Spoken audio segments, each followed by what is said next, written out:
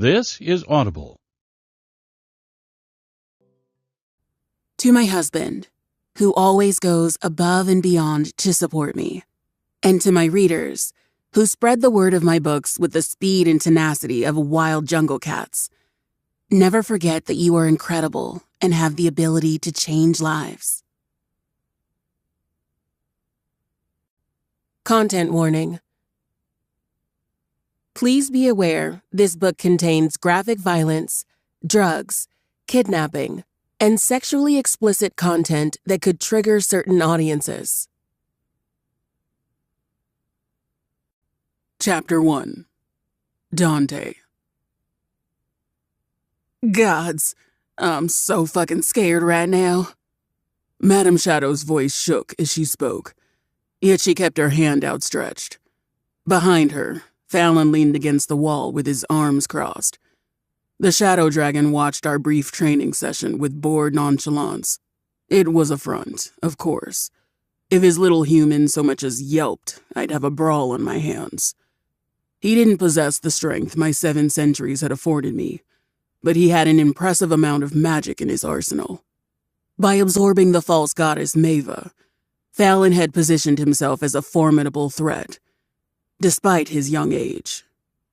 "You're going to be fine," I reassured her. She would be. I'd been practicing all week. The first few attempts with Usha were a little less than savory, but it'd been a long time since I'd had to curb my strength. A dragon's power grew as they aged, and the extra strength was something I never had to worry about in Volsog. Demons were so much more durable than humans. I reached out to take her hand in mine. "Wait!" Bree called out. She looked in between Madame Shadow and me and held her hands up. "Are we sure he's ready for this? Maybe we should start off with a porcelain doll or something. If he doesn't break that, then we can move on to hands again. It's only been a few days since his last attempt, and that did not end well." Usha sighed from her spot in the captain's chair. "Agreed. He may not be ready." She rubbed at her shoulder absent-mindedly, as if it still pained her. Irritation made my jaw clench. "Enough of your dramatics. I healed you, didn't I? Madame Shadow will be fine." "You broke my shoulder," she hissed back at me. "It was an accident." Truly it was. What was meant to be a friendly pat on the shoulder had sent the human flying across the ship's deck. Usha had been left with a fractured shoulder and had aimed a litany of colorful curses in my direction. Fortunately for her, the matter was easily fixed with a basic healing spell. Simple injuries were manageable, yet healing magic was by far not my forte. If the bones had splintered, then she would have been in for a long and painful recovery. It wasn't until that minor incident that I realized I had never actually touched a human, despite having stayed on the Banshee for over a year. The ship's crew mostly comprised other demons. When I thought back to it, I realized I'd never actually been alone with the 2 humans on board. Or alone with any human, really. So how was I supposed to know how weak they truly are? Felix threw his arm around his worried wife. "He's going to need to start with real people again at some point. It won't do Dante any good if he leaves to find his mate only to end up killing the poor thing as soon as he goes in for a kiss." As much as I hated to admit it, he was right. The likelihood of my fated mate being one of the few demon women left in the world were slim to none. Fallon and Felix had found happiness in their human wives, and I longed for that same companionship. Though I suppose Bree would soon be a werewolf. It was only a few days until the full moon, and the bite mark on her arm was a constant reminder of what was to come. The circumstances of her bite were less than ideal, but the 2 seemed to have made their peace with it. I don't need to practice on another doll. Madame Shadow will be fine. The co-captain's hand shook, but she stood firm. "I told you to call me Sin. The whole madam thing is weird." "Right." I sighed. You humans are an informal lot. Are you ready, Sin? She took a deep breath and nodded. I stared at the outstretched hand, determined. It had taken a few shattered porcelain objects to get right, but I was confident in my ability to curb my strength now. I practiced on Felix the day before, and he had deemed my grip safe enough for humans. Though, the fact that he refused to let his wife stand in as my practice partner did not escape my notice. Not that it mattered. Cinnamon had proven herself to be a brave human and looked far more durable than Bree. Slowly, I raised my hand to hers. She sealed her eyes shut and turned her head away. As gently as I could manage, I closed my hand around hers and shook once. When the fragile bones in her fingers didn't crumple under my grip, she peeked one eye open. "Oh," Sin gasped. "He did it!" The room let out a collective sigh of relief, which was more than a little insulting. I wasn't a monster. I just needed a little practice. Cinnamon patted our joined hands and smiled up at me. I returned her grin before releasing her. Of course I did it. I told you it would be fine. Usha rolled her eyes. "A lot of confidence coming from a man who broke 3 of my fingers a few days ago." My, that one could hold a grudge. And once again, I'm sorry for the fingers as well. The captain sighed and got up from her chair. "Doesn't matter. It's over now." She moved to my side and clapped a hand on my back. "Congrats on no longer being a walking threat. Does this mean you'll be flying off soon?" Cinnamon pursed her lips. "You don't have to fly off right away, do you? We should at least have a send-off party." "Rabbit," Fallon sighed. "Not every occasion requires a party." She shot a glare at her husband and put a hand on her hip. "That is where you're wrong. There's no better way to start a journey than with a festival. He could stick around for one more night. Right, Dante?" she asked, turning back to me. The sound of Bree's giggling caught my ear. I glanced over to see that Felix had leaned in close and was whispering some nonsense that had the woman slapping his chest. The werewolf grinned and kissed her temple. Gods, they make me sick. "No," I said, tearing my eyes away from the disgustingly happy couple. "I'd rather pack my things tonight and head out in the morning. Besides, I'm eager to see how much the world has changed since before Valsog's gates closed." It wasn't a complete lie.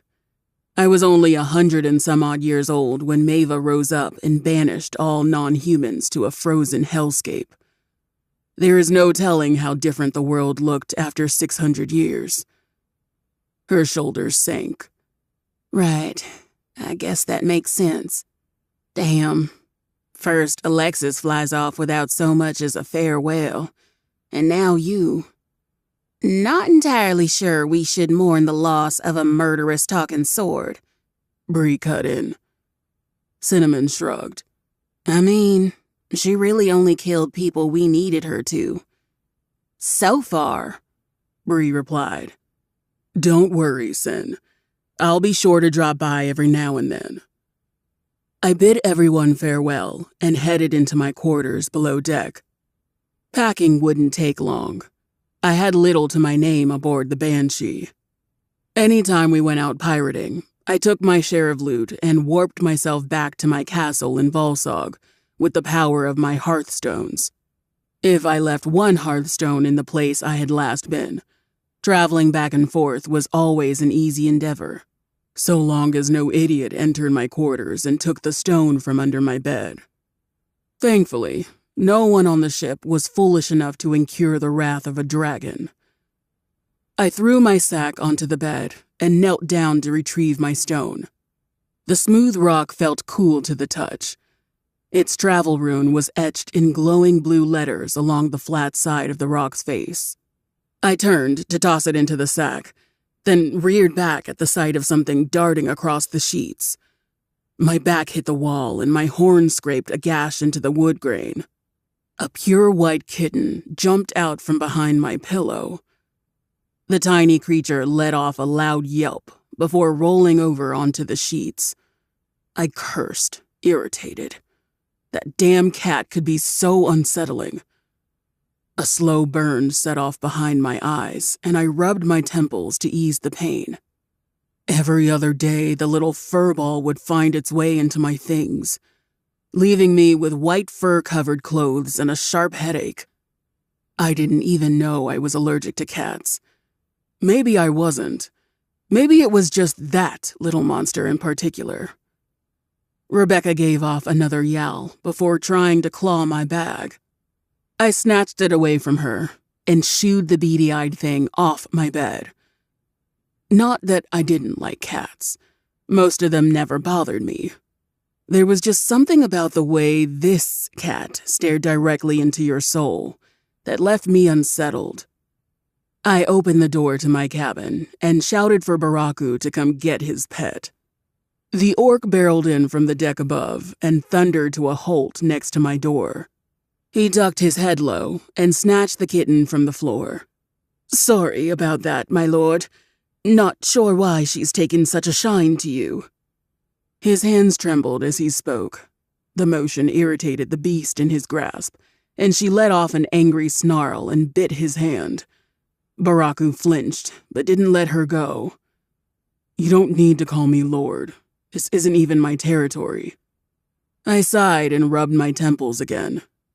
Most of the other demons on the ship were used to Fallons in my presence, at least enough to drop the formalities. Yet any time I spoke to Baraku, he'd end up a shivering mess until he found a way to excuse himself. One would think that after a year, it would be obvious that we didn't intend to kill and eat everyone on board. "It's fine. Just make sure she stays out of my things for another night. I'm leaving in the morning and don't need the extra stress of a headache." He nodded frantically and shuffled off with his pet. Rebecca's unblinking, beady blue eyes poked over his shoulder and watched me as she was carried off. Such a creepy little thing. Chapter 2. Cherry. Drowning was getting real old.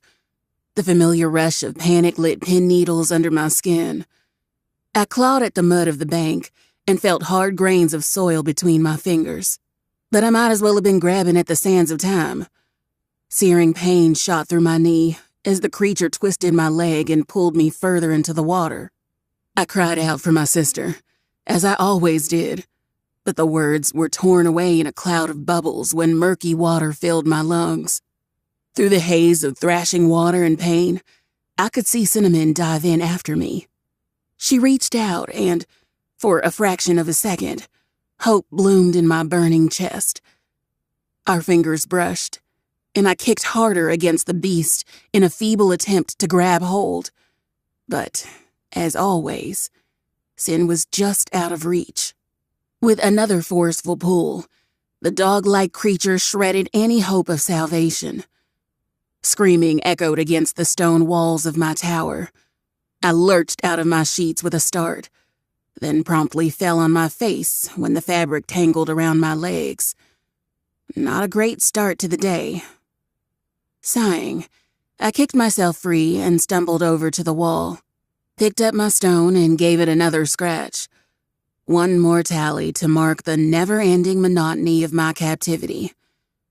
5 years' worth of scratching marks stretched across the rounded walls before arching over the large window overlooking the sea. Menacing-looking waves crashed against the rocky bank of my captor's island. No matter the season or time of day, the surrounding sea never let up its harsh assault against the shore. Or, at least, that's how it was ever since I attempted to escape by raft 4 years prior. When I first arrived here, I could have sworn the waves weren't that violent. Then again, I'd been stuck here for years. It was entirely possible that I was simply going mad. Chilly morning breeze sent chills down my arms as I sat on the windowsill. "Good morning, asshole," I called down to the dragon below. As expected, the scaly blue dickhead didn't respond, or move for that matter. Day in and day out, the massive creature remained coiled around the base of the tower, leaving just enough room at the front door for his little frog-like minions and me to slip through. For the most part, my captor didn't mind me wandering around the island, but if the tower was empty too long, he'd come running. It was kind of funny in a way.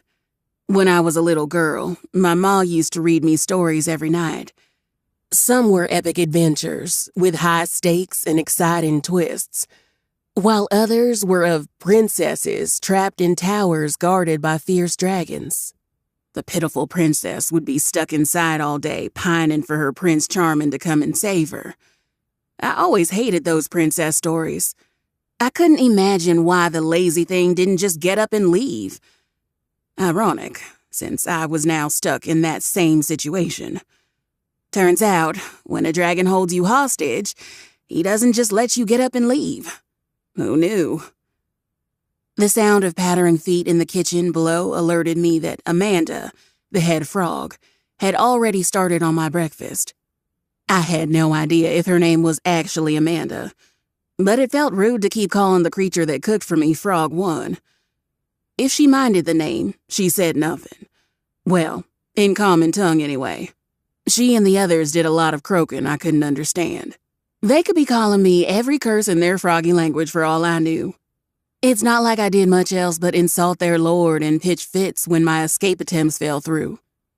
Freeing my hair from its wrap, I snatched up my comb from the dresser next to the window and began the morning ritual of styling. A few hair supplies, travel rations, and a change of clothes was all I had in my satchel the day I was taken by that water monster. It was better than nothing, but hot damn, the crimes I would commit for a freaking book. "I'm thinking of bubble pigtails today. What do you think?" I called down to the dragon, knowing I'd never get an answer. Yet hurling insults and one-sided chats at him was the only conversation I ever got in this place. It had only taken about a week of silence until I had begun talking to myself like a madwoman. Then to the walls, then to the dragon. Then I tried imitating the croaks of the frog people I'd seen skittering about. Judging by the angry hisses I had got in return, they did not appreciate my efforts. The dragon below remained as silent as stone. With any luck, he was finally dead and I could leave. Unless the frog people were forcing food into his mouth, there was no way he'd eaten in the last few weeks. The damn dragon did little else but sit around and sleep, which, I guess, was better than him trying to eat me. But it still made me wonder why he even cared if I escaped. Thwarting my attempts at leaving his island was the only time I'd ever seen any pep in his step. Well, that and the time he murdered a Kragan that got too close. If I were to try another escape, the crashing waves would still be a problem. It wasn't much, but at least the raft I was building was twice as sturdy as the haphazard ball of twigs I had tried the last time. If I played my cards right and used up every bit of luck I had, it might just be able to make it out to sea where the sailing would be smoother. Twisting the first bubble of my hair into a gold hair tie, I reached for another band and contemplated finding a stick to poke that dragon with later. If he didn't move, then I'd try finishing up my new raft. On clear days like this one, I liked to imagine my home just beyond the horizon. With fall well underway, the trees lining the lanes of my family's farm would be a sea of yellows and reds, lighting up the canopy in a blazing display. My siblings and I would fight over who grew the largest pumpkin before we harvested the seeds into salty treats. Cumin always won, but we tried to beat him every year anyway. As soon as I found a way back, I'd twist his arm until he told me what witch he paid off every year to make his crop grow so fast. Glancing around my room full of scratched-up stone, I finished my hair with grim determination. I'd try again today, whether or not that damn beast was alive. I would not die stranded on this fucking island. There wasn't a cloud in the sky, and the weather was perfect for sailing. I closed my eyes and took a deep breath, willing the fates to grant me favor. Please, let today be the day. I don't care what it takes. Just let me leave this place. Yet, when I opened my eyes again, the fates had looked down on my plea and said, "Fuck your feelings." Angry-looking gray clouds spilled over the sky, dashing my plans onto the sharp rocks of the cove. "Are you kidding me?" I screamed. The encroaching storm rolled closer to the island at a threatening pace. Streaks of lightning followed by booming thunder. Fuck my life. I swung myself off the window and pulled on my boots. A storm like that would rip my raft to shreds if I didn't get it covered in time. The weather had been completely cloud-free the past week. In my hubris, I'd left the raft outside of my hidden cave to make it easier to work on, only covering it with a pile of banana leaves in case one of the dragon's minions passed by the area. As I stood up, my life flashed before my eyes as my feet caught on the long fabric of my nightgown, almost sending me headfirst down the stairs. I grabbed the railing and took a deep breath. "Slow," I told myself. "Stairs are evil and out to get you." Having second thoughts about going outside in a storm in my nightgown, I threw it off and traded it for a simple gray blouse and my favorite green skirt. It was my only skirt, as it was the one I was kidnapped in, but that was beside the point. I sped down the stairs and bid Amanda good morning before rushing out the door. The dark blue in her cheeks puffed out before an angry croak in my direction. Pausing, I glanced back at the frog woman to see her point her spatula at a spread of grilled fish and fruit. "Amanda, I'm kind of in a hurry." She slammed the spatula on the counter with a loud slap. Amanda was a menacing little thing that stood 3 feet tall with a temper just as short. The sharp, dark blue barbs jutting from her elbows promised a venomous sting I had no intention of experiencing. It was anyone's guess if she tasked herself with the job of feeding her master's captive, or if she simply had drawn the short end of the stick. But God's help me if I ever decided I wasn't hungry. In my first year here, I had tried staging a hunger protest. I'd proudly declared my refusal to eat to the dragon, hoping he'd have a heart and take me home rather than see a woman starve. He didn't. My grand protest lasted an hour. Then Amanda kicked open the door to the tower, brandishing fish skewers like blades. The memory of her cold frog hands shoving fish in my mouth will haunt me for the rest of my days. "All right, fine," I hissed. With grace and civility, I crammed handfuls of food into my maw before rushing back out the door. "Thanks for breakfast," I called back, then whispered to myself, "Bossy little dart frog." A wooden spatula flew past my head, nearly severing one of my pigtails. Note to self, frog people have surprisingly good hearing. Outside, the roar of thunder grew closer as the wind picked up around me. Slowly, I maneuvered around the wall of blue scales before jumping over the frilled tail of my captor. When the dragon didn't rear his head to rush me back into my keep, I tiptoed to the small path heading toward the beach, then took off running. Sand whirled up around me as the storm finally closed in on the island.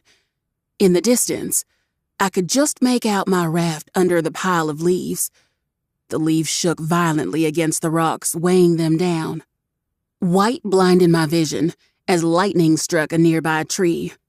The towering eucalyptus snapped, knocking into a handful of other trees before they came crashing down toward the mess of leaves hiding my raft. Panicked, I ran faster, to find that the giant tree had barely missed the raft. "Oh, thank cheese and rice," I sighed. As the wind howled, a banana leaf slammed into my face, knocking me on my ass. I sputtered and batted away the offending leaf, just before another swirl of wind blew away the rest of my raft's cover. The sail I'd fashioned out of old blankets caught against the harsh gusts and blew open.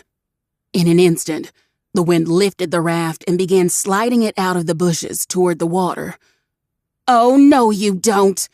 I screamed, diving onto the raft. My weight did nothing to slow the damn thing down. Ice-cold water splashed against my side as the raft launched itself into the waves. Cursing, I grabbed hold of the mast and tried to steer it back to the shore.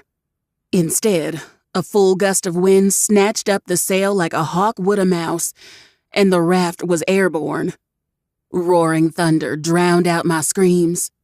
I closed my eyes and hung on for dear life as the wind whipped the raft back toward the shore. Seconds felt like decades as I waited for the wind to smash me against the sharp rocks of the coast, or perhaps straight into the water to drown. Neither sounded like a pleasant death, but at least slamming headfirst into a rock would be fast. The mast snapped under my grip and flung me off the raft. I went down hard into the sand and rolled to a stop. Dusting the sand off my face, I peered down at my body and damn near burst into tears when I found every limb where it should have been. "Burning hot ghost peppers, I'm alive!" I cried, throwing my fists up in victory. I looked around for my raft, only to see it slam against a tree and shatter. Weeks of planning and sneaking around gone in a flash. My hands dug into the sand. "This is just fucking great," I seethed. Covered in freezing cold water and, if I was being honest, a little bit of piss, I made my way over to the cave, intent on waiting out the storm. Maybe have a good cry while I was at it. The moment I ducked my head into the cave, the wind stopped. Angry gray skies receded into clear blue once more. My shattered raft and broken trees were all that remained of the once raging storm. Jaw hanging open in disbelief, I held a hand out in the air. Nothing. No wind, no clouds, just nothing. The gods hate me. There's no other explanation for this level of bullshittery. Utterly defeated, I waded into the water to rinse the piss and broken dreams off myself before trudging back to my tower. Today was an absolute wash. Nothing left to do but shrug it off and plan for the next time. Maybe I'd enjoy a ganja cookie and have a tall glass of mead. Yep, as I started on the path back, the day was already sounding better. The only good thing about my captivity was the wide variety of plant life. So food and, well, more entertaining plants were never in short supply. In the early days of my island exploration, I almost couldn't believe the copious number of cappy vines lining the edge of the cliffs on the west side of the island. Chacruna shrubs sat tall and proud in near-perfect rows, while marijuana plants competed for sunlight among the tall grass. If I didn't know any better, I'd almost believe they'd been planted by the dragon himself. I'd never seen those kinds of plants grow together in harmony in the wild. Not that I was complaining. There wasn't much else to do on the island. Maybe that's why he hardly ever moved. The thought of my captor sneaking off to brew ayahuasca tea while I slept was laughable. But my grandma always said nothing was impossible.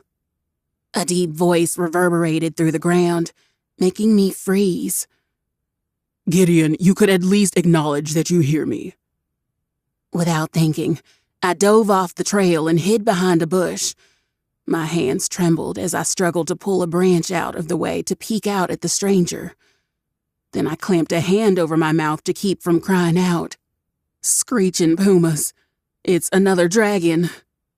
My mind whirled at seeing the massive creature maneuver its long serpent body in front of my tower to glower down at my dragon. "Gideon," he said. Could all dragons talk? Or was the newcomer special in some way? If they could, why the hell didn't that blue bastard say anything to me for the past 5 years? The newcomer was smaller than my captor. One lone horn rose from the right side of his head. His silver scales glittered in the morning sun, casting rays of light on the surrounding grass. Smoke rose from his nostrils as he snorted, then grabbed hold of one of Gideon's long seafoam green horns and shook violently. Hey, the silver dragon snapped. Don't ignore me, you beached whale. Get up. Gideon let out a long sigh, but made no move to stand. So, he was still alive then, and his name was Gideon. Damn. Annoyed, the silver dragon shook him again, then sat down. At least tell me you've eaten. You'll wither away if you keep on like this. His only response was another long sigh. The silver dragon shook his head and looked off into the distance. You know, that damn lich is dead. The lot of us are no longer trapped behind Volsog's gate, and the lands beyond are completely free reign. You'll miss out on all the excitement if you remain here. I understand your pain, but no, you don't. Gideon interrupted. So he can talk. I was seething. Years of talking to the walls like a madwoman, and that donkey's ass could have chimed in at any time? His harasser paused, then lowered his head. You're right, I don't. But you were a friend to my father, and I owe it to him to not let you rot away. So get up and go eat, or I'm not leaving. When the dragon on the ground didn't move, sparkles of lightning erupted from the silver dragon's body. They raced down his scales until they collected in a frantic dance at the tip of his tail. I'm not asking, Gideon. When Gideon didn't move, the silver dragon whipped its tail against the blue one's side, provoking a snarl. Undeterred by my captor's refusal to budge, the silver dragon stared him down. Go eat, he said again, this time with a hint of a threat in his voice. The blue dragon finally gave in, rising to his full height with a grunt. Fine, you win, Dante. I'll go eat, but I'm not leaving this place. Dante blew out a relieved breath, and the sparks died down. Thank you. The blue dragon started off in the opposite direction to my hiding spot. Dante watched him go, not moving until Gideon's blue scales receded into the ocean waves. My heart was pounding in my chest as I mentally replayed what had happened. So, there were other dragons around, some of whom were incredibly pushy. I waited, crouched down in my hiding spot to see what the newcomer would do next. A gust of wind blew behind me, sending loose strands of curls to brush against my face. Annoyed, I brushed them back and shifted to sit on my heels. Dante's head snapped up, making me freeze. Crap, did he hear me move? His nostrils flared. The mane running down his back puffed up like an angry cat as he sniffed at the air. I didn't breathe. Couldn't even if I wanted to. After a few agonizing seconds, the silver dragon's body relaxed. His mane lost its poof as he let out a breath. I must be imagining things, he muttered, before gray smoke engulfed his entire body. In the blink of an eye, a tall man dressed in a simple blue tunic and gray pants stood in the silver dragon's place. The only sign left of the monstrous creature was the long silver hair and the lone horn adorning the left side of his head. I bit back a gasp, never having seen a dragon transform before. The dragon man, whatever, turned and entered my tower, but not before giving the area one last sweeping glance. I waited a few minutes, making sure he was gone before I dared move. When I could finally breathe again, I let out a shaky laugh. Well, that was close. I slowly stood up, brushing the dirt and leaves off my wet clothes. "All right, let's not panic," I said to myself. "There's another dragon man thing on the island, and my raft is smashed to bits." My hands fiddled with the ends of my hair as my body brimmed with nervous energy. Escape isn't an option, nor do we know if this guy is friendly or a total dick. Judging by Gideon's weird abduction kink, that one is probably a dick too. I glanced at my tower, then paced back and forth to gather my thoughts. Walking up to a strange man and asking for a ride home wasn't the best plan, even if the man was human, let alone a dragon big enough to swallow you whole. He could sooner kill me than just say no. But I was a desperate woman. Desperate women do desperate things. Swirling leaves danced around my feet. I looked down to find a thin cappy vine entangling itself around my ankle. Smiling, I plucked it free and ran my thumb over the deep green leaves. The innocent-looking little plant could pack one hell of a punch when brewed into ayahuasca. A few sips in had me feeling euphoric, even on my loneliest days. Maybe the fates don't hate me after all. A sober dragon might be a raging asshole, but perhaps a high one might just help me escape. Chapter 3. Dante. The aroma was stronger inside the tower. My blood raced as an explosion of freesia-scented madness engulfed the room. I closed my eyes, gripped the table in front of me, and tried to slow my breathing. Hints of vanilla intertwined with the sweet smell of spring. Sparks of my magic raced their way into my fangs until my jaw ached with the buildup. The need to claim the owner of the alluring scent tore at my insides until clouds churned in the sky. Well, fuck. It couldn't have been more than a few hours since I had left Fallon's territory. The desire to find a mate became too hard to fight after being surrounded by happy couples. Not to mention the bitterness I felt watching Fallon, a much younger dragon, find everything I had hoped for right in front of me. True mates were so rare, it wasn't unheard of to go 1,000 years without finding one. Yet the whelp had barely earned his fire and immediately stumbled upon his mate, Cinnamon. I was happy for them both. Somewhere deep down, past the unyielding envy. They had saved me and the rest of the world from the clutches of that evil lich, after all.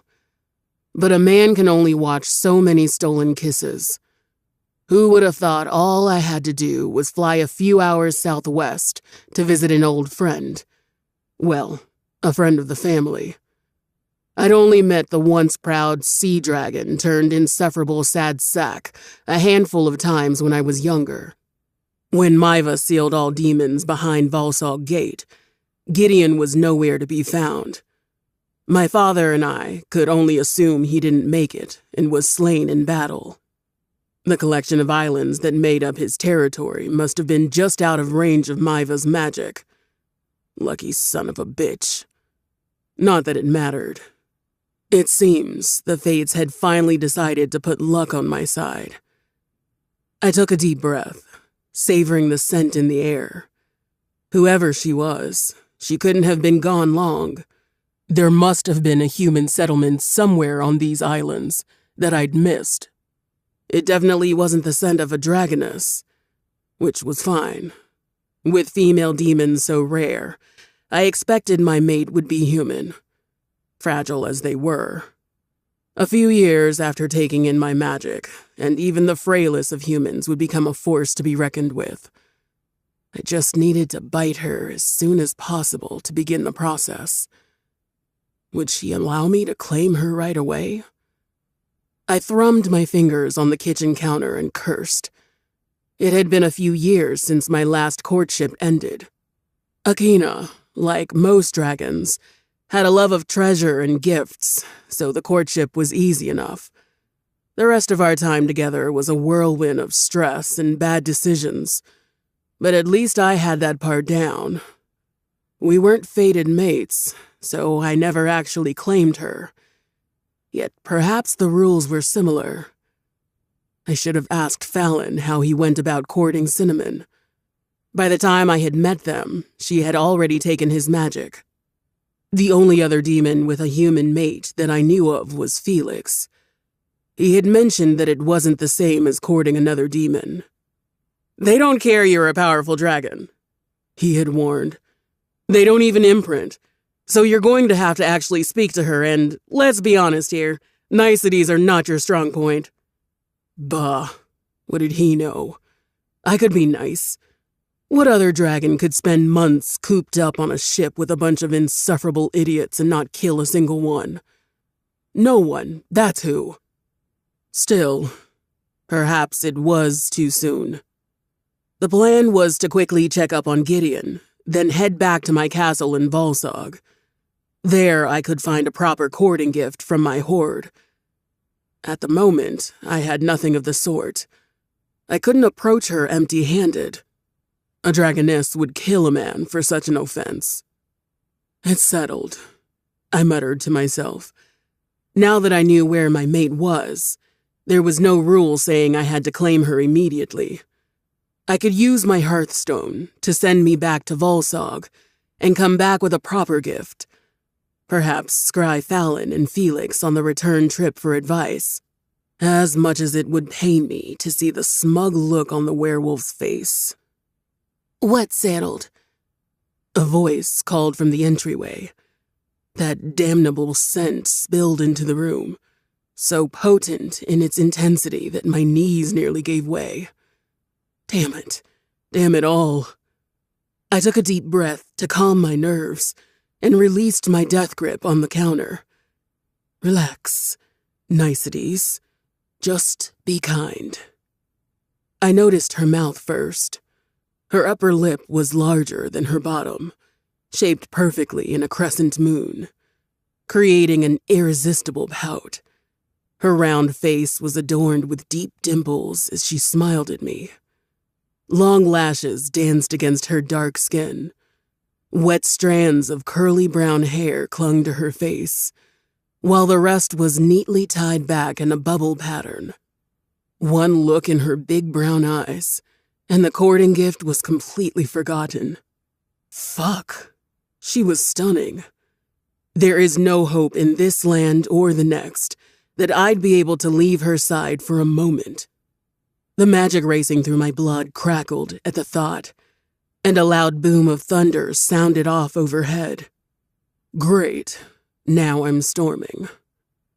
I dug my nails into my palm and forced the erratic magic to still. It'd been centuries since I'd gained full control over my powers, and I'd be damned if I let that slip now. The only thing to do was to claim her quickly, give her my magic before she grew irritated with my constant pestering, or noticed my lack of control. My mate flinched and glanced up to the sky. Her voice strummed against my senses in the soft strings of a harp. "The weather today has been absolutely insane," she said with a smile. "I'm surprised you could fly in this." "Yes, well, stormy weather has always been a favorite of mine." She nodded politely and dusted sand from her skirt. Water dripped from the tips of her hair. Innocent little drops of rain slid down her neck, guiding my gaze down to the elegant ridge of her collarbone. What I wouldn't give to run my tongue against it. "I know what you mean," she said. "I always sleep better when it's storming outside, though the sudden uptick of wind nearly swept me out to sea while I was walking on the beach." Dread pulled into my gut until thunder roared loud enough to shake the tower. "Are you hurt anywhere?" I asked, rushing over to her. Damn it all, I had barely met the woman, and I had already put her in danger. She let out a small laugh and held up a hand to stop me. "No, I'm fine." She closed the door behind her and stepped around me to kick off her shoes, then turned to me again and held out her hand. I'm Cherry, by the way. You must be a friend of Gideon's? Friends might be a little too strong of a word. My name is Dante Remnick of the Mirrored Summit. I took her hand in mine, delighting in the thrill of pleasure that raced up my arm. Her lips parted in a soft gasp, and immediately I knew she felt it too. A satisfied grin tugged at the corner of my mouth. Perhaps this wouldn't be so difficult after all. She cleared her throat and pulled away. The absence of her touch left a gnawing ache in my hand, and I fisted it at my side to avoid reaching out again. Oh, well, it's nice to meet you. Gideon's out right now, but I'll put on some tea for us until he gets back. Without waiting for a response, Cherry rushed into the kitchen and pulled a silver tea kettle from the cabinets. I made my way over to the table and took a seat. Tea would be lovely, thank you. My mate gave a shaky nod in my direction, then busied herself with preparing tea. She uncorked a glass jar and put 2 scoops of the foulest-smelling tea I'd ever had the misfortune of being near into the kettle. The stone hearth at the end of the kitchen still had small embers dancing under charred wood. She placed a few more logs on top and blew until it lit up again. Unfortunately, the smell only grew worse once the kettle was over the flames. My eyes watered, and I rubbed my nose to keep from reacting to the scent. What kind of tea had Gideon been forcing on the poor woman? This wouldn't do. As soon as I stole her away, she'd need to be reintroduced to some proper food. As skinny as she was, I doubted she'd been eating well. Not that it mattered. Cherry would be in my care soon. After a few minutes, a bubbling cup of questionable liquid was placed in front of me, along with a large bowl of assorted fruits. It was poor form to deny hospitality, and the last thing I wanted to do was offend her. I held my breath and lifted the cup. Choke it down. You've done worse for less. I have to ask, I began. When I flew overhead, there was no human settlement on the island. What are you doing here? I took a sip of the tea and nearly gagged. It tasted like bark that was fermented in a mushroom for no less than a century before it was filtered through the dirty toes of depressed cyclops. Cherry sat across from me on the table and set her own cup down. She leaned against her hand. A string of braided hair kissed the slope of her neck before it fell past her shoulder. Suddenly, my entire existence revolved around following the action with my hand. I wanted to tilt her chin back, kiss my way down her neck, and run a trail along her shoulder until she cried out. Well, I'm a bit stuck at the moment. I washed up here a while back and haven't found my way home yet. So her home isn't in Gideon's territory. Excellent.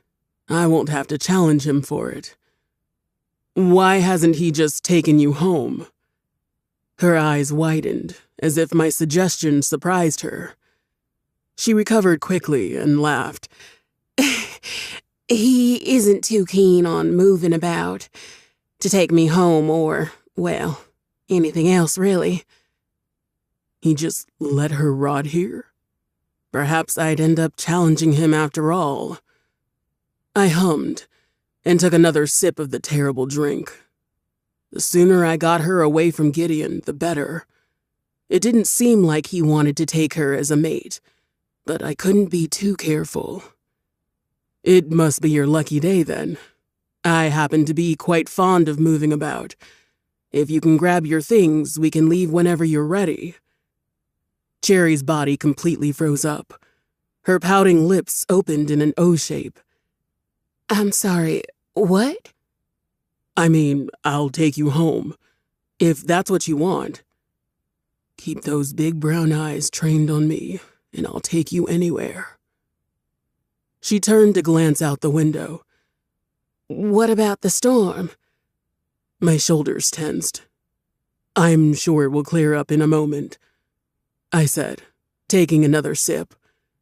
Quickly, she reached across the table and covered the top of my cup with her hand. Don't drink that, she said, her voice raising a pitch. I raised a brow at her, and she closed her hand around the cup and pulled it from my grasp. Oh, now that I get a better whiff of the stuff, I think it's gone bad. A nervous laugh escaped her throat. Let me get my things, and I'll meet you back down here in a moment. I don't have much. At my nod, Cherry smiled again and raced up the stairs of the tower. I couldn't believe my luck. Not only had I stumbled across my fated mate, she needed my help. On the flight to her village, I could ask about what kind of mating gift she would be fond of. Get her some real fucking tea as well. Excitement raced through my veins.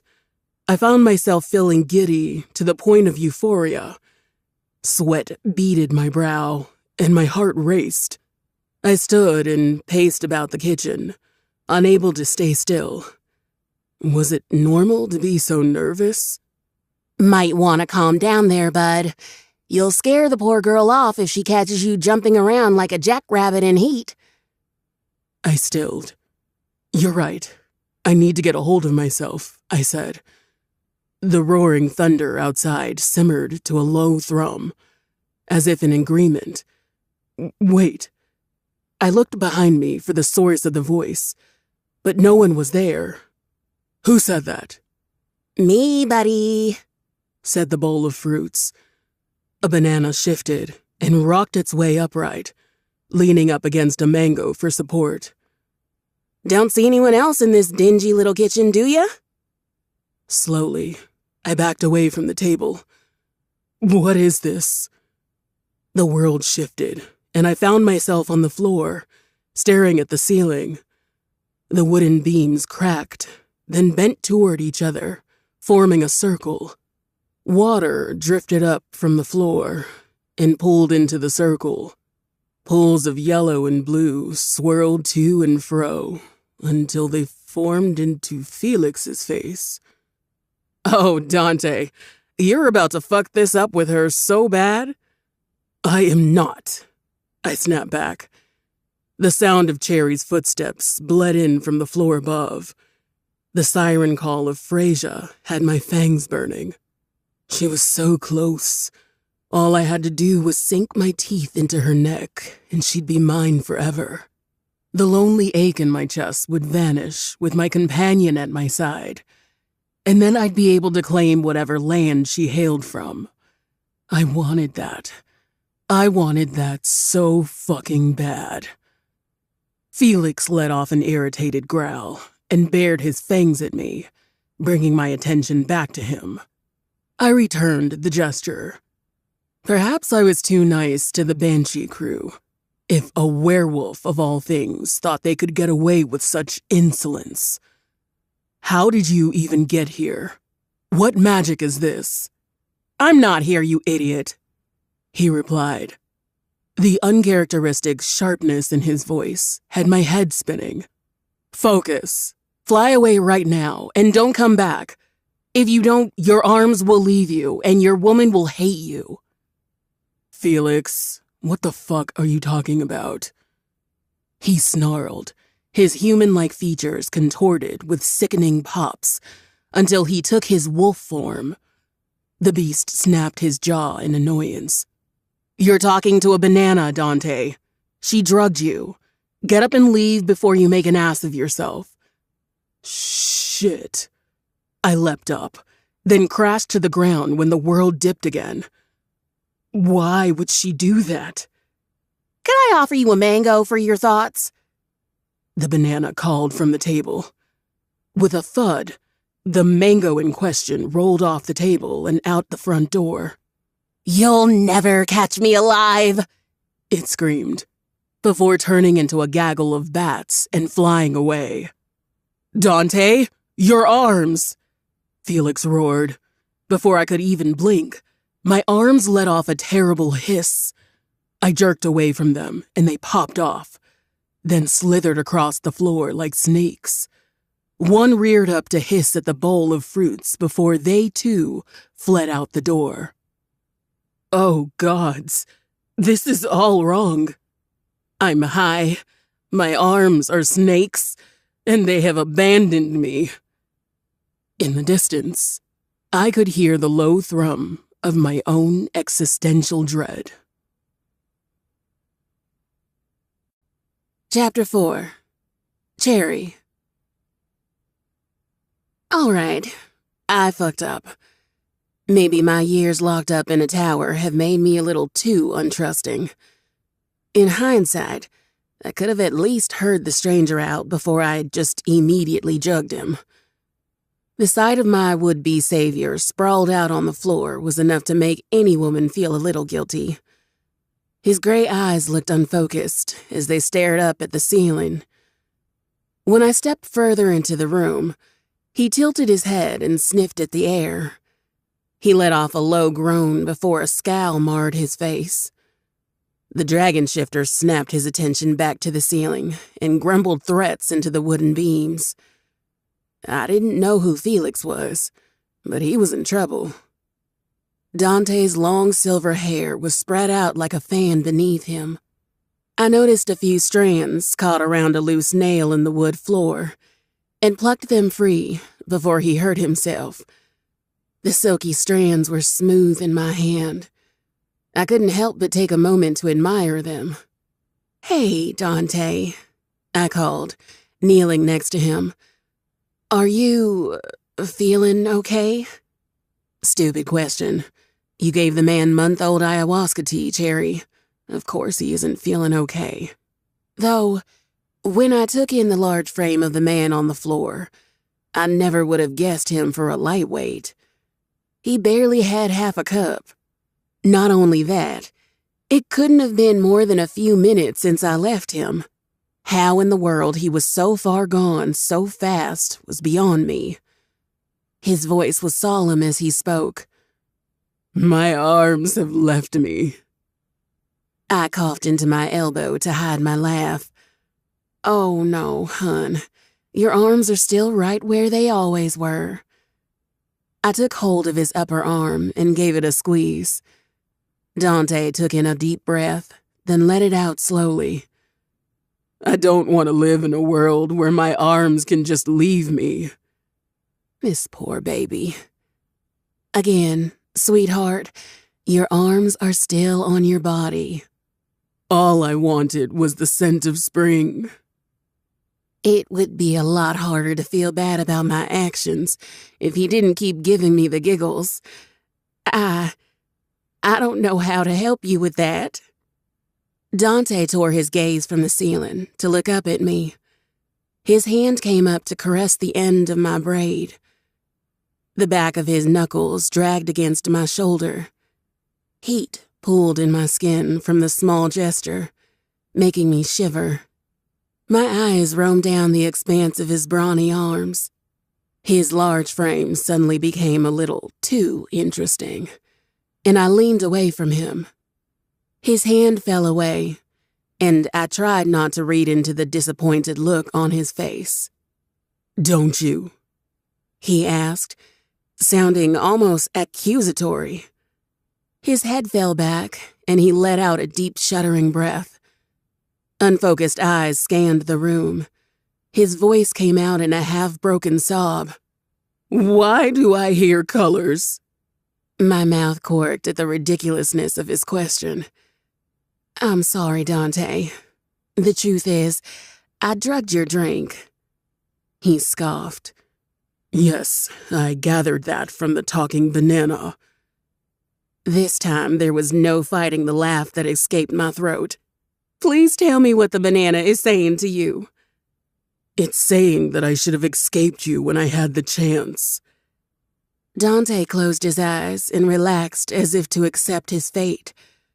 Now I'm doomed. Guilt weighed heavily on my shoulders. Poor guy just came to check on his friend. Now he's sprawled out on the floor talking to bananas. I'm so sorry. I promise I don't mean to hurt you or anything. You'll be fine in a few hours. The dragon shifter barked out a laugh. I know you will not hurt me. How could you? You're a human. It's you I'm concerned about. He lifted my arm and shook my wrist.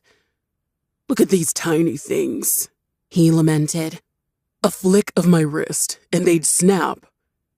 Well, no way he'll be any use to me now. Can you stand? I asked. Tiny arms or not, I don't want you to have to sleep off the high on a hard floor. You can rest in my bed until you recover. He gave me an incredulous look. While I admire your ability to cut to the chase, I don't think I can perform under these conditions. I haven't marked you yet. I stared at him. What? I'm talking about sleeping, you pervert. His eyes became unfocused again. His hand feathered its way up my arm before taking my hand and bringing it to his face. My cheeks burned as he ran his nose along my wrist. Jerry, why did you drug me? There wasn't really a point in lying anymore. My brilliant plan had gone up in flames, and I was left with nothing but guilt and a very high dragon. I shifted to sit next to him and decided to come clean. The truth is, I've been stuck here a long time. About 5 years to be exact, I began. If I have to spend another 5, I may just hurl myself off the roof. So I drugged your tea to see if I could convince you to take me home. The other dragon won't let me leave or even speak to me, so I knew he wasn't an option. I thought maybe if you had a bit of ayahuasca in you, it would loosen you up and you would be more likely to say yes. Why didn't you just ask me? Dante inhaled against my palm. His breath came out in a warm tickle against my skin. Fireflies began swing dancing in my tummy. I pulled my hand free and tucked it at my side. What is wrong with me? First you drug him, and then you ogle him? Get your shit together, girl. Absently, I picked at the edge of my skirt. I wasn't sure if you'd kill me for asking. Dante shook his head. I can't kill you. You smell like flowers, he said, sounding like he just revealed the great truth of existence, instead of just more high nonsense. I nodded. Not sure how that correlates, but thank you. Still, I didn't expect you to have a bad trip. It would be far too dangerous to fly in your condition, so clearly I didn't think this through. His brow furrowed. You said Gideon won't let you leave? Why? Wish I knew. It was his creepy little water dog that dragged me here in the first place. The only time I ever see that dragon move is to stop me from escaping. In a flash, Dante shot upright. The sudden movement caused me to jerk and fall back. He looked around the room, wild-eyed. Has he hurt you? I mean, sort of? I shrugged. Being thrown back into a tower several times wasn't exactly a pleasant affair. He leapt to his feet and rushed to grab the satchel he had left by the door. We need to get you out of here. I need to take you home.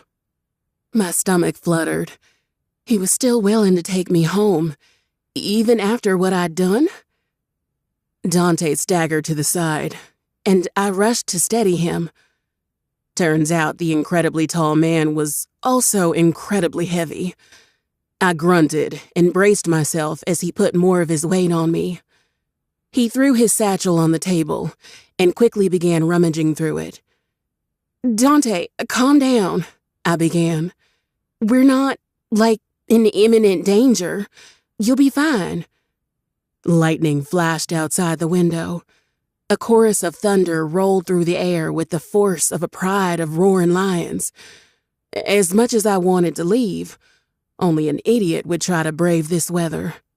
Of course I'll be fine, he snapped. You are the one with the fragile human body. I shot him a glare. Lay off my body, man. Ignoring me, he pulled something out of his bag and clutched it tight. That mad bastard has gone too far. I'll rip his throat out before he so much as looks at you wrong again. He snarled. I'm taking you home. Now. He swayed again and caught himself on the table. Damn it all. Dante rubbed his temple and glared at the banana in the bowl of fruit. I don't need that from you right now. He cursed at the fruit, then snatched an arm around my waist and pulled me flush against his side. Wait, I gasped, trying in vain to push him away. At least let me get my things. I'll buy you new things. Let's go, he growled. He raised his fist, revealing a gray stone about the width of this palm. Letters from a language I didn't recognize glowed on its surface. Dante muttered something under his breath. Then the letters grew even brighter, until I had to look away from the sharp blue light. Swirls of mist surrounded us on all sides, whipping around like a tornado, and I clung tighter to Dante. As the small tornado raged harder, Dante's grip on me tightened. His large body completely enveloped mine. A hand slid to the small of my back, pushing me further against him. His free hand tilted my head to the side. I gasped when I felt his warm breath on my neck. He shuddered, then inhaled deeply. Dante? Gods, you smell so good, he breathed. Logically speaking, I know I should be more concerned with the strange tornado he just summoned around us, or the litany of other things wrong with the situation. But when the heat of his body pressed against mine, I was all too aware that the strange dragon shifter pinning me to him was also the first man I'd seen since I was taken. I didn't have much experience with men, yet I imagined when a man whispers such things as, "Gods, you smell so good," in a woman's ear, when said woman had not seen a man in many moons, I'd like to think she should be allowed to feel some things. At least I really fucking hoped so. Dante lifted his head to look me in the eye. My heart practically beat out of my chest. The silver of his eyes bled away to an ethereal-looking violet. A long scar ran down the right side of his face, giving his regal features a wild edge. Flickering lights appeared around the swirling tornado, keeping us entrapped. My breath hitched when he took hold of my chin and forced me to look at him. I need you to say yes, he said. My throat went dry. Say yes to what? His tongue darted across his lower lip. I wondered just how much softer it was than the rest of his chiseled features. The warmth of him radiated into me. My body felt icy anywhere he wasn't touching. He leaned in closer, as if he meant to kiss me. Did I want him to? Just say yes. Yes, I said instantly. Wait, oh, hot habaneros, I can't do that. His body shuddered. I squeaked when his hands grabbed my ass and lifted me to wrap my legs around him. He pulled me closer, and I closed my eyes. Then I felt his sharp fangs on my neck. Wait, Dante, what are you doing? I asked. Sharp pain sank into my neck as he bit down. I cried out and banged my fist against his shoulder, trying to knock him away. His grip held me like a vice. No matter how much I struggled, he didn't so much as flinch. Something seeped into my body from every direction. It beat against my insides with such an oppressive force that I lost my breath. Thunder rolled in from the world outside. Then that too shook through me. There was a flash, and it felt like every inch of my body was electrified. I screamed, the sound being choked out by the storm trying to rip me apart. Relax, princess. I have you. Relax? I snapped at him. You fucking bit me! I thrashed, frantic to escape whatever force was clawing at my insides. Thick gray clouds lapped at my waist, while little sparks of yellow danced in their wake. My breath caught, and I choked on what felt like syrupy fog. Whatever the force was looking for, it found it. I felt it in the jolt it sent through my body. I wasn't in control anymore. My limbs weren't mine to move. My lungs gulped in air, but it wasn't me that commanded them to. It pushed and pulled against me until the fight had been wrung out of my consciousness. Soon, it settled somewhere deep in my body, thrumming through my blood in an almost pleasant hum. Dante let out a breath and placed a kiss on my temple. There you are. The swirling tornado dissipated, and the clouds faded away. Yet the room was covered in darkness. I heaved in air, then tested my limbs to make sure I was the one in control again. When my fingers clenched and unclenched at my command, I shoved at Dante as hard as I could. It did nothing, but he relented and set me down, then stumbled away. There was a soft thud, and I heard him groan. Cold air nipped at my skin, making me shiver. Chest heaving, I whirled around trying to get my bearings, but I couldn't see a damn thing. What did you do? I snarled at him. Dante snapped his fingers. Torches lit up all around the room, revealing that I was no longer in my kitchen. Judging from the size of the room, I wasn't even in the tower. This room was enormous. I saw blankets and soft cushioning littered the floor in every direction. On the far end of the room, there was a small waterfall that fed into a peaceful-looking pond. Vibrant lilies glowed in a white light on the water's surface. I looked up to see that the ceiling was covered by a rolling storm cloud. No rain came down, but flicks of lightning and thunder rolled gently through the clouds. I turned back to Dante, anger and confusion making me see red. Where the fuck am I? And why is it so damn cold? He forced his eyes to open and blinked around as if he was the one that was confused. I took you home, he replied. Isn't that what you wanted? My home, I screeched. I meant my home, you weirdo. His head lolled back against a pillow. His eyes drooped.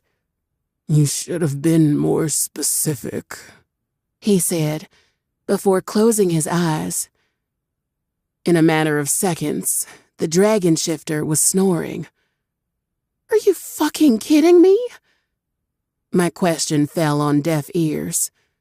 The damn lightweight was completely passed out.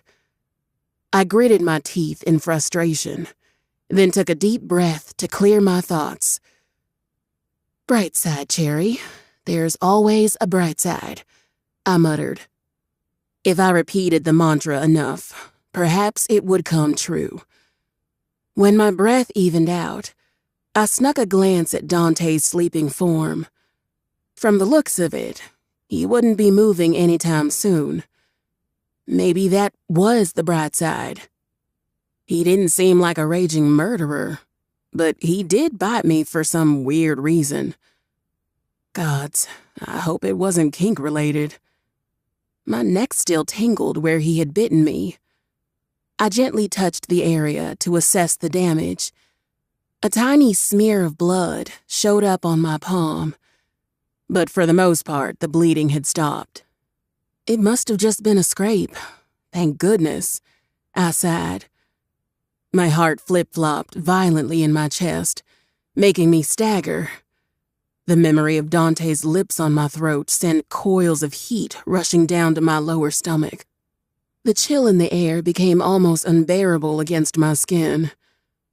Dante rolled to the side, and I became all too aware how warm he would be against me. I pinched myself. The pain served as a distraction to get my shit together. What is wrong with me? Knees shaking, I backed further away from him. Dizziness nearly took me off my feet, and I leaned against the wall for support. Snapping gators. Are dragons venomous? I had heard about a mushroom that could mimic the feelings of sexual desire when eaten. It also made you shit your brains out for 3 days. So hopefully a dragon's bite wasn't exactly like that. Still, there was no telling what other effects the venom could have. Fear made the hair on my arms stand on end. Blue coral snake's venom paralyzes their prey. Once bitten, the unlucky mouse is just stuck there until the snake unhinges its jaw and swallows it whole. I shook my head to clear my mind. Cherry, you are reading way too much into this. A man got high and bit you. It doesn't mean it's going to end in cannibalism. I spoke with confidence, trying to trick myself into bravery. Besides, the man had snatched me up like I was a rag doll. If he wanted to kill and eat me, he didn't need to resort to venom. And yet, a little distance couldn't hurt. Time to go, I whispered to myself. As silently as I could, I took a torch from the wall and made my way out of the room. When the door clicked behind me, the sound of rattling plates hit my ears. Panicked, I flattened myself against the door, ready to swing it open again in case I needed to flee. Tiny sparks of flame flickered all along the floor. As the hallway lit up, I could see hundreds of candles placed on small golden plates. They rose high into the air, better illuminating my surroundings. I gasped in both shock and wonder. Jumping jaguars, I breathed. Soft piano music fluttered somewhere in the distance. Candlelight danced against elegant crystal chandeliers that lined the massive hallway. The area was decorated with high columns painted blue. The tops and bottoms of the column ending in gold-plated caps with intricate filigree. The walls and floor were a beautiful white marble that was polished to a high finish. More golden filigree traced patterns around doorways and up the arches that led to the ceiling. My breath faded away when I took in the painting that stretched across the entire ceiling. It was of a beautiful blue sky with fluffy white clouds. Dragons wove in and out of the clouds in an almost playful pattern. Some had glittering silver scales, like I'd seen on Dante. Others were red and yellow and a rainbow of other colors. I followed them further down, entranced. They ducked and weaved together, some forming intricate knots I'd only seen in tattoos. It was just a freaking hallway, yet every inch seemed to be handcrafted by masters who must have trained day in and day out for the simple purpose of making everything they touched breathtaking. They had succeeded. In a way, the sight of all the surrounding beauty made me feel more at ease. Dante was clearly richer than any king in the land. A man that wealthy probably ate nothing but caviar and the tears of the poor. He didn't need to resort to eating random women he found. I stretched my arms wide, then shook out my legs, checking for any stiffness. Aside from the urge to shove my hand down my skirt, my body felt fine. I guess dragon venom is just an aphrodisiac. If people can get frisky after eating oysters, then I suppose dragon spit isn't that crazy. Relieved, I leaned against the banister to peer down the stairwell, then drew my hand back. Everything was so perfectly polished, I didn't want to touch it. I was sure a single candlestick in this room cost more than all the money I'd ever seen in my life. Just in case, I took the end of my shirt and rubbed it against where my hand had touched the banister. Focus, Cherry. You're supposed to be escaping. I chided myself, giving my cheek a slap. No more sightseeing. Time to find a way out. I was pretty sure there weren't any giant castles on Gideon's Island. So that meant my plan to escape the island was a resounding success, with only the minor setback of being wherever the hell I was now. Purpose renewed, I raced down the staircase, ignoring the beautifully painted portrait lining the way to what seemed like a dining area. Nor did I stop to admire the massive statues of beasts that surveyed the dining room. Instead, I ran through the castle in search of the front door, which I imagine would have been a lot easier if they had put a fucking directory in this bitch. Mesmerizing rooms blended together in an increasingly irritating blur the more I tried to search for the exit. After about an hour, I had managed to find 2 dining halls, what I assumed was a giant bedroom, a study, a kitchen, yet another dining hall in the east wing, about 5 unexplained giant rooms, 2 indoor hot springs, and a conservatory full of plants, and giant beehives, home to bees the size of my head. I ran out of that room with a quickness at the first angry buzz. Chest heaving, I paused against a window to catch my breath. "How big is this fucking castle?" I screamed. When another hour or so had passed, I was convinced I was going to die lost in a strange man's castle.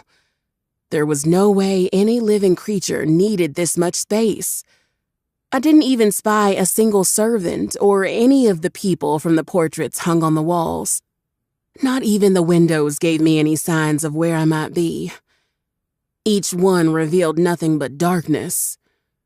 I looked to what must have been the 5th grandfather clock I had run past. 7 o'clock at night. No wonder I couldn't see anything outside. I took a deep breath and trudged into another room with yet more rooms off it. Maybe behind one of these doors was a bedroom where I could take a nap. There was no way I was going to escape the possibly dastardly clutches of my newest dragon acquaintance if I was ready to keel over. With a shove, one of the doors opened, and more magic candles rose to illuminate the room. Snapping gators, this library is huge. I gasped in awe. Bookshelves lined every wall and reached up to the ceiling. More bookshelves were neatly lined up in rows along the room. A wooden ladder leaned against a particularly tall shelf, with a stack of books lying on a table next to it. My fingers itched to get my hands on all of them. Years of boredom had me aching to snatch up every book. My sister Cinnamon and I had what I always thought was a decent-sized collection of fantasy novels and folk tales. Clearly, we were just 2 paupers who thought too highly of themselves. Not even the King's Library in Goldcrest City came close to this. Why couldn't I have been kidnapped by this dragon in the first place? This guy has way better stuff. Each row was labeled with the subject of the books therein. Wasting no time, I walked down the aisle labeled Magic/Beasts. My hand skimmed past comforting leather bindings. The smell of old books nearly brought tears of joy to my eyes. A row of 4 similar-looking books caught my attention. I peered closer to find that they were a part of a series called The Big Book of. If my scrawny arms had the strength, I would have greedily grabbed the entire series. Unfortunately for me, my upper body strength failed me like a disappointing lover after I grabbed the Big Book of Beasts and the Big Book of Magic. The remaining books of fairy tales and folk songs would have to wait. I dragged my treasure to the sunken couch in the center of the room and placed the books down with a huff. Wiping the sweat off my brow, I wandered over to the liquor cabinet that sat beside the fireplace on the far side of the room. Ugh, I groaned in distaste. He's clearly a whiskey drinker. Which was fine, if you were just never burdened by things such as taste. Instead, I grabbed a bottle of wine, uncorked it, and returned to the couch with a full glass. I groaned with satisfaction as my body sank into the plush furniture. It was the type of couch that was worn in such a way that you could flop onto it in any position immediately and have it soothe all your troubles away. I debated taking my comfort level up a notch and finding some wood to start up the fireplace, but that would mean having to get up, and I've done quite a lot of that today. The Big Book of Beasts was a thick, leather-bound monster of a book. Its cover was decorated with the 7-headed serpent. Each head was adorned with vicious-looking fangs and a row of small horns cascading down their skull. Its body wrapped around the spine, rising from the sea that decorated the back of the book. The name Victoria Remnack sat proudly above the title. Remnack, I whispered, skimming my finger over the silver letters. Wasn't that Dante's last name? So this book must have been written by another dragon. Excitement raced through me at the thought. A mythical creature making an entire book on other magical monsters? If my sister and Ma were here, they'd be squealing in excitement. The index had the monsters broken down into understandably separated categories. The types of magic they could use, bovines, equines, level of danger, etc. I wasn't entirely sure what a bovine or equine was, but I noticed horse-like creatures down the equine section. Wasting no time, my eyes zeroed in on the page for my favorite mythical creature. Page 526, Unicorns. Quickly, I flipped to the page and noticed with no small amusement that page 526 was only about halfway through the book. Suddenly, the failure of my arms seemed much less extreme. Giddy, I swirled my wine glass and took a generous sip. The page for my childhood obsession started off with a beautifully drawn unicorn galloping in a field. Facts such as normal height and weight littered the middle section, while below held more in-depth details on their behavior and habitat. Songbird Wood. I scrunched my nose, trying to recall if I had heard it before. Where is Songbird Wood? Something clattered on the table. A round golden saucer shook as if being pulled by a frantic force. It ceased its movements, then split down the middle. The top half rose, then a bright flash shot up above it, and I reared back. When the light simmered down a pinch, a sprawling map unraveled itself in front of my eyes. The words Songbird Wood appeared on the top half of the map. A ring of gold materialized in a small forest area in the bottom half of the kingdom of Kibar. The ring grew larger, as did its highlighted area. Letters were written out next to it by an invisible hand. Songbird Wood, 614 miles from your current location. Holy filet powder. It's a magic map.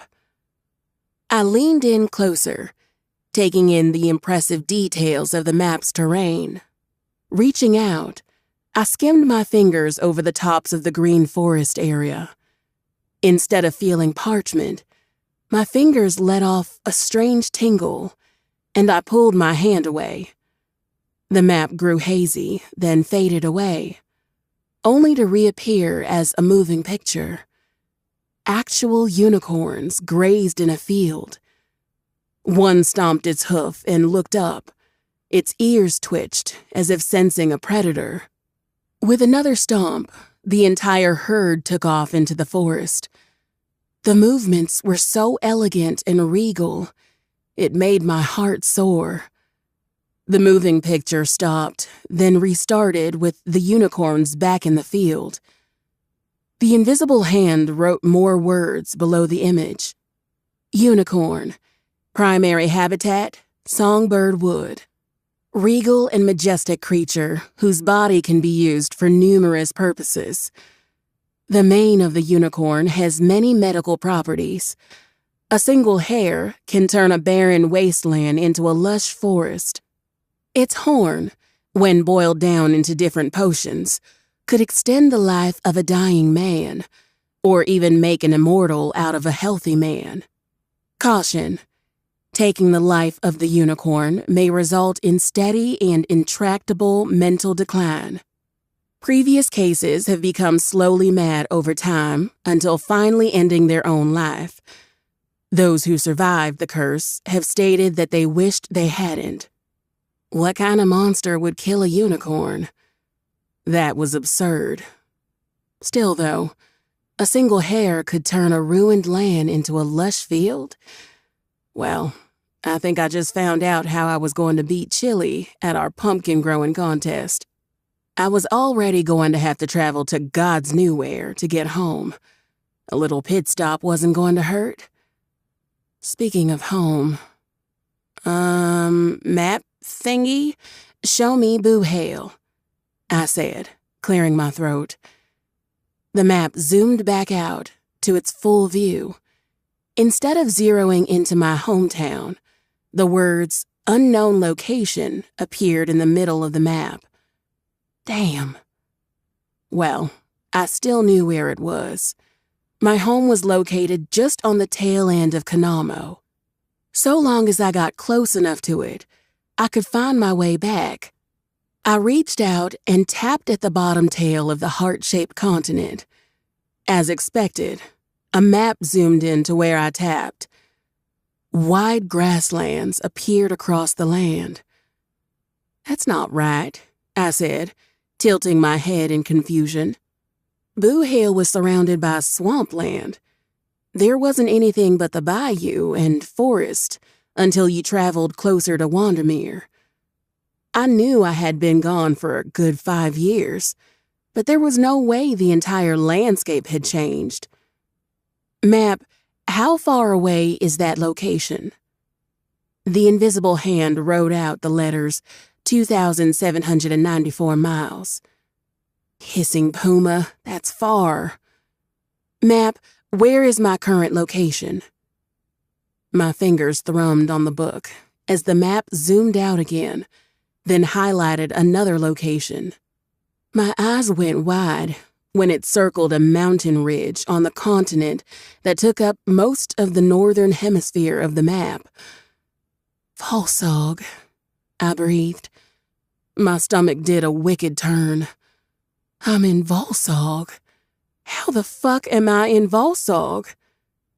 The frozen continent was only home to demons. No human in their right mind would ever travel there. Hell, I don't think any human has ever traveled there.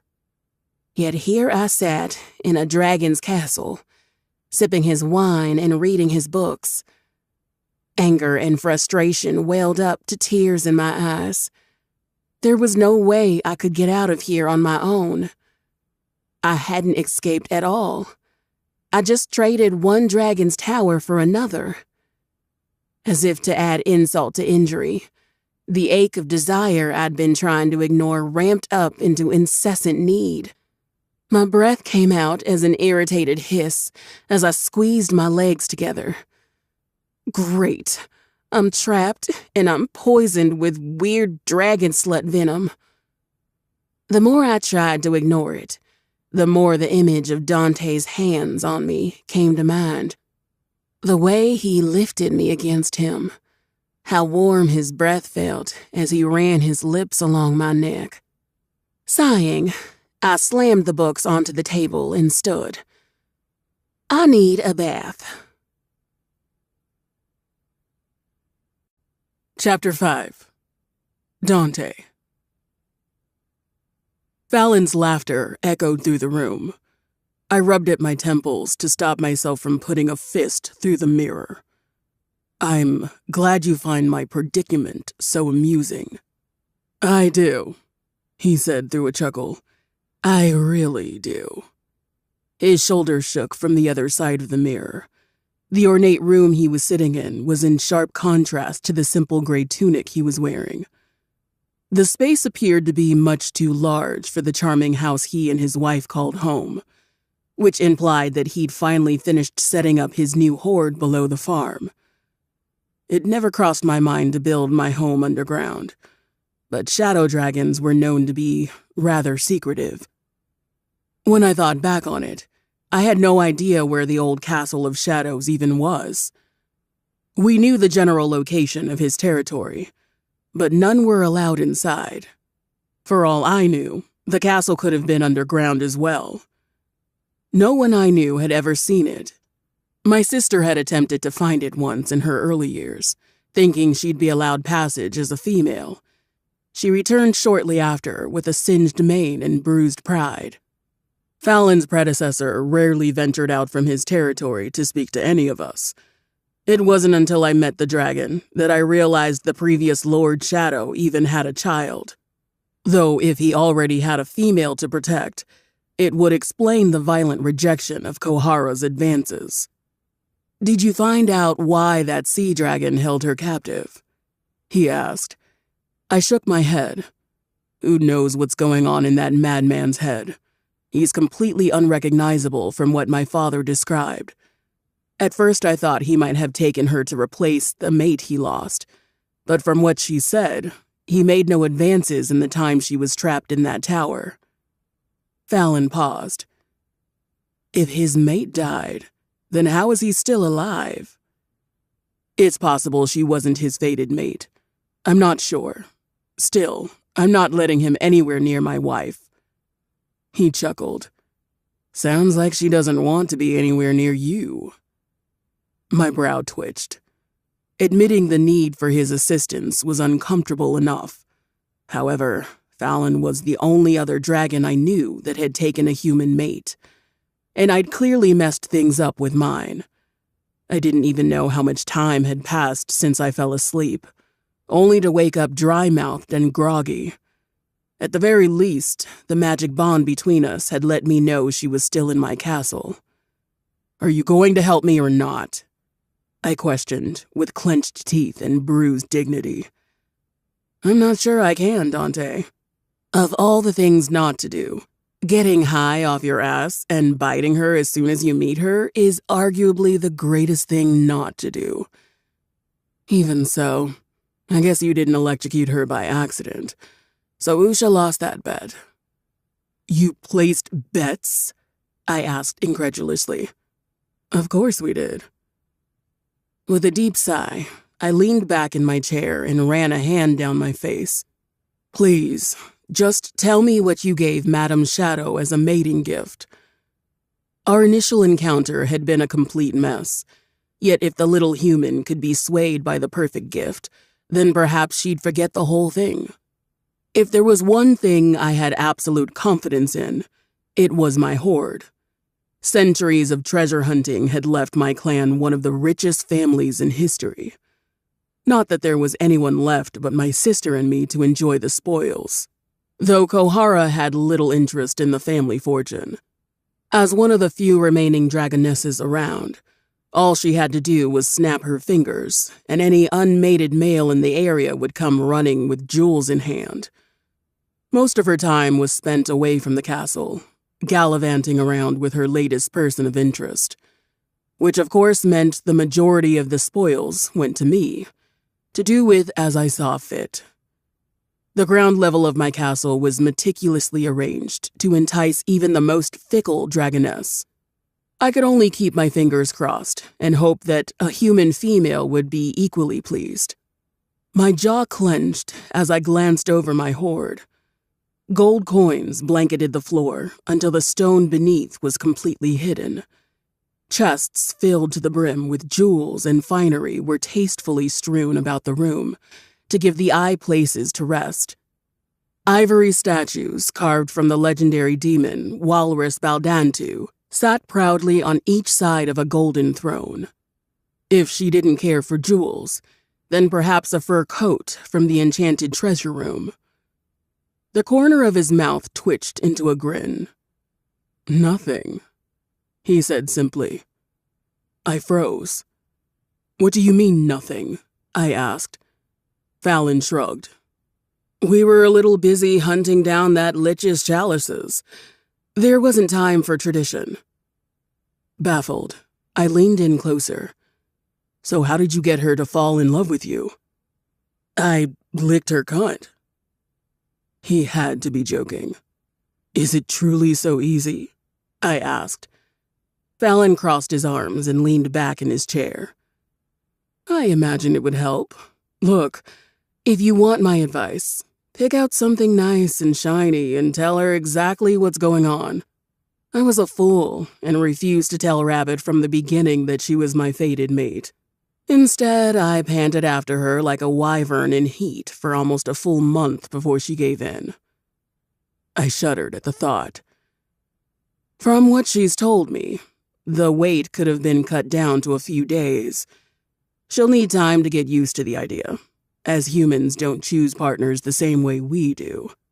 But if your woman is anything like Rabbit, then she'll come around after mulling it over. It's not as if she'll have much choice now that you've given her your magic. The honeymoon phase is impossible to ignore for long." "Don't remind me," I said. The pull to return to Cherry's side had gnawed at me ever since I had woken up from my stupor. I went to the nearest chest and plucked a string of pearls from its contents. I turned back to Fallon and held it up for inspection. "What about this?" He tilted his head, considering. "Pearls are fine, I suppose." "You suppose?" I countered. His mouth formed a thin line as he inspected the necklace further. "Try something with a more lustrous shine. Pearls are nice, but they don't shine and catch the eye as much as diamonds." I nodded in understanding. "You're right, this is far too dull." I tossed the necklace aside and turned back to the chest, only to nearly leap out of my skin when a blur of white jumped on top of it. "Gah!" Rebecca let out a yowl before leaping off the chest to rub her head against my ankle. In an instant, my headache returned. "You snuck off with Baraku's cat?" Fallon asked. I backed away from the creature and dusted the fur off my pants. "I didn't sneak away with anything. The damn beast must have hidden itself away in my bag." The cat stretched herself out on a pile of coins and turned her back to us. "Well, the little intruder may work in your favor," Fallon said, eyeing the beast. "Women like small animals." Chapter 5, 8 minutes, 31 seconds. "Fine, but if it pisses in here, I'm turning it into a handbag." Focusing on the task in hand, I disregarded anything made of pearls or opal. Neither seemed to suit Cherry. Thinking back, I couldn't recall Madame Shadow or Bree wearing much jewelry. Usha, on the other hand, had been quite taken with a pair of gold earrings we'd looted off a Tosca naval ship back in spring. "Dante, is that what I think it is?" Fallon called from behind me. When I glanced around, I saw him pointing at a trident protruding from a cluster of sapphires. Shit. I should have hidden that before I scryed him. Fallon and I may have been on friendly terms, but he was still another dragon. His dark eyes grew wide. That's Mokas the Blight's trident, isn't it? It may be, I answered, my eyes narrowing in his direction. Fallon remained transfixed by the trident. What would you exchange for it? Nothing, I growled. Unfazed, Fallon's eagerness caused his magic to fail, and a fog of shadow mist spilled all around him. I'll give you all the weight of your dragon form in rubies. Bah! I scoffed. I wouldn't give it up even if you gave me enough rubies to drown a whale. Besides, the trident is useless to you without the shield and crown. He cut in. Fallon leaned closer into the mirror. What if I told you I had them? My jaw fell open. You have King Mokas's shield? Yes. And his crown? He nodded. The rest of the room was obscured by a rising black mist. You possess his trident. If we put the 3 pieces together... He trailed off. We could open his tomb, I finished. King Mokas the Blight was a legendary woodland dragon with a lifespan of nearly 3,000 years. He had used magic to create an oasis with streets made of pure gold and abundant fruit hanging from every vine in the middle of a barren desert. And from there he had created the nation of Mokir. He had a reputation for bestowing enormous wealth on any wizard who could increase the force of his magic out of his insatiable need for more power. It was rumored that, in his final years, his magic was so potent that even his shadow would bring ruin to any kingdom that stood in his way. According to legend, when he passed away, his trove and all the magic objects contained inside were locked up in a tomb somewhere in the desert. I had no intention of releasing the tomb's key, not when there was so much treasure at stake. Fallon and I stood in silence for a moment, assessing one another. You know, King Mokas was a notoriously paranoid man. The traps he put in place will be far too daunting for a young dragon. His eyes narrowed. Yes, and the curses he undoubtedly placed on his treasure would be impossible for anyone to remove, unless they'd absorbed the magic of a powerful lich. Damn it, he was right. Even if I was successful in stealing the other 2 keys from him, venturing out on my own would be a recipe for disaster. If we worked together, though, we might just have a shot at winning. Not to mention, there were so few dragons left, it was highly unlikely that we would ever have to contend with one another for territory.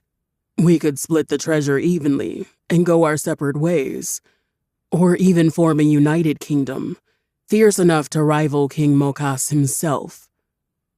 I straightened my shoulders and held his gaze.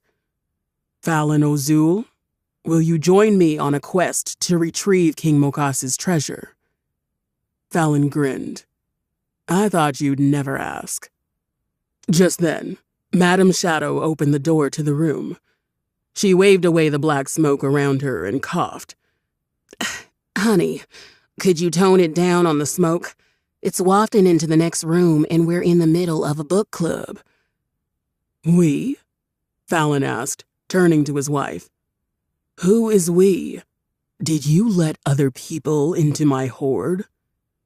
She sat a hand on her hip and waved more smoke away. Well, yeah. You spent weeks digging a hole in the yard like a dog with a bone. People got curious. Lo and behold, Bree and I find an entire library under the farm. What else was there to do but start a book club? Her eyes widened when she took notice of the mirror. Oh, is that Dante? Hi, Dante. She waved, then rushed forward and lifted the mirror and turned it around to inspect it. How are you in the mirror? Hello, Sin. I called, waving back. Give that back, Fallon growled, reaching for her. She ducked out of his reach. No way. You didn't even tell me you two would be chatting today. Besides, I'm sure the gang would love to say hello too. With that, she darted off to another room, Fallon hot on her trail. She nudged open a door and held the mirror above her head. Everybody, say hi to Dante. A chorus of greetings sounded off from a group of women sitting on a sunken oval sofa in the center of the room. I recognized Bree, Holly, and Usha, but drew a blank on the other two. Fallon's library was decorated in a similar fashion to mine, though the shadow dragon seemed to greatly prefer darker tones. A little too gothic for my taste, but to each his own. Hey, Dante, Felix called from the bar. What the hell is he doing in here? Fallon snapped, pointing to the werewolf. Felix joined the book club, obviously. He also makes the best cocktails, Sin replied. As if to prove her point, Felix leapt over the bar, shaking a silver canister.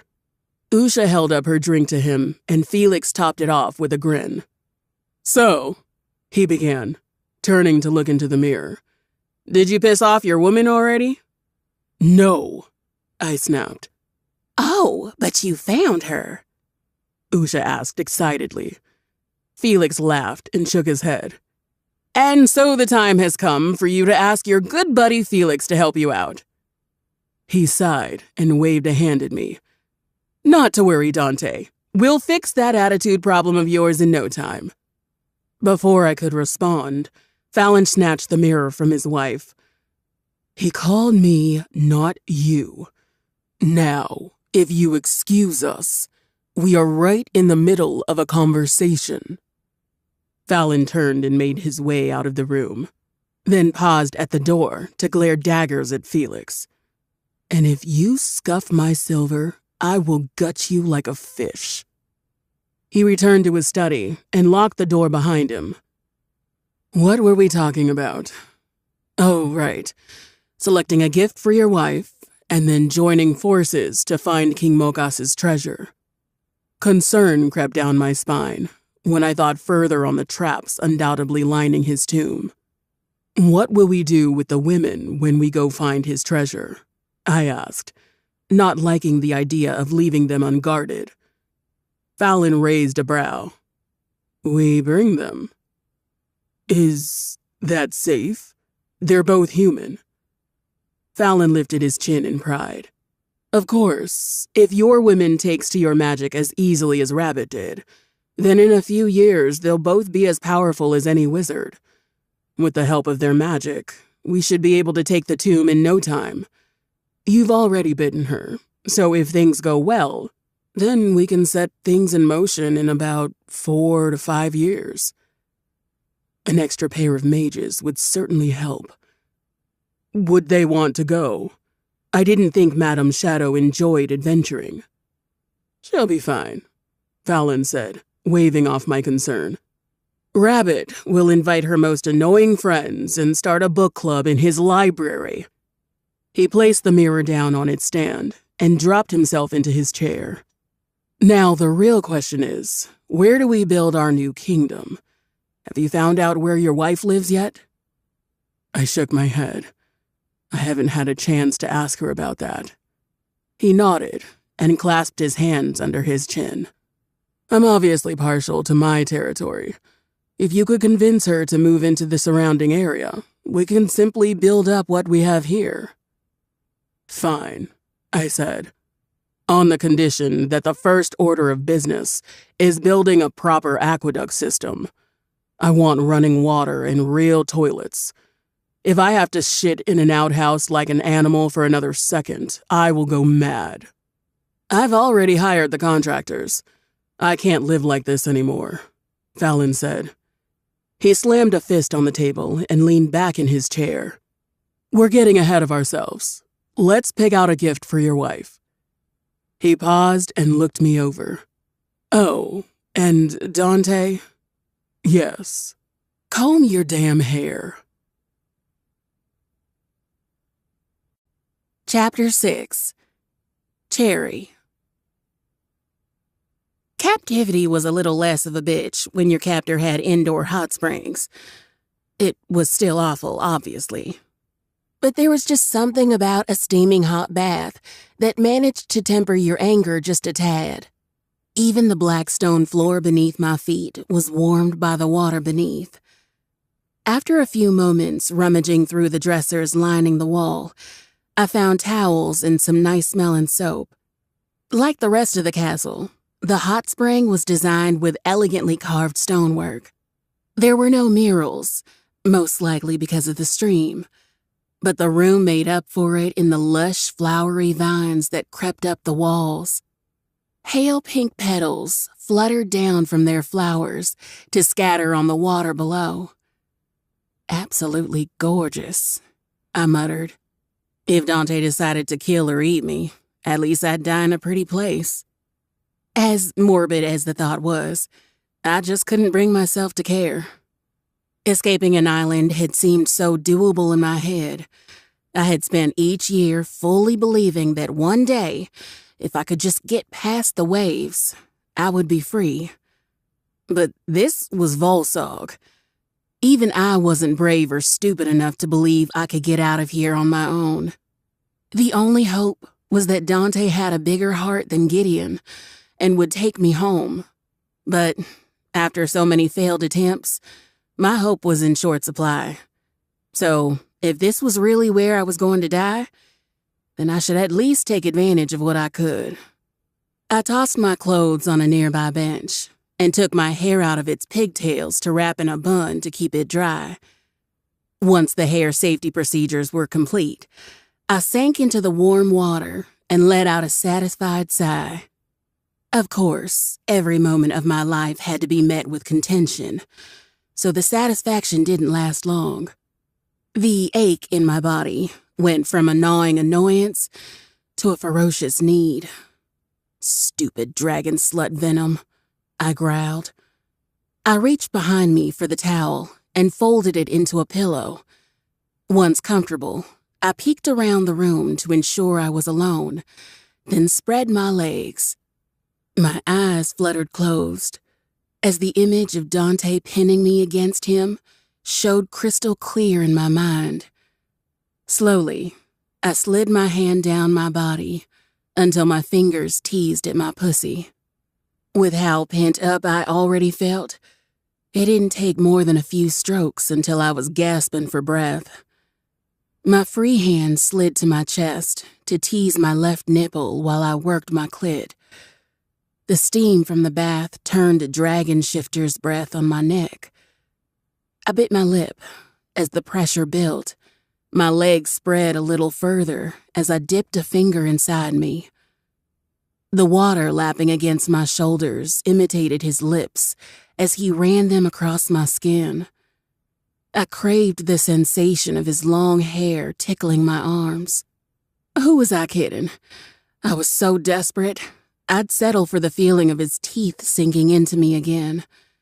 As fucked up as it was, heat raced through my core at the idea, and I worked myself faster, moaning his name.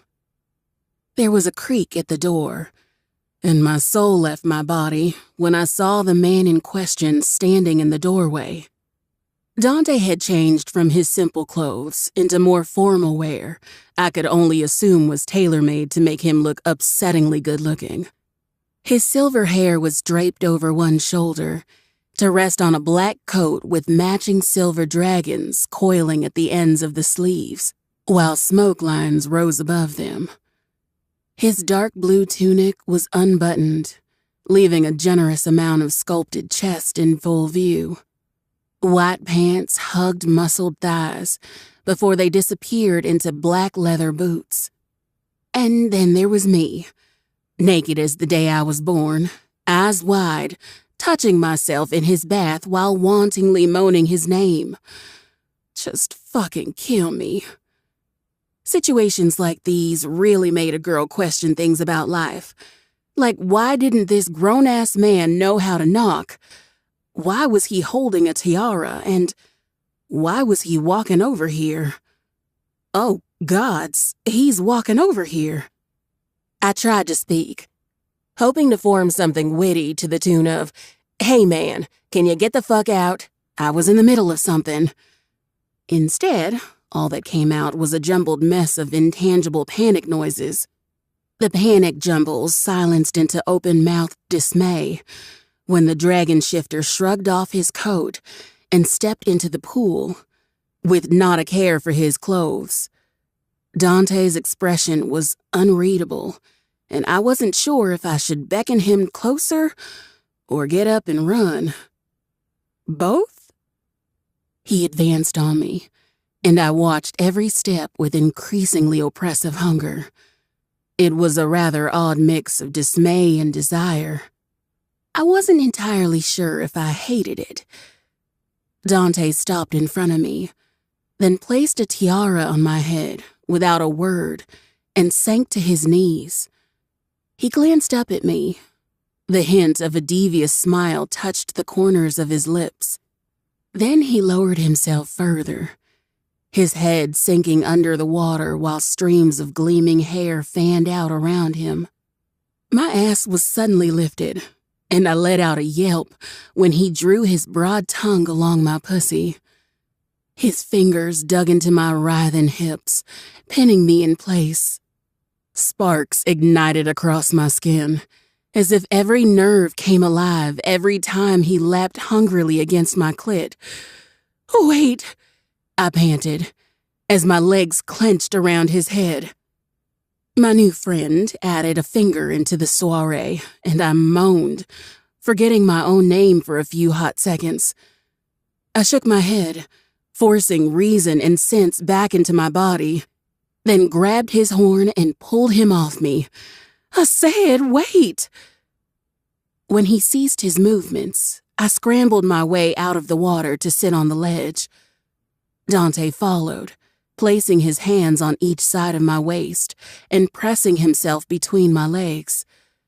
His face was mere inches from mine as he peered down at me. "What's wrong?" "What's wrong?" I squeaked, trying to remember how speech was formed. "How about you say a couple words before trying to enter me?" Gray irises receded to ethereal violet. The surrounding air simmered as if it were a breath away from combusting. His hand skimmed its way up my side before he gave a gentle push to my shoulder. "Lie back." Sweet screaming Mimis. That was way hotter than it should have been. I shoved his hand away and scooted back. "You know damn well that's not what I meant. You can't just walk in here, put a tiara on my head, and expect me to sleep with you." I tore the tiara off and went to throw it, only to stop when the glittering rubies caught my eye. The gold tiara was breathtakingly beautiful. Massive rubies encased in a ring of diamonds were set in the center.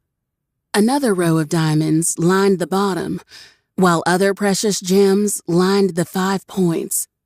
Yep, way too expensive to throw. Instead, I placed it gently at my side and crossed my arms over my chest. Dante rested his arms on the edge of the pool, never taking his eyes off me. "What else do you want, then?" "Well, I don't want to be trapped in Volsog. I want you to take me home. My home," I snapped at him. "Granted. What else?" "Wait, really?" I stared at him for a moment in disbelief, then snatched the tiara back up. In for a penny, in for a pound. "I want to keep this, too." A grin tugged at the corner of his mouth. "It's yours." "And 2 books from your library." He reached out to trail his hand along my ankle. "Think bigger. Take the entire library." How much did this man value pussy? No wonder women have sugar daddies. Dante let off a low chuckle. "You seem disappointed." My fingers thrummed nervously against the rim of the tiara. I guess I was just expecting more of a fight than this. nor did I expect the day would end with me giving my virginity to a dragon in exchange for transportation and riches. But the more I looked at him, the less of a hardship the idea seemed to be. "You're really going to give me all this stuff if I just sleep with you once?" He raised a brow. "Once? No. Our situation is a little more permanent than that." Damn it, I knew there was a catch. "What do you mean?" I asked. He grabbed my ankle to drag me to him. A small noise escaped my lips as he settled me on the ledge. The stroke of his hand on the bite mark he had given me earlier sent fireflies straight to my tummy. "I mean, you've taken my magic." I narrowed my eyes at him, then placed the back of my hand on his forehead. "Are you still high?" Grinning, he took my hand and kissed my palm. "I'm a lot of things, but drugged is no longer one of them. If you'd like me to explain further, then we'll need to revisit this once you've dressed." His violet gaze raked over me with unabashed hunger. "Or I could taste your cunt again. I'm eager to draw more of those noises out of you." "Stay focused, girl." My voice came out as a broken stammer. "Clothes." "Just a little," he begged. "Please?" Sweet peaches, someone put my soul back in my body. "No, thank you," I said, resenting every syllable. "Pity," he sighed. "When you leave this room, go 3 doors down and enter the bedroom on your left. The wardrobe in that room should have something that will fit you. When you're done, join me in the dining hall." He gave my palm one last kiss, then released me and moved away. Water dripped down from his soaked clothes as he lifted himself from the pool. Dante slung his discarded coat over his shoulder and made his way out the door. "Wait," I called after him. He paused and glanced back at me. Could you tell me where the dining hall is? This place is a maze." Chapter 7. Cherry. One successful closet raid later, Dante and I were sitting in the dining hall. The extravagant yellow dress I had pilfered, from whose ever room that had been, hung loosely off my shoulders.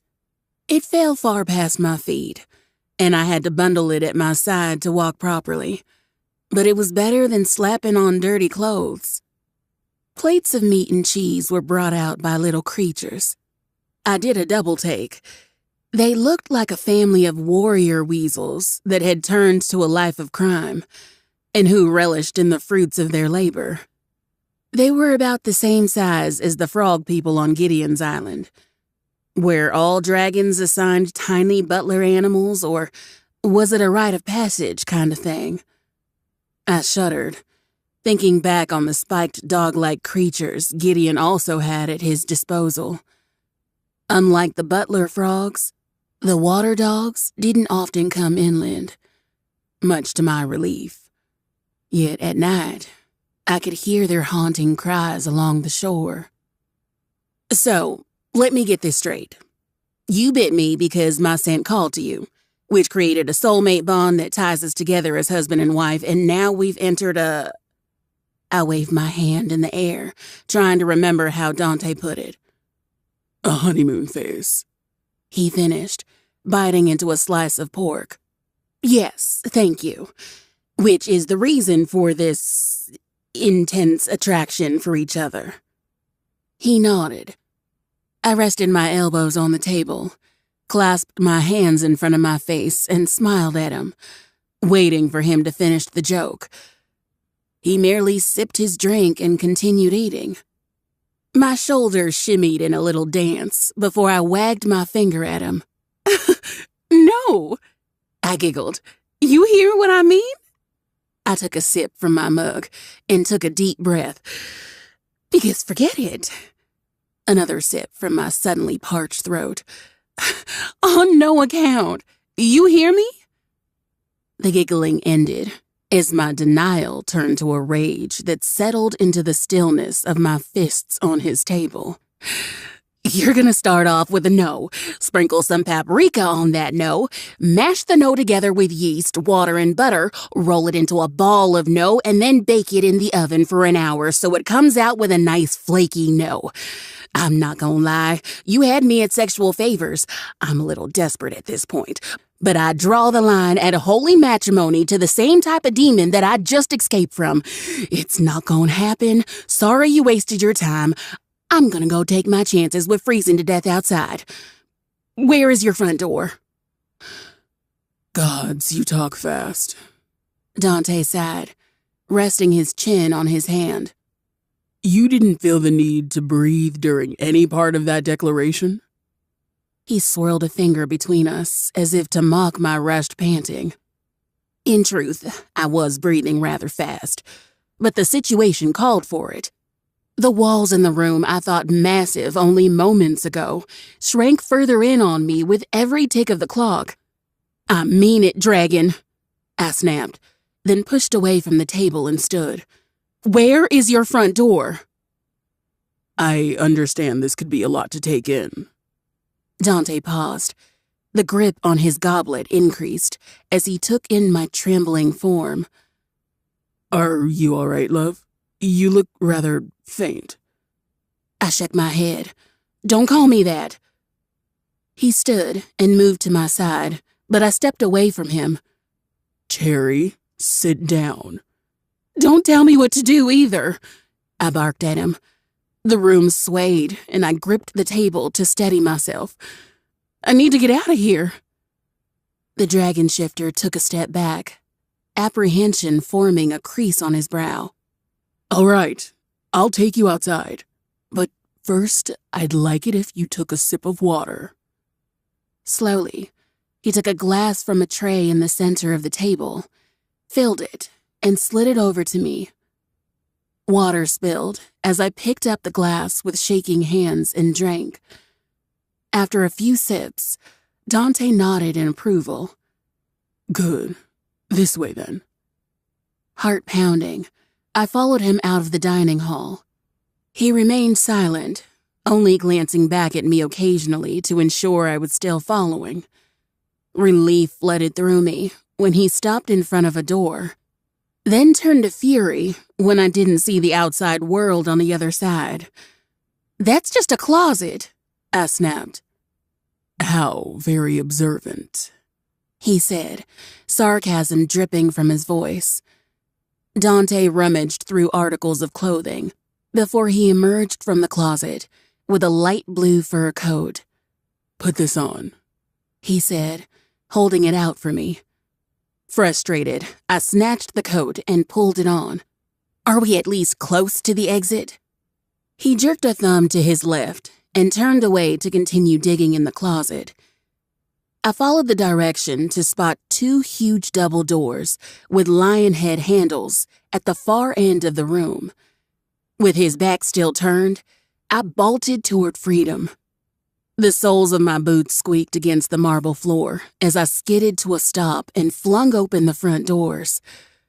A blast of cold hit me like a slap, and I reared back momentarily before forcing myself forward into the night. White completely blanketed the ground in front of me, while more white dots swirled through the air, smacking against my skin in freezing little bursts. I swatted away the offending flakes in a panic before I fell back on my ass with a scream. "What the hell is this?" I cried out, crab walking back into the castle before kicking the door shut. Frantic, I beat the white stuff off me and shook as much of it as I could out of my hair. "It's just snow," a voice called from behind me. I turned to see Dante leaning against the closet. He had a hand covering his face while his shoulders shook from laughter. "I swear to you, wife, it will not kill you." His face broke out in a grin as more laughter floated through the entryway. Embarrassment made my face heat, and I stopped my frantic patting. Right, I sputtered. I knew that. I never saw it in person before. He cleared his throat, then nodded. Of course. Completely normal reaction. The last of his words came out in a laugh as he lost his composure once more. Listen, you. It's been a very rough day. Just point me to the direction of the nearest port and I'll be out of your hair, I hissed. Princess, you'll be dead before you even make it down the mountain if you try to leave on your own. Come back to dinner, and I'll fly you wherever you want to go in the morning. I narrowed my eyes at him. Do you plan on staying wherever I am once we get there? Obviously. Then I'll take my chances on the mountain. Thunder boomed. Its deafening roar nearly made me fall to my knees. Screeching pumas. How is it storming so bad here, too? The dragon shifter let out a breath before leaning away from the closet to make his way over to me. Instead of waiting for him, I hoisted myself up and shoved my way out the door. The wet cold slapped against me once more, but this time I was ready for it. I pulled my hands into the coat sleeves to protect them against the bitter frost before trudging forward. My boots sank into the calf-deep snow. I looked around, trying to see if there was any sign of a path. Yet each way I turned, there was only endless white and darkness. Cherry, stop being foolish and come back inside, Dante called from the doorway. Foolish? I snarled, turning to face him. I'm trapped in a castle with a psycho dragon who thinks we're married. You could be a deranged cannibal for all I know. Besides, I just escaped the clutches of one dragon. You really think I want to be snuggled up next to another?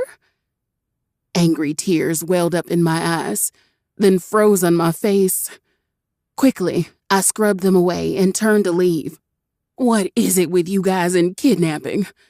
Get a hobby, damn it! Lightning flashed, and the wind picked up to blow the hood from my head. I reached back to pull it over my ears, shielding them from the harsh cold. I understand that you're upset, he bit out. But there are better ways to express discontent than marching off to certain death. Now get back inside before you get hurt. I gritted my teeth, irritation making me clench my fists so hard my nails dug into the skin. What did I tell you about telling me what to do? I yelled, before continuing down the path in snowy darkness. The aurora above didn't give off much light, and I had to squint to make out a stone archway that appeared as I trudged further away from him. As I got nearer, I could just make out snow-covered steps leading down through it. Without looking back, I placed a hand on the railing and made my way down. His deep voice rose to a shout over the wind. Oh, wise and stubborn princess, won't you grace my halls with your presence once more? The sarcasm in his voice had me seeing red, which was probably why I didn't see the consequences of my admittedly foolish actions before it was too late. There was a squelch under my foot, where there should have been the crunch of snow. I looked down to see the offending boot covered in red. Backing away from the mess, my gaze followed the blood trail to a dark-moving lump a few paces away from me. The shadowy mass paused, then dropped something on the ground that fell toward me. It was the severed head of a deer. Its long antlers were the only thing still intact, while its face was half-eaten, the eyes plucked clean out. I shivered and backed away, my heart pounding against my chest as if trying to escape through the lining. The mass moved forward, revealing two large fuzzy antennae that swiveled in my direction, as if tasting me in the air. A set of orange eyes bulged out of a furred head. With a hiss, the giant moth spread its wings wide, the painted eyes on its wings shooting me a deadly glare. Blood dripped from its mandibles as it reared itself up higher and let out a piercing screech. "Oh shit!" I yelled. The demon moth flapped its wings, the force nearly knocking me back before it screeched again. A flash of blue lit up the world around me as a lightning bolt shot forth and severed the wing clean off. The monster's screeching morphed into terrified clicks as it fell back. Another bolt of lightning shot forward, striking the monster in its torso before it screamed and curled up into itself, then fell very still. Sparks faded when the lightning fizzled away, leaving me in a world of near darkness once again. I stood frozen. Footsteps approached from behind me before Dante placed a hand on my shoulder. "Have you finished your little tantrum?" Some deep, stupid part of me opened my mouth before I could stop it. "No." "You can't be serious," he replied, his silver hair draped over my shoulder as he pulled me back against his chest. I turned to look up at him, letting myself admire his handsome features for a moment. If he were a normal man, the simple way his lips curved into a brooding scowl would have had me on my knees. The thin scar that stretched from his brow to the corner of his mouth gave him the appearance of a hardened warrior, mixed with a devilish rake. In every sense of the word, the man was unfairly sexy.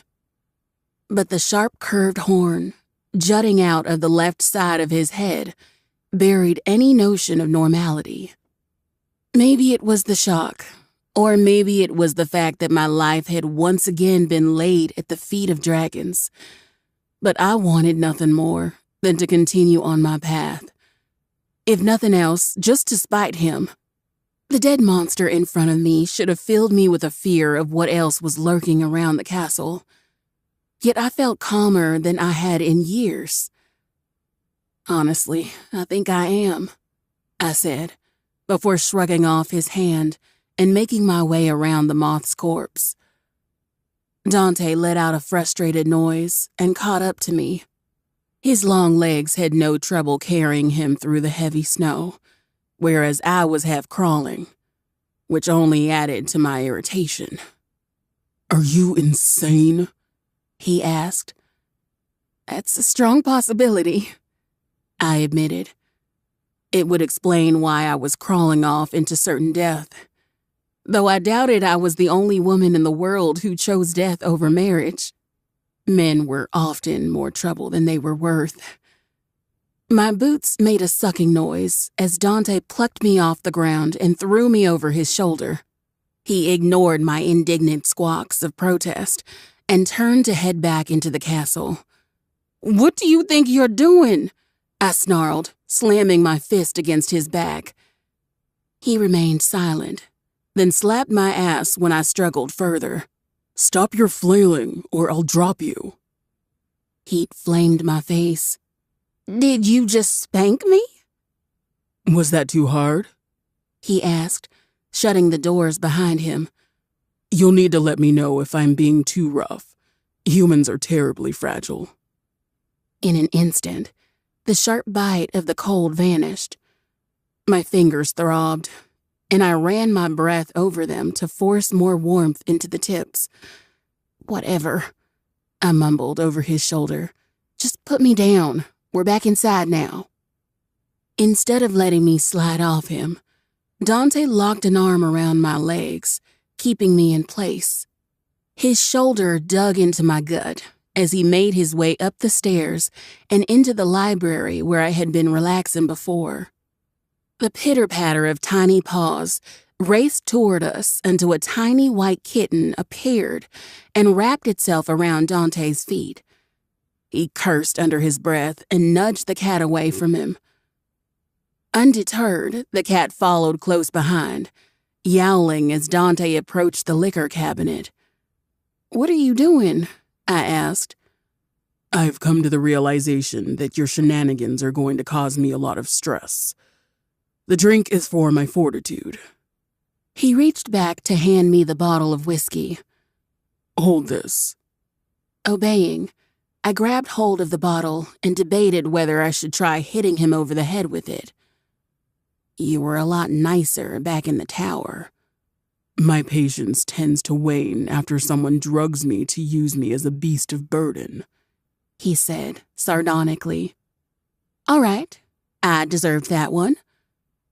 He waved a hand at something in the corner. One of the fluffy butler weasels peeked out from a door that was disguised as a painting. Its little head tilted up at its master, waiting for instructions. Start a fire, please. Without a word, the weasel bolted past us to fetch wood from a cabinet near the fireplace before setting to work. In a few quick moments, the kindling caught and the tiny demon fanned the flames into existence. Then, as quickly as it appeared, the creature vanished back into the painting from which it had come. Dante carried me to the sitting area, then placed the drinks on the table next to the bottle of wine I had pulled out earlier. I see you made yourself at home, he remarked. Well, I couldn't find your front door in this labyrinth of a castle, so I took a break. He hummed. Princess, if I put you down, are you going to run? A tempting thought. No, and stop calling me princess. He hesitated, as if unsure whether to trust my answer, then deposited me on the couch. He took a seat next to me and handed me a glass of whiskey. I placed it back on the table in favor of popping the wine bottle and filling up my old glass. I can't drink that stuff. He shrugged and downed his glass before picking up the one I had discarded. So, what did you choose to read? He asked. I slid further away from him and drew my knees up to my chest. Are we going to ignore what just happened? He leaned back in his seat, getting comfortable. We can. If it were up to me, we'd skip to the part where we're madly in love with each other. Go on dates, watch a thunderstorm with a steaming cup of tea, overthrow a reasonably sized kingdom and bend it to our liking. Then get a dog. He mused, swirling his glass.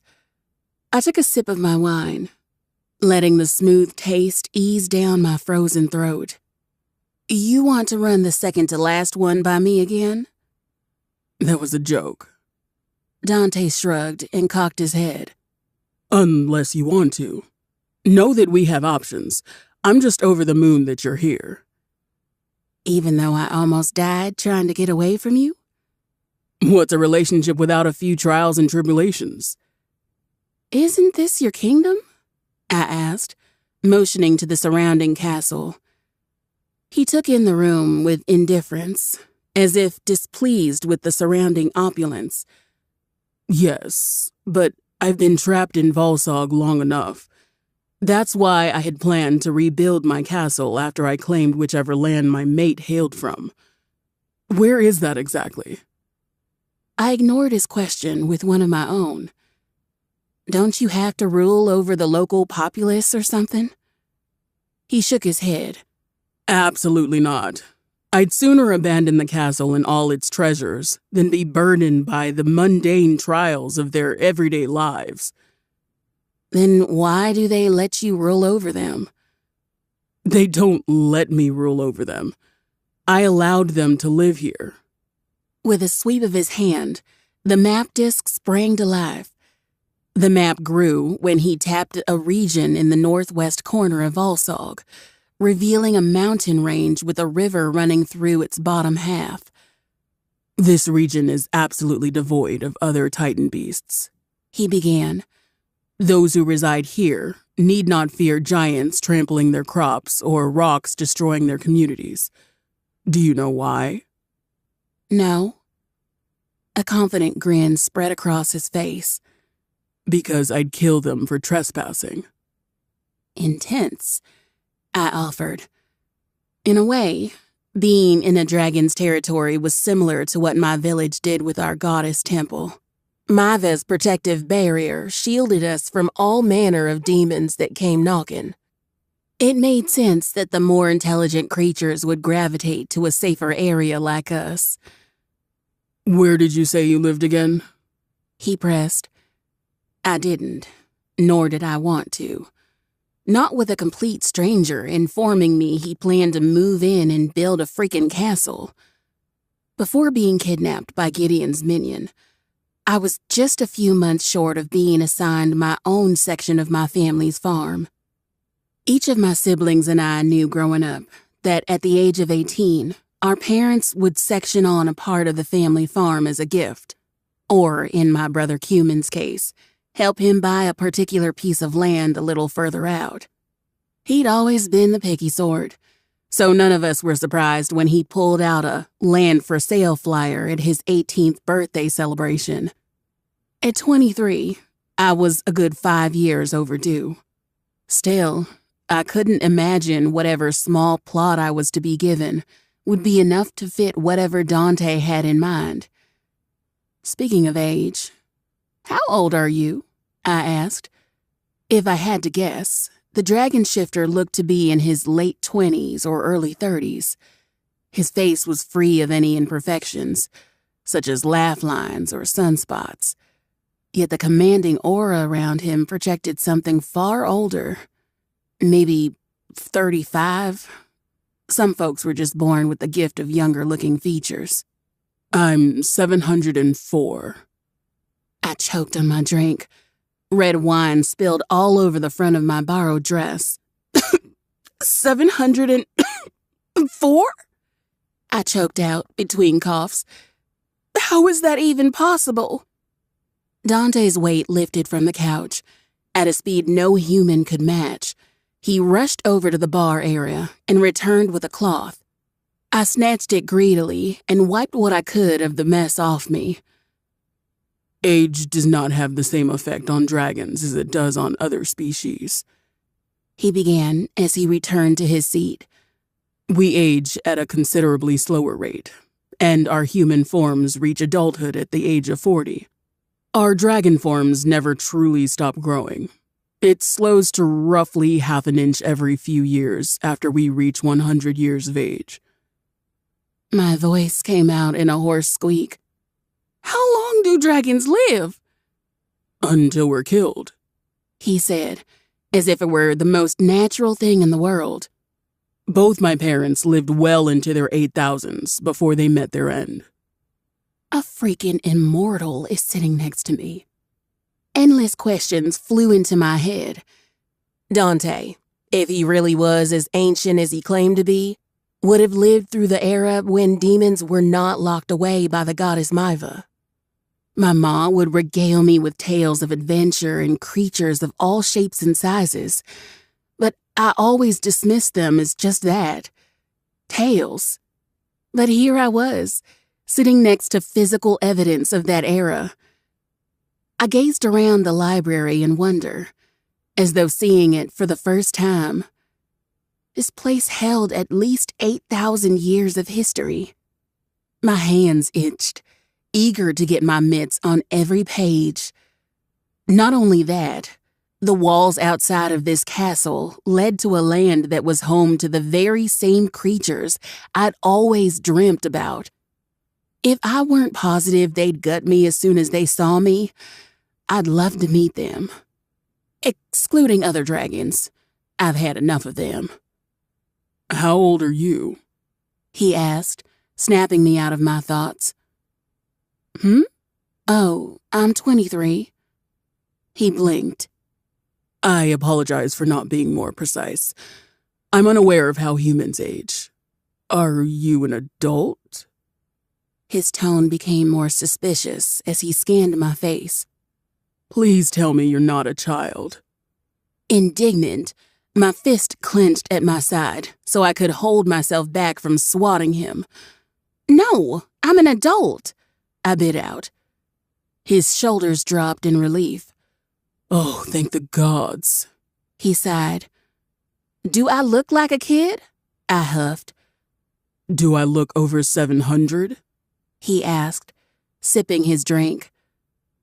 Fair point, I conceded. If they really aged so slow, then a dragon in their 20s probably looked like a gangly preteen. I guess I couldn't fault him for being confused. He reached for the bottle of whiskey and refilled his glass. Its delicious caramel smell mingled with Dante's. Without meaning to, I leaned forward, drawn in by the earthy scent of fields after a good rain. Are you ever going to tell me where you live? Or should I simply pick out a sunny spot on the southern continent and build your dream home there? He asked, his tone teasing. I cleared my throat and leaned back, grateful for the interruption before I did something stupid, like crawling in his lap to get more of that scent. Damn, this dragon slut venom. I don't want to tell you, I said. Why not? You're an immortal stranger, fully capable of killing me or destroying my home. If you choose to do so, there would be nothing I could do to stop you. His brow furrowed. Then he tilted his glass up as if inspecting the remaining liquid. After a moment of deep deliberation, Dante nodded. I can't fault that logic. Would you believe me if I told you I'd never do that? No, I said flatly. Besides, I doubt you'll be able to fit a giant castle on my little farm, so maybe we should just call it quits here. Well, you never know, he said casually. Why don't we go take a look? With winter well on its way, I imagine you're far past the growing season. Now would be the perfect time to build. Nice try. We don't even have real winters. The growing season stretches far past this. A satisfied smirk pulled at his lips. No winters, huh? I take it you're from the far south then. Somewhere in Kanamo, I imagine. I froze, then schooled my features. Nope. Smelling blood in the water, Dante leaned in closer. Why not just tell me where? If you've truly been gone for so long, I'm sure you're missing your family terribly. I was just visiting a small village in Kanamo before I found you. Lovely area.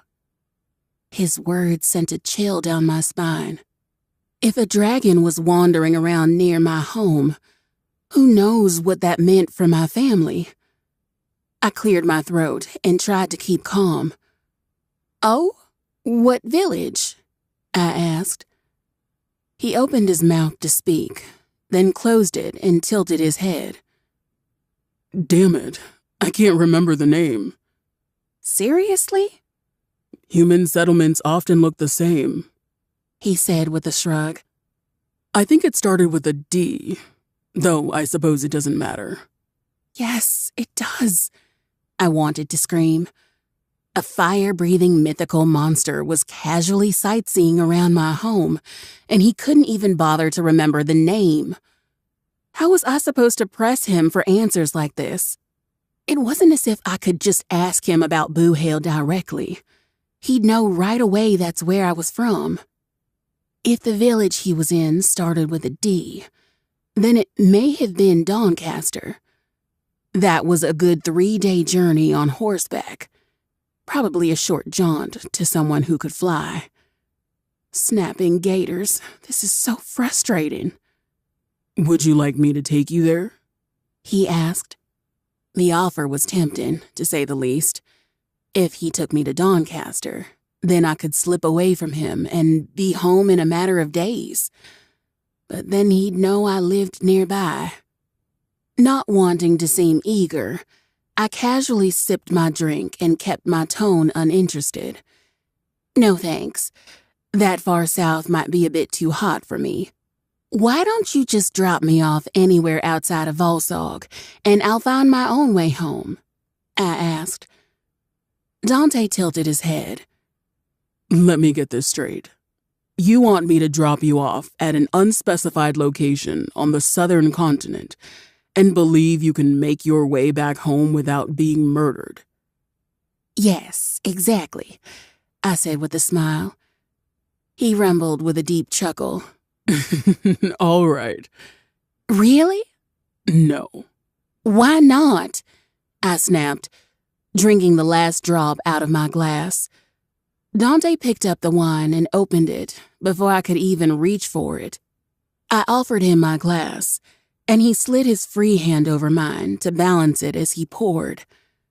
Wherever my fingers touched his skin, there was a surge of searing heat, and the screaming need I'd been attempting to tame flooded back with devastating force. Fucker, he did that on purpose. Violet seeped into his eyes before they quickly receded back to gray. Well, for starters, you are my wife. Hey, you bit me. I didn't agree to anything. If memory serves, neither did I. You drugged a dragon, thus you must now deal with the consequences of your actions. Whether or not you agree, we are now irreversibly linked. Unless one of us dies, I grumbled around my glass. One? No, he said, shaking his head. What part of irreversibly linked did you not get? If I die, the magic inside of you will grow too strong and kill you. My mouth fell open in shock. This is so unfair. He hummed. I imagine this is one reason drugging people is frowned upon. You could have at least brought me somewhere that wasn't Volsog. He scoffed. All I heard was home and the low drawl of my own existential dread. Woman, there were faces in the walls, and their words were extremely cutting. Be happy I didn't warp us into the jaws of a beast. I buried my face in my hand. This is all too much. So, what do we do, big guy? I asked. You want a wife, and I have no intention of marrying a stranger. There was a twinkle of mischief in his eyes. Isn't it obvious? You give in. The confidence in his words brought a grin to my face. This man had no idea of the gauntlet he just threw. Oh, honey, I drawled. Bless your heart. His eyes closed on an inhale. Call me that again. I like it. It was at that moment that I completely scrubbed the word honey from my vocabulary. The softening of his voice, the way his long hair moved and glistened as it fell down his chest at the slightest tilt of his head. All of it should have been outlawed, for the sake of women's undergarments everywhere. The cat jumped onto the couch, snapping me out of my stupor. Swallowing around a lump in my throat, I gave a terse reply. Nope, I'm good. Dante grimaced and rubbed at his temple before pushing the cat off his lap. You should be nicer to your kitty, I scolded. He grabbed it by the scruff when it tried to fight its way onto his lap again, then gently set it down on the ground.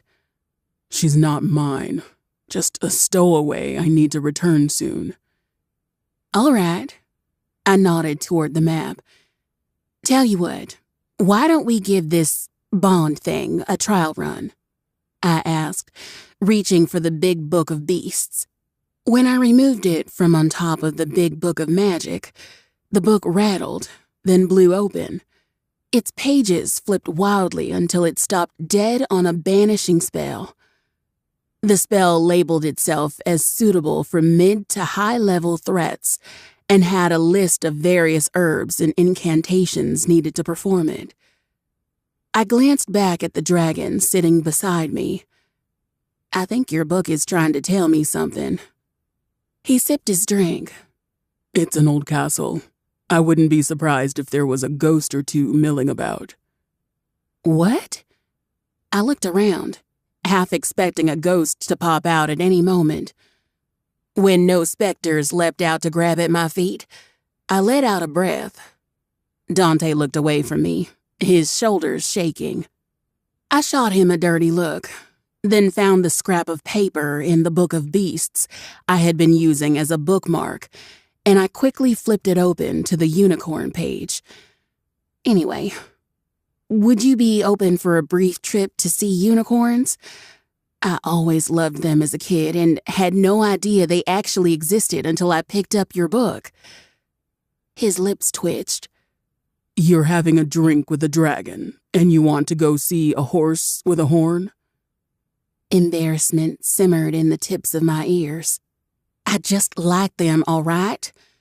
Besides, we can use the trip as an excuse to get to know each other. I won't tell you where I live, so if I ever feel the need to escape, I will just disappear into the forest and you will never see me again." A hint of amusement lit his features. "I understand you think you have a choice in this matter, so I'll humor it," he remarked, setting his glass down. "Fine. In the morning, we'll pack a few things, then set off to see your precious unicorns." He stood and held a hand out to me. I took it and let him help me off my seat. "You're going to agree to it? Just like that?" I asked. Dante gestured for me to follow him as he exited the library. "I have a vested interest in gaining your favor, Princess." "Not a princess," I corrected. Ignoring me, he continued. "Besides, I enjoy traveling. It's been too long since I was free to do so." "Oh, I didn't even think of that." Few demons were found beyond Volsog. The goddess's magic should tear them apart as soon as they try to leave. How were you able to resist Mava's magic enough to travel to Kanamo? He halted, and I nearly bumped into his back. He turned to me with a frown etched on his face. "Is this a poor time to tell you that Maiva is dead?" The glass slipped from my hand to shatter in a million pieces on the floor. "What?" A weasel darted out from a painting with a broom in hand to clean up the broken glass. I stepped away from it, swaying before Dante placed a hand on my back to settle me. "Perhaps you should sit back down. I imagine you have a few questions." "A few?" I asked, wide-eyed. "You just told me the goddess was dead. I've got more than a few questions." Stepping out of his embrace, I whirled around to jab a finger in his chest. "Start talking." "All right, well, let's start from the beginning." He made his way back to the couch, and I followed. "The goddess you knew as Maiva was actually a lich, masquerading as a goddess in order to control you. Around 600 years ago, she sacrificed many of my kind in her dark magic." He looked away. His eyes grew dark before he took a deep breath. "We rose up to destroy her, but failed. After that, she sealed us away in this frozen wasteland, then placed a curse of madness on Volsog Gate. If any of us tried to leave, we'd go insane and kill anything in sight. As if that wasn't enough, she'd open those gates every 15 years, letting the madness spill in until we tore at each other like animals." Dread sank in my gut. "The hero's call," I whispered. He nodded solemnly. "I imagine it was a useful ruse to keep humans in line. No reason to turn your back on a goddess who saved you from bloodthirsty monsters." "You said you were 704. Does that mean you fought against her?" "I did. 3 of my brothers were some of her first victims. The remaining 2 fell in the war that followed." Tears pricked my eyes as he placed a comforting hand on my knee. "Don't cry for me, Princess. It was a long time ago. I consider myself lucky that I still have my sister, Kohara, though she was born well past the time of pain. Besides, I had the honor of helping bring that evil bitch to her knees." I let out a breath. This all sounds insane. "Yes, I imagine it does. Madame Shadow was rather surprised to hear the truth herself, before she helped us." "Who's that?" The darkness in his eyes receded as he leaned back. Madam Shadow is the brave human that helped free us from the curse, albeit by accident. In the last hero's call, as you called it, she was attacked by a shadow dragon named Fallon Ozul. She struck him with a stick of cinnamon, and his curse was lifted. It was then we found out that that's how we break the curse. Why do you call her Madam Shadow? She married the shadow dragon. That makes her Madam Shadow, just as you are now Madam Storm. Madam, huh? Sounds fancy. So then what happened? He took a sip of his whiskey. I'm a bit hazy on the details of the first 2 chalices, but from what I understand, she and Fallon went on a quest to destroy each of the chalices Maiva used as her heart in order to break her curse once and for all. In an attempt to stop them, Maiva attacked me and embedded one of the chalices in my mane. With the source of her magic so close to me, the cinnamon did nothing to bring me back from that hell. He paused, a smile gracing his lips before he continued. Unfortunately for the damned lich, nothing stops Madam's Shadow when she puts her mind to it. She flew on her Pegasus and dropped onto my back, then broke the chalice with a hammer, freeing me. After that, I joined forces with them and the other demons they freed. Together, we destroyed Maiva's remaining chalices and killed her. Wow, this is a lot to take in, I admitted. My fingers tugged at a seam in the dress as I tried to calm my heart. How does cinnamon even break a curse? Dante shrugged. You'd have to ask a magic scholar for that. Though most remedies to ailments can be found in nature. For example, the bark of a willow tree can make a wonderful pain reliever. It shouldn't be too surprising that certain herbs and spices have a hand in counter-magic. Most of my childhood was spent running through fields of cinnamon. Who would have thought that was the very thing that could have broken such a dangerous curse? It was almost unbelievable. I suppose it could be. There is nothing stopping him lying to me. Yet, the pain etched in his face when he spoke of his brothers seemed all too real to simply pass off. I don't know what to think, I said finally. Then perhaps we should stop here. As you said, it's been a long day. Why don't we retire for now? I nodded, taking his hand when he offered to help me up. My mind whirled with all of the new information, and I wanted nothing more than to sink into a soft bed and sleep. Chapter 8. Cherry. Ocean water glittered in the morning light. The waves were calm, giving the water an almost glass-like appearance. A bubble floated to the surface, causing a ripple effect. More bubbles floated to the surface. I peered closer, trying to find the source of the disturbance.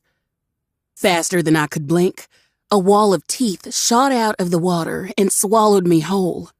I awoke with a start, chest heaving. I sat up on the bed and clenched at my rapid heartbeat. The room was covered in darkness, and the same terrible foreboding I felt in a dream remained strong. Something low hissed in the dark. Too sour. Movement caught my eye at the edge of the bed, and I looked over to see something shift. A lone shadowy figure crouched at the end of my bed. It let out a horrible hiss as it rose, higher and higher, until its head scraped against the ceiling. Screaming, I threw a pillow at the creature, then snapped my fingers together to try to light the torches the way I'd seen Dante do when I had arrived at his castle. When the room didn't immediately illuminate, I clapped, banged on the headboard, and snapped again for good measure. When the flames lit up against the walls, the hissing stopped, and the dark figure seemed to warp into nothingness. At the edge of the bed, The small white kitten tilted its head at me. Cat? I looked around the room, yet no monsters were hiding in the corners.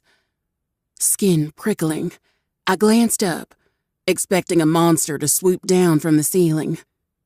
Instead of antlers and teeth, all the ceiling held was a painting made to resemble a calming night sky. Flecks of light from the crystal chandelier cast star-like glitters across the purple and blue hues. The kitten stretched and jumped off the bed. I shifted upright, knocking away the absurd number of decorative pillows that took up a third of the bed. My heart pounded so hard in my chest it made my head spin. It was just a nightmare, I muttered, swinging my legs off the bed. The soft fabric of my borrowed robes spilled well past my feet to pile on the floor. The robe, along with the yellow dress I'd worn yesterday, apparently belonged to Dante's sister. By the looks of it, the female dragon shared her brother's impressive height. Judging by the soft pastel colors that decorated the bedroom, I'd say this room was hers too. Hopefully, she wouldn't return home anytime soon and wonder why there was a strange human pilfering her clothes. Not that I had much of a choice.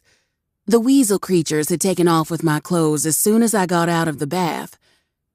Kneeling down, I checked under the bed to see where the kitten had gone. "Here, kitty," I called, tapping my fingers on the floor. Not bothering to even glance my way, the bundle of fur scratched at its ear before darting off through the crack in the doorway. "Well, fine. I didn't want to pet you anyway." "Now what?" I asked the empty room. There was no way I was going to sleep after that. Even before the weird nightmare, my mind had been too jumbled to rest. Maiva, the goddess I had worshipped since birth, was dead. Killed by a demon uprising led by a shadow dragon, his mate, and apparently a few barrels of cinnamon. An uprising Dante was apparently a part of. Not only that, she wasn't even a goddess. Either way, demons were now free to roam the world unchecked. I bit my lip, trying not to imagine the worst. Is my family okay? I wondered. Gods, is Boo-Hale even still standing? Without Maiva's protective barrier, Boo-Hale had little in the way of defenses. I took a deep breath and sat on the bed, trying to gather my thoughts. Okay, let's not panic. Dante said it's been about a year since Maiva got taken out. Boo-Hale's at the tail end of Kanamo, which is about as far away from Volsog as you could get. If demons are spilling into the southern continent, then there's a chance that they haven't reached that far yet. Even if they had, was there really anything I could do about it? Aside from scrapping with a few assholes back home, I wasn't exactly a trained warrior. Soft music drifted into the bedroom.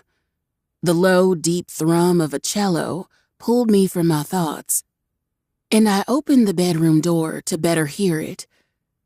Gentle piano music danced around the dramatic resonance of the cello.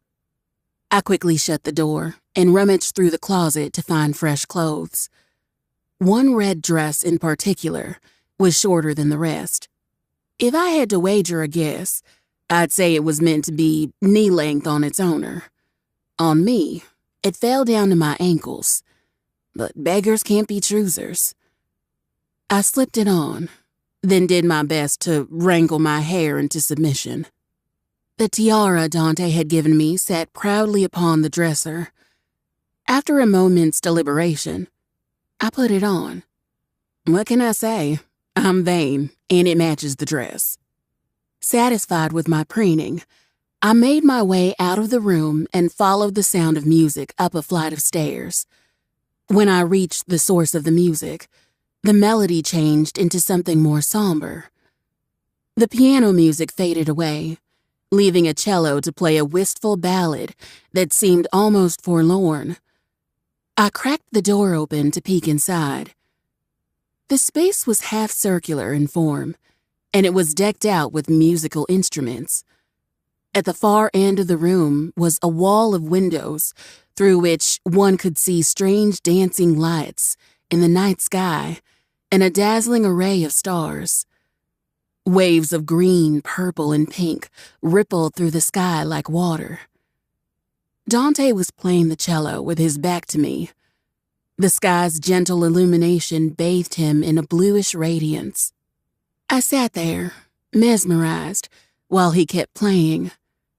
His hair was perfectly bunched up, so I could see the defined muscles in his broad back and the way they moved with each note that poured out of the cello. Flaming flamingos. Why did he have to be so damn mouth-watering? I shut my eyes and propped myself up against the door frame, letting myself get lost in the music for a bit. If he noticed my presence, he didn't let it show. Instead, he kept at his melancholy tune until my chest hurt from the anguish in it. The words, "I'm fucking lonely," were basically woven into the melody. The row of portraits lining the hallway entered my mind. Not one of those people seemed to be anywhere in the castle, nor anyone else for that matter. From what he had mentioned yesterday, Maiva's reign spelled disaster and death for most demons. I knew his sister was off somewhere on her own, but it didn't take a genius to figure out the rest of the people in the portraits were dead.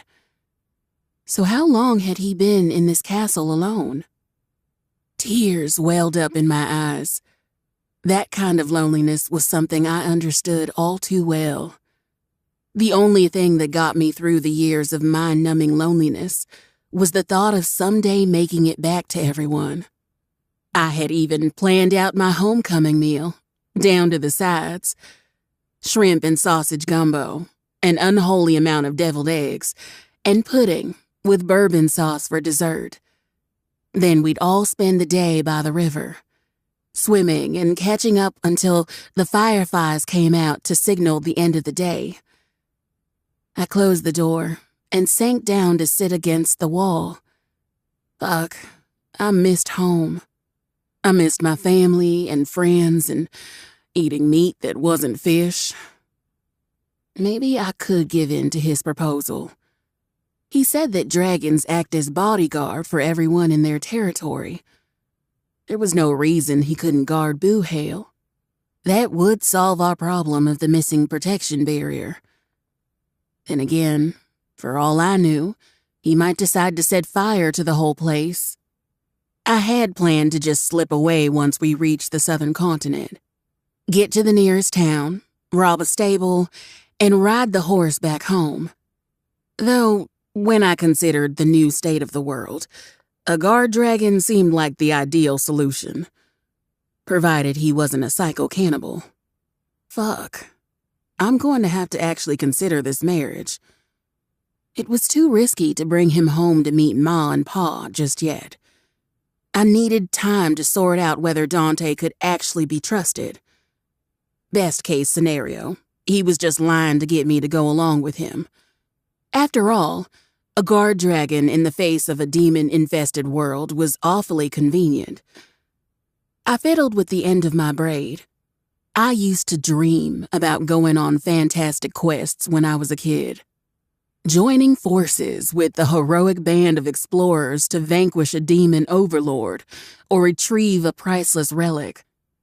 The world had been full of adventure and possibility in the ancient stories my ma used to tell me about the time before Maiva. With the gates wide open and the demons at large, the potential for exciting new experiences looked to be limitless. Instead, fate saw fit to give me a fucking marriage of convenience. Fate is such a bitch. All right, that's enough of a pity party. It's like Grandma Nutmeg always said. Being a whiny little twat never solved anything. Well, that and how to hide the taste of arsenic in case your husband ever manhandles you. Resigning myself to my fate, I stood and entered the music room. Dante's head tilted in my direction, and the music paused. Hi, I said with a wave. He set the cello down and turned to me. Jerry, sorry, did I wake you? Holy crows, so much chest. I bit the inside of my lip, trying to tear my mind away from the descent into madness that was Dante without a shirt. Light brown skin stretched over sculpted muscles, the only blemish belonging to a few scars on his stomach, which somehow made it worse. Gods, I wanted to run my tongue along each. Focus, woman. Gods! Oh, no, I said, waving him off. I just couldn't sleep. Then I heard the music and came to check it out. You play beautifully. Looking around the room, I spotted the piano I'd heard before, but no one was around it. I thought I heard piano music alongside your cello. Who was playing? He glanced at the piano feet away from him. No one. Pardon? I asked. He waved his hand at the piano, and a soft tune started playing. It's enchanted. If you play something on it once, it will remember the keys and repeat the song back at your command. Right. My husband owns an enchanted castle. I should have guessed as much from the floating clap-on candles. So, do you know if it will be morning soon? I don't think I will be able to go back to sleep. Dante nodded toward the window. It is morning. Can't you tell? I tilted my head, confused. Are the dancing lights the sun here? He laughed and shook his head. No, that's called the aurora. You see them more often now that it's the dark season here in Volsog. So, when does the sun come out? In about 3 months. I stared up at the dancing lights. Beautiful as they were, they didn't cast much light on the land below. Anything below the tips of the mountains was still rather dim and hard to make out. Are you serious? He nodded. The dark season is one of the many reasons I'm inclined to leave this place. Shall we start packing? I'd hate to keep you away from your dazzling horses with horns. The sarcasm in his voice was so thick you could slice it with a knife. I chose to ignore it, instead letting him lead me out of the music room. Turns out, when Dante said packing, what he actually meant was having his Weasel Brigade stuff a few necessities like the map, rations, and extra clothes into a travel pack. I stuffed the Big Book of Beasts and Magic into the pack as well. My old clothes were returned to me, freshly pressed. The rips and tears of the years had been mended. Even the worn-out soles of my boots had been patched up as best they could. They still ran a little tight around the heel, but I was used to it. I gave my thanks to the weasels and followed Dante further into the lower floors of the castle. What are those things, anyway? Dante glanced back at the retreating weasels. Kobolds. He continued when the confusion was plain on my face. They're shape-shifting sprites. To put it simply, there's nothing they love more than golden riches. Dragons tend to have a lot of golden riches, so they often work for us in exchange for access to our hoards. You have a hoard? I asked. That made me feel a bit better. At least the little guys were getting paid. He stopped at a room at the end of the stairs and swung open the wide double doors. My jaw fell open. All the books I've read about brave adventurers risking life and limb to steal from a dragon's hoard suddenly made sense. Piles of gold stretched as far as the eye could see. Treasure chests lined with jewels, pearls, and other shiny things were scattered about the room. I tucked my hands in front of me to avoid instinctively reaching out and snatching something he might not want me to touch. Does that answer your question? He replied with a smirk. I turned back to see he was watching my face intently, judging my reaction. Apparently, he liked what he saw, if the satisfied grin on his face was any sign. Embarrassed, I crossed my arms and looked away from him. I mean, it's nice. It's fucking amazing. I want to bathe in gold. Dante chuckled, then pulled out 2 small drawstring pouches and handed one to me. He made his way further into the room and picked up a handful of gold coins and put them in the pouch. Humans still barter with gold, right? I'll take a few silver just in case, but I don't know what the exchange rate is these days. It'll take us a few days to reach Songwood if I fly, so we'll need to stop for a rest in a few towns along the way. Yeah, I said dumbly. Even if the economy had gone down the drain during the time I'd been gone, I was pretty sure the small handful he just picked up was enough to buy whatever small town we stopped in. That being said, if his goal was to simply stop at an inn for a few nights, it was unlikely they were going to have enough money on hand to change for even a single gold coin. I looked at the pouch in my hands, wondering if he expected me to feel that too.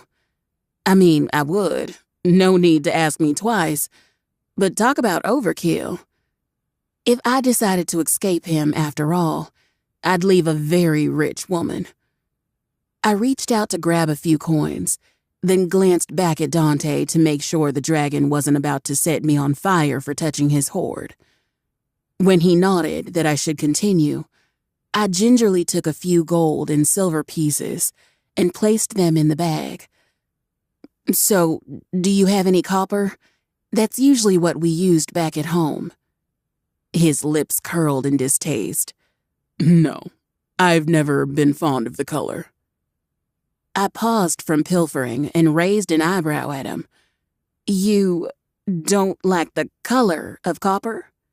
No, it's terribly bland. My eyes narrowed. There was no way things could be so expensive that he had to use silver or gold for everything. How do you buy food and stuff? There's no way Volsog is that expensive. He shrugged. I don't. The kobolds have always handled that. Well, I've been traveling with a pirate crew for the past year, and they had a team of kitchen orcs that did most of the shopping. Dante bent down to grab a handful of diamonds and stuffed them into the bag. When he couldn't feel it anymore, he tied it up and held it out to me. Do you think this is enough? It was enough to bitch slap the king of Kanamo. You know, let me grab a few more, just in case, I said, quickly stuffing a few rubies and more coins into my little pouch. If he wanted to blow his money on a road trip, who was I to say no? He said he'd buy me new things after all. Are you sure it's okay for me to take this much? He rolled his eyes and gestured to the room. Take whatever you want. You're my wife. My hoard is yours. Be still, my greedy little goblin heart. I looked around the room, full of treasure, wide-eyed. An excited squeal escaped my throat as I stuffed an emerald in my skirt pocket, then raced over to a treasure chest sticking out of one of the piles of gold. A pair of glittering ruby earrings caught my eye. The style matched the tiara Dante had given me, and I immediately snatched them up, then made my way over to a mirror to inspect them. With the tiara sitting proudly on my head, and the matching earrings glittering right along, I felt just like a princess. Fitting, since I had been trapped in a dragon-guarded tower for so long. Though I couldn't say I'd ever read a story where the knight in shining armor was another dragon. Speaking of, I tilted the mirror a little to the side until Dante came into view. As expected, the dragon shifter was still watching me. Well, more like burning a hole in my back. The look in his gray eyes so hungry and full of longing, it made my stomach clench. Right, he wasn't sharing an endless amount of treasure out of the goodness of his heart. Slowly, I set the earrings down, noticing how his gaze turned pensive as soon as the jewelry left my hand. I decided to test his reaction and picked up a necklace, then pretended to inspect it. After turning it around in my hand, I set it back down and watched him through the mirror. His mouth formed a thin line, and he pushed himself off the chest he was sitting on and wandered off. The Big Book of Beasts didn't have a chapter on dragons. If it did, I'd bet money that there'd be an entire section dedicated to the importance of treasure. This didn't feel like a normal man trying to impress a woman with money. I got the very distinct feeling that Dante didn't just want me to take something from his hoard. He needed me to. The weight of the emerald in my pocket suddenly felt very heavy. I fished the jewel out of my pocket and placed it next to the necklace. Boo Hale would need a protector from the demons that were now roaming free. For that purpose, I was willing to give Dante a chance. But there was something so final about the way he watched me pick through his treasure. Sure, he says we're married. That doesn't mean I'm fully ready to jump all in yet. I shivered, thinking about what normal couples would do in their first few days of marriage. Last night, Dante had guided me to my room and then promptly left, much to my relief. The last thing I needed was for him to push for sex, even though the rush of dragon magic in my veins kept telling me what a fantastic idea that was. But the separate bed situation might change if he thought I'd fully accepted him. I reached for the tiara on my head and set that down too. What are you doing? His deep voice came from right behind me. I whirled around to find him mere inches away. The earthy scent of rain and crisp apples curled around my body, making my senses flutter. What? I brushed a braid behind my ear. Oh, I'm just looking around still. I gave a friendly smile and gestured to the door. Are you ready to go? In a minute, he murmured in that smooth, rich tone of his. He reached out and took my hand before sliding a gold bracelet onto my wrist. Instead of letting go, his thumb found the vein at the base of my wrist and stroked it gently, an action that had no right to be so arousing. Yet my lower belly fluttered, as if my lady bits had just woken up to say hello. I thought this would match your tiara well, he said, nodding at where I'd placed it next to the other discarded pieces. Unless you find it's no longer to your liking? I like it just fine, I said, hating how rushed my voice came out. It's just, I figured we should travel light, you know? If we're going to be gallivanting around the forest, I don't want to risk losing it.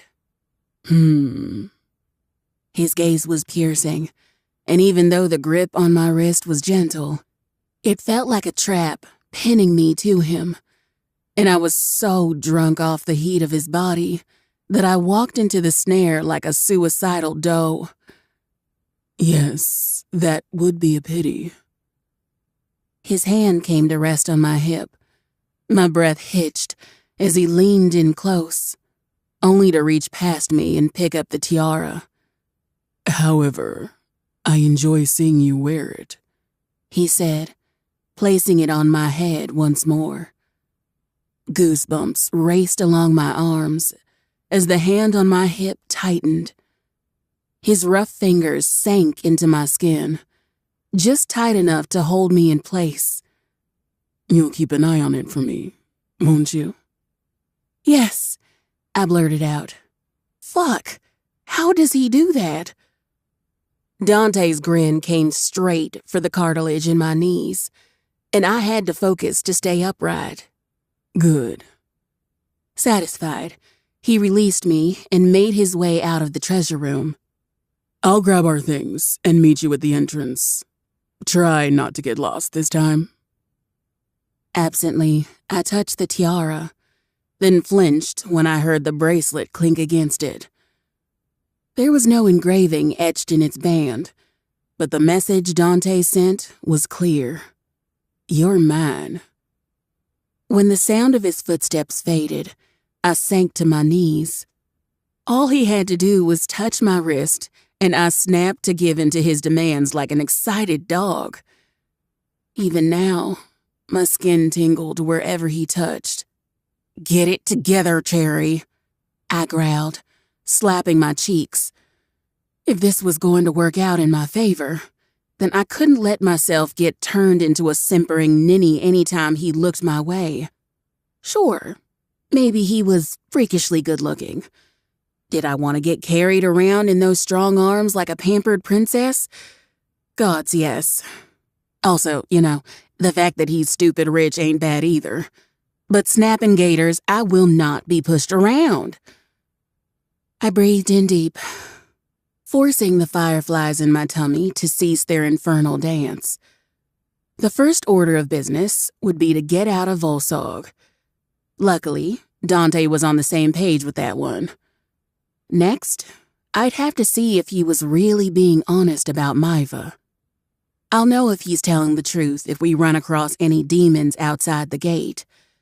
If he's lying, then I'll do whatever I need to in order to get away from him. If he's not lying, then, well, I guess I'll have to figure out whether I can trust him to protect Boohale. In the meantime, I guess I'm actually going on a road trip with a dragon. To see a unicorn. I snorted, then burst into giggles the more I thought about the situation. If I live through this and make it home, Cumin and Sin are going to split a rib at this story. Chapter 9. Cherry. My face hurt. Why would anyone live in a place so fucking cold that their face hurt? I brushed the snowflakes off my half-frozen eyelashes. Every last part of my body, aside from my eyes, was covered in several layers of thick clothing. So much so that I had to waddle my way into the courtyard after Dante. At least it was a little brighter outside. The dancing aurora still couldn't hold a candle to actual sunlight, but it was better than nothing. Even though I was freezing my ass off, the dragon shifter only had on simple travel clothing and a black cloak. The bastard even had the audacity to look comfortable. How was beyond me. 2 kobolds strapped our travel pack to a long rope and tightened down the small cage holding the white kitten I had seen before. You never told me your cat's name, I said, waddling over to the cage. Dante glanced at the creature with a scowl, then continued to check over the supplies. It's not my cat, but her name is Rebecca. She belongs to an orc on the pirate ship I was traveling with. The damn thing must have stashed away in my bag when I flew off to find you. Once we're done with our trip, I'll fly her back to where she belongs. Aw, did you sneak away from your home? I cooed, bending down to get a better look at the little ball of fluff. I removed my mitten to rub a finger against her soft fur through the bars of the cage, then promptly stopped when Rebecca's little body rattled with a menacing growl. Well, not the friendliest cat, are you? Rebecca hissed and swiped at me. I pulled my finger away just before she could sink her claws in. Now I'm just determined to win your affection, I said, smiling at the little murder ball. All right, this should tide us over until we get to the first town, Dante announced. Stay by the pack while I shift. I don't want to throw you back. Excited, I watched as Dante moved a suitable distance away from me. I'd never seen a dragon transform before. Would it be a cloud of smoke, like when he shifted into his human form? He turned his back to me and shifted his weight from side to side, then remained still. I watched on, waiting for a bolt of lightning to come down or whatever magic explosion that came from a dragon shifting. Dante glanced back at me again, A reddish tint spread across his face. No way. Is he blushing? His signature scowl returned, and he waved a hand at me. Turn around. Why? The reddish tint spread to the tips of his pointed ears. It feels strange to have you staring at me while I shift. He made a twirling motion with his finger, indicating I should face away. Are you kidding me? I asked. You've been eyeing me up like a wolf near a flock since we met. Exactly. You're very aware of the destination I have in mind for this relationship. But you are staring at me with wide-eyed, unidentified intent, and it's making me nervous. Turn around. Gah! I threw my hands up in frustration, then turned around. You're being ridiculous. Thunder rolled in from behind me. Gray smoke spilled across the snow and, damn everything, I wanted to sneak a peek so bad. After a few seconds, the smoke dissipated. I waited a few more seconds out of politeness, then looked over my shoulder. Dante's dragon form took up most of the frozen courtyard.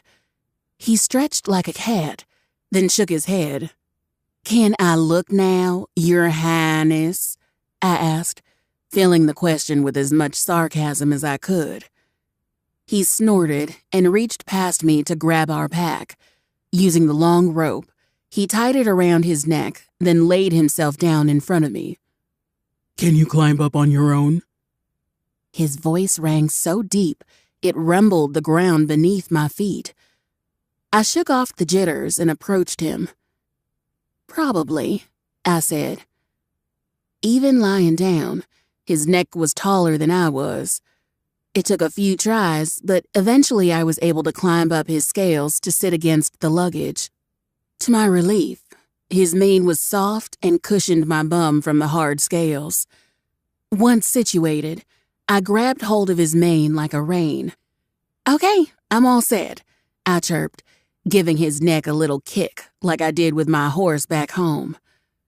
The dragon was a lot bigger than my stallion Crash, but I figured the concept was the same.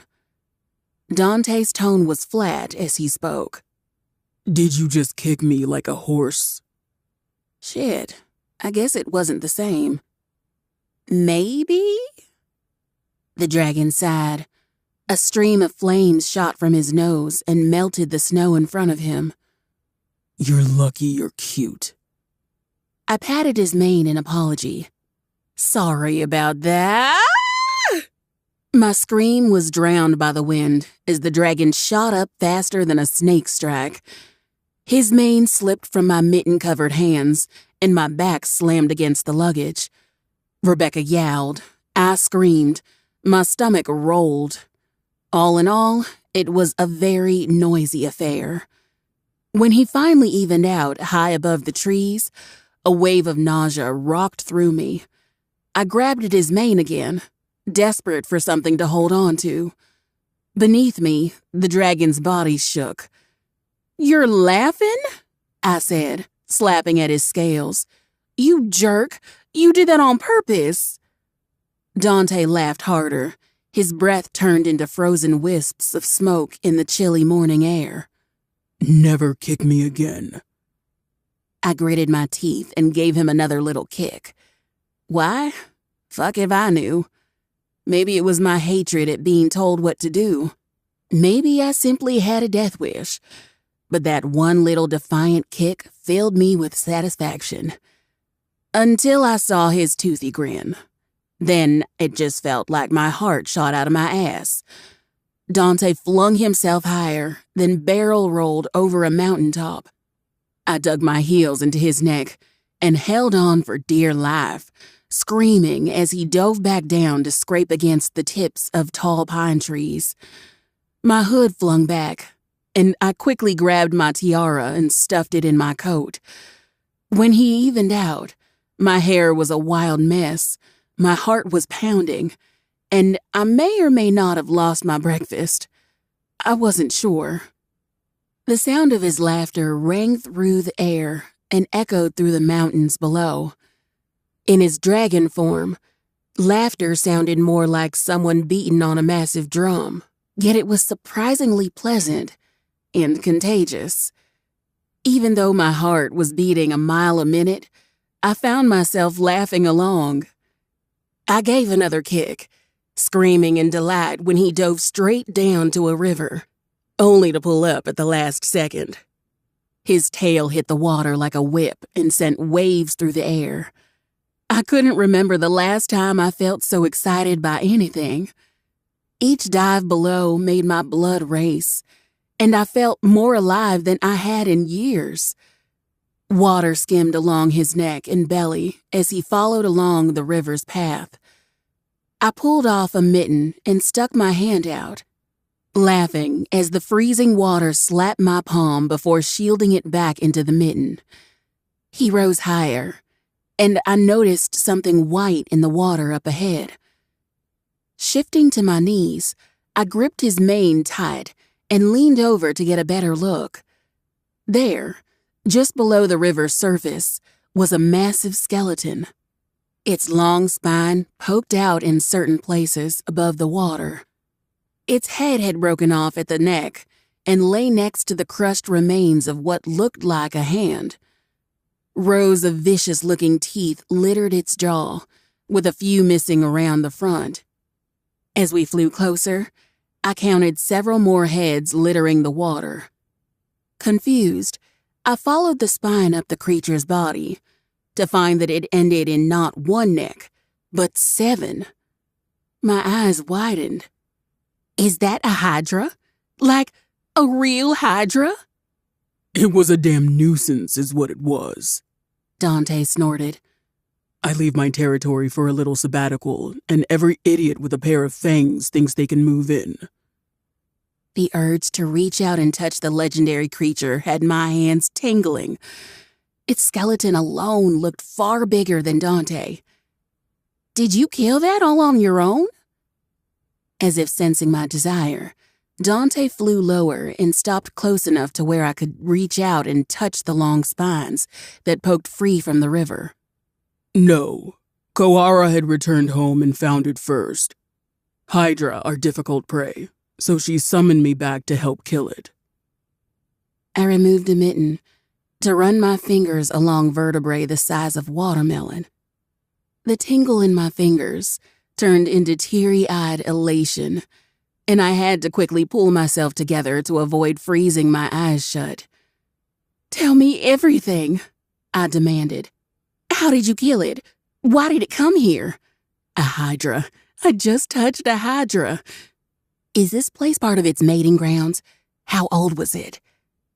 A rush of questions flooded out of me, probably faster than anyone could understand, but I couldn't help it. Dante craned his neck to look back to me. Did you develop a secondary organ to allow you to talk and breathe at the same time? If I say yes, will you tell me? His large body rumbled beneath me. I didn't sit down and have tea with it, love. I just killed it for trespassing. If you want to know more about it, open the Book of Beasts and hold it up to the skeleton. My excitement soured at the endearment. There you go with that love bit again, I grumbled, digging through the pack to find the book. With a tug, I was able to free it from the rest of our tightly packed luggage. You have no idea who I am. It's going to take more than a day to fall in love with someone. A day. Princess, I fell as soon as I saw your reaction to snow. I hate you. We'll work on that. I rolled my eyes. What if after 2 days you find you don't like me? What if the way I snore keeps you up at night? I like the sound of your heartbeat. If your snoring is truly that ferocious, then I'll focus on that.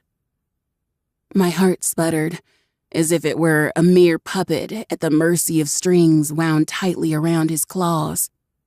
Can he hear that? Yes, I can hear it. In this form, at least.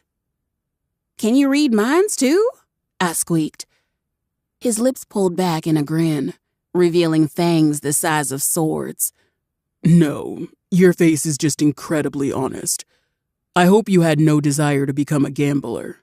That profession is far beyond your reach. Well, it's a good thing I married rich. When I opened the book, the pages flipped themselves to the chapter regarding hydras. Then, the pages glowed before a new blank page appeared at the end of the chapter. An image of a fierce-looking hydra materialized in the top corner of the page, while details like height, weight, and probable age appeared below it. "It can record a monster on its own?" I asked, marveling at the new entry. Who has the time to make every entry themselves? He asked. I merely stared at the page in disbelief. "Most people, Dante." Sounds exhausting, he mused. A shrill cry drew my attention away from the book. I glanced up to see what looked like a love child of a peacock and hawk skimming over the water. The bird flew up high, letting its dazzling red and blue feathers catch in the light. Then it dove into the water with practiced precision before it came up with a fish in its talons. Oh, wow. I can't believe that bird still dives underwater despite how cold it is. It's a wonder how it doesn't freeze. I was bundled up head to toe and was still freezing. Keep watching. The bird flapped its wings hard and erupted in flames. The surrounding air sizzled as the water evaporated. "Snapping caimans! It's a phoenix!" I cried out, scrambling to open the book to its chapters on flaming birds. "Go after it! I want to record it!" The dragon looked at the retreating bird. You want me to catch a phoenix? "Yes!" I cried out, slapping at his scales. Go, go! It's getting away!" Hold on tight, he said, then shot off into the sky. The wind blew so hard against my face that my skin pulled back, baring my teeth and eyes to the bitter cold. I gripped his mane tight with one hand and secured the book against my chest with the other. When we came up behind the phoenix, the bird squawked in terror, nearly dropping its fish. It tucked its flaming wings tight against its body and dove into the trees below.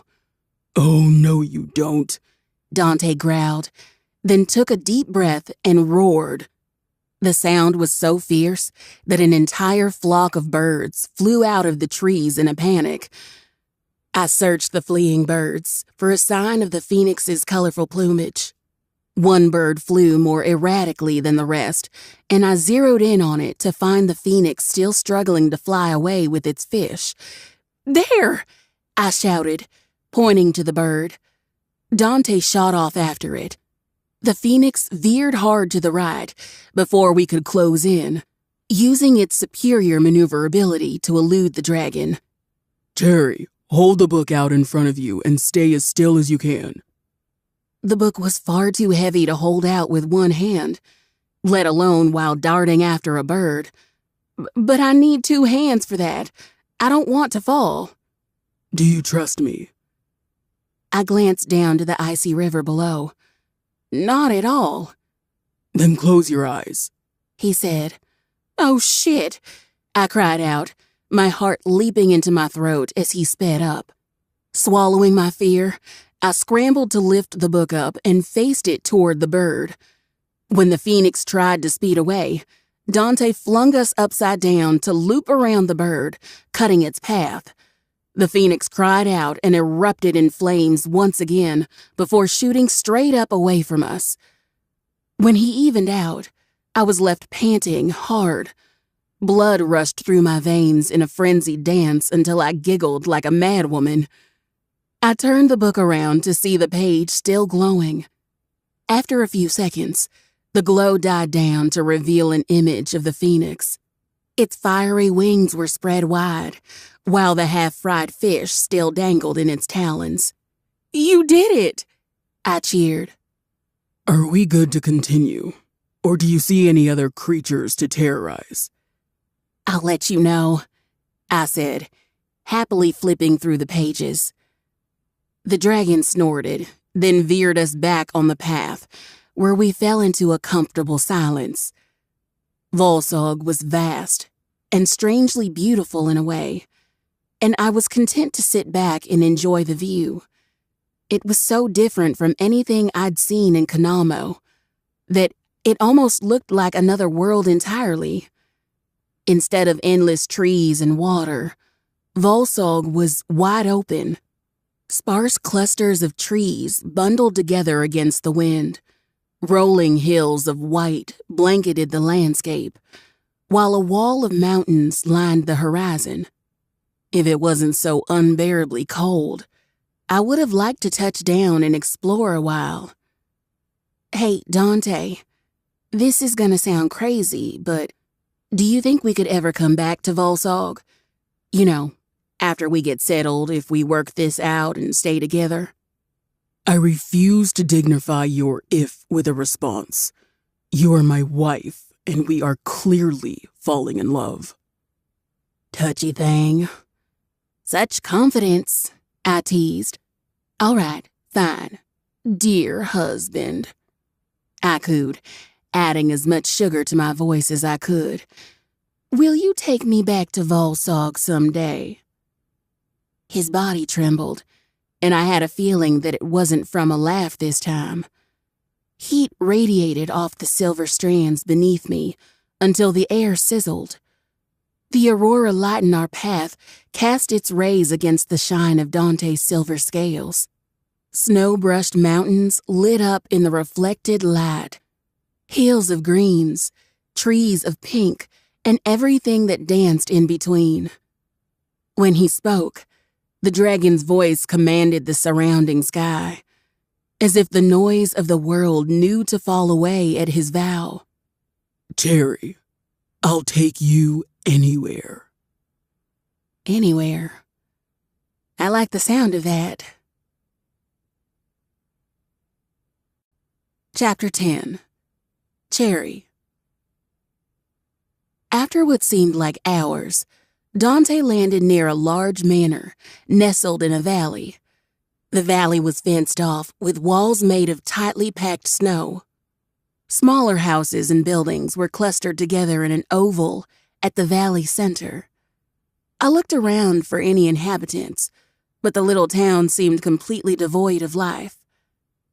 Eyeing him wearily, I slid off his back when he knelt down to let me off. Is this the part where you kill me? I asked. He laughed. This is the part where we rest for the day so my wife doesn't freeze to death. I'm not. I can hear your teeth chattering. Dante carefully removed our luggage before shifting back into his human form. He slung the pack over his shoulder, then made his way inside the manor. The creepy, very clearly abandoned manor. Grab the cat, would you? He asked. Despite the fact that I was freezing my ass off, the thought of stepping into what was clearly a haunted building didn't seem like the best idea. Should we really be going in there? It's fine. The manor belongs to an old friend of mine, he said, waving me in. Though, from the looks of it, he's already migrated to the southern continent. Right. Warily, I stepped inside. The sound of the door closing echoed against the stone walls. Goosebumps rose on my arms. And when you say old friend? Casper and I have known each other for about... He paused and tilted his head in thought. 350 years, I think. Time blurs together after a while. My companion paid no mind to the manor's general spookiness and sauntered in as if he owned the place. Rebecca, once freed from her confines, glared daggers at both of us before darting off down a hall. Damn, the longest friend I had was 12 years. There was a rumble in the air, and I glanced out the window to see clouds turning in the dark sky. Man, we have been having the worst luck with weather. I hope there isn't another storm. He glanced up at the sky and cleared his throat. Did you break up due to a fight? He shrugged off his cloak, then took a few pieces of firewood from the stack against the wall and lit them in the hearth. I rushed over to warm my fingers, damn near moaning in relief when the warmth spread across my chilled limbs. No, Fern just moved away when her pa found work in another town. Is Casper another dragon like you? He's a fae, He said on a yawn. Where did her pa find work? Stop sleuthing for answers. I'm not telling you where I live, Worth a shot. he said. What can you tell me then?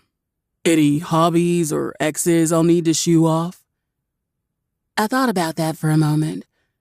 Most of my hobbies consisted of running around the bayou with my friend Bree and my older sister Sin.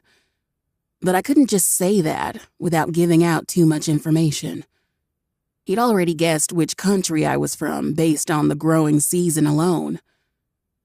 Low thunder rumbled outside, and the manor shook. Dust kicked up from the rafters, making me sneeze. What's his name? Who? I asked, turning back to him. Dante's posture grew stiff as he unpacked our things, yet he kept his voice calm. Your ex. He called over his shoulder. What was his name? Ah, so he's the jealous type. Giggling, I sat closer to the fire and basked in its warmth. Take a breath, Dante. I'm not pining over any lost love. A thud brought my attention back to the dragon shifter, who had slumped to the floor. I rushed to his side and knelt beside him. Are you all right? I asked. He ran a hand down his face and nodded. Just a bit drained. Our bonding transferred a large amount of my magic into you. It'll take a few days before I've fully recovered. I took his hand in mine and pulled him to his feet. His large body sagged, and I wrapped my arms around him to hold him steady. All right, let's get you to bed, big guy. He smirked. Oh, keep it in your pants. Dante threw an arm around my shoulder and guided us toward the bedrooms. I didn't say anything. You didn't have to. I see. My wife's a mind reader. Maybe I should be on my best behavior. He stopped us at the end of the hall and opened a door. Its rusted hinges creaked in protest. Inside, a modestly decorated bedroom with chestnut furnishings and a large bed in the center. You better be, I huffed, walking him over to the bed. Don't think I'm a pushover just because I'm human. Push me too far, and I'll have you begging for mercy. The arm around my shoulders fell as his hand slid to the small of my back. My heart sped up, mind reeling as the seductive tenor of his voice played against my ear, like the strings of his cello. Is that a promise? I leaned away from him, putting my hands up against his chest. Good Lord, what a mistake. The hard muscles of his torso felt like heated steel beneath my fingertips. I shook my head and glared up at him. Ease up with the sexual tension, will ya? I thought you were going to be on your best behavior. A devilish grin pulled at his lips. The key word was maybe. No promises were made. Dante sat on the edge of the bed and pulled me to him. The hand on my back led an electrifying trail down my spine before his fingers dipped beneath the waist of my skirt, just above my ass. What happens if I misbehave? In the corner of my mind, the sensible part of me was fighting for her fucking life. I knew I should push him away, untangle myself from his upsettingly tempting arms, and go dunk my butt in a pile of snow until my pussy remembered who was in charge. When I didn't pull away, Dante hooked a hand behind my thigh and tugged until I straddled his lap. Come here, he whispered, before grabbing the back of my neck and pulling me in for a kiss. His mouth teased my lips apart, while warm hands slid the coat from my body to trace the outline of my curves. Once again, his palm traveled slowly down my back, finally dipping beneath my skirt to cup the pliant weight of my ass. Trembling hands gripped his shoulders as I tried desperately to regain my senses. Wait, maybe we should slow down? His lips curved against my neck. The taste of your cunt on my tongue is burned into my memory like a brand. And you ask me to slow down? My princess is a cruel little thing. Heat flooded my lower belly as he gave a playful nip at my collarbone. I whimpered as the warmth of his breath teased the top of my breasts. My nipples hardened, and I would have given anything to have his mouth travel just a little lower. Just for tonight, he rasped. The playfulness bled from his voice, leaving something hungry and hot in its wake. What? Let me take care of you tonight. In the morning, we can go back to slow and careful. Grant me this, and I swear to you that I'll drink from your cunt until your legs shake. I want your voice hoarse from screaming my name. Use me. Punish me if you must.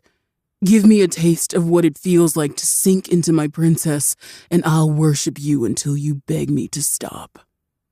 I cried out as a finger slid against my slit, coating itself in my juices. I muffled a gasp into his shoulder as my skin burned at his touch. Why do you have to feel so fucking good? That damnable finger dipped inside, and I ground against it as if possessed.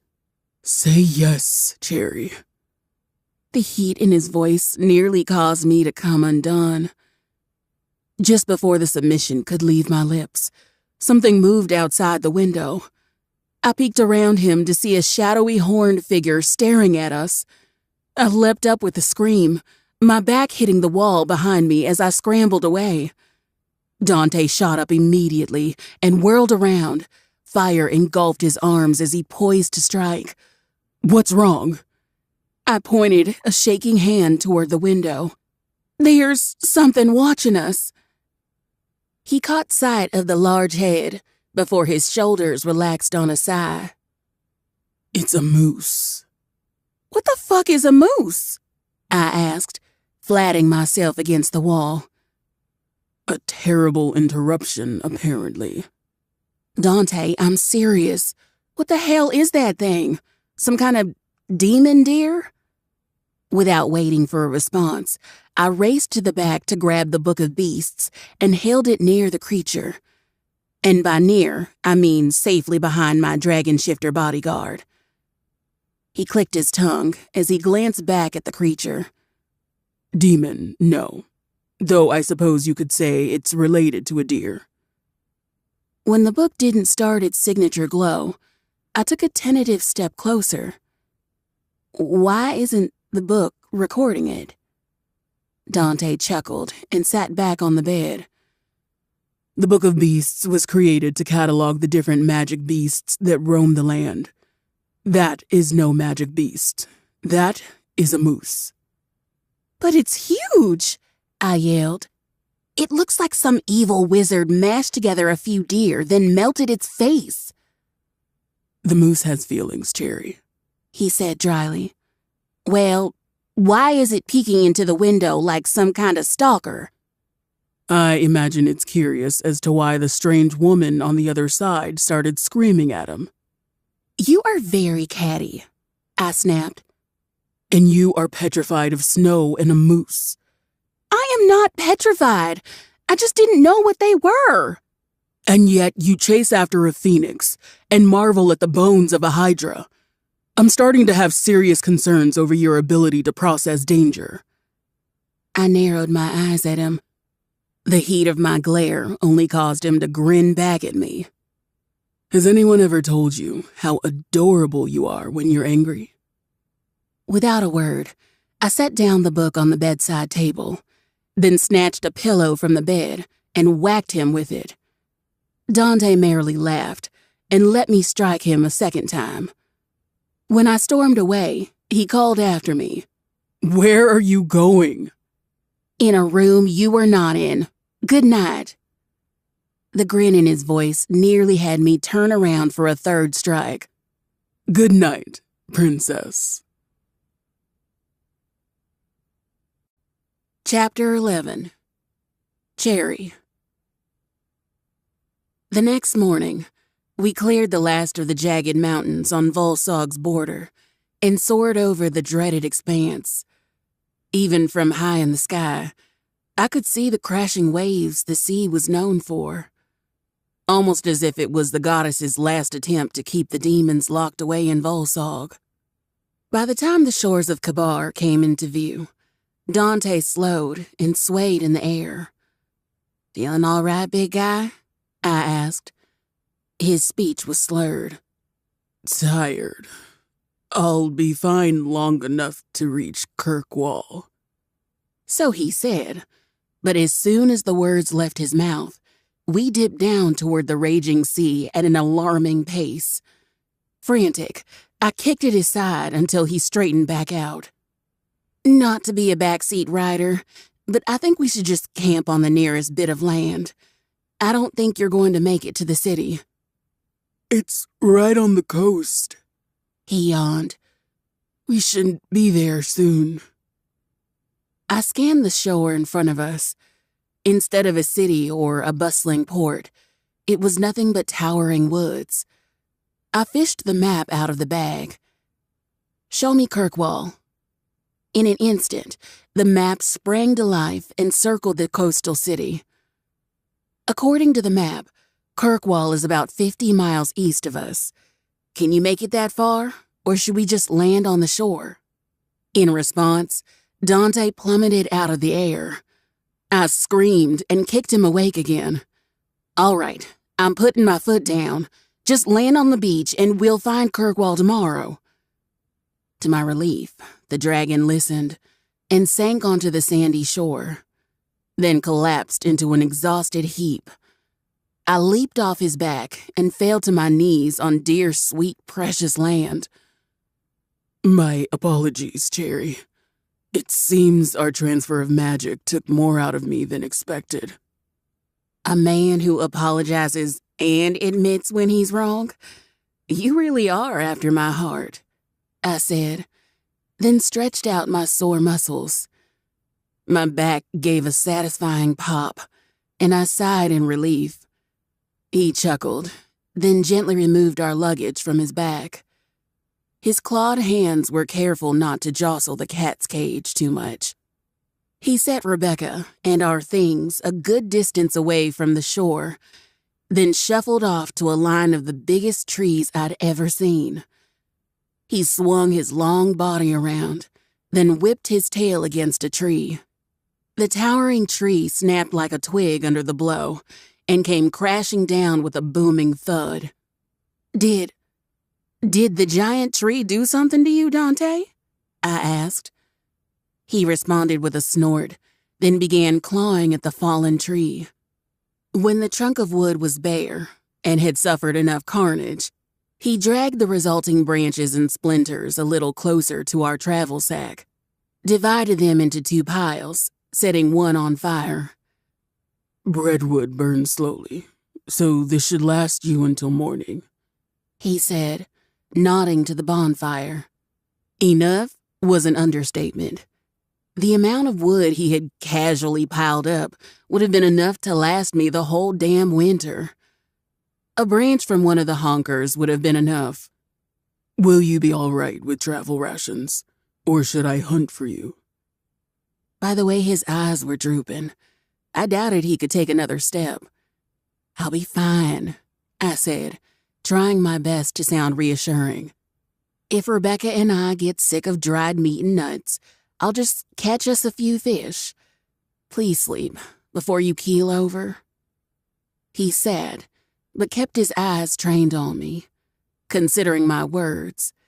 Then he fiddled with the pile of firewood and scanned the woods behind us. Then he shifted to stand again. I held out a hand to stop him. Dante, we do not need more firewood. Yes, but I smell a deer nearby. Perhaps you should save your rations. He stood and made his way over to the tree line. Wait here, I'll fetch it for you. No, I barked out. You look like you're ready to pass out. Just go to sleep. We have enough food, fire, and water. We're fine. Sleep. Not to mention, we were only a short flight away from Kirkwall. Even if we somehow tore through our rations, the overprepping dragon had loaded our pockets with enough gold to buy a table at every restaurant in the city. I guess no one could ever accuse him of being underprepared. He looked over our supplies once more, then lay down.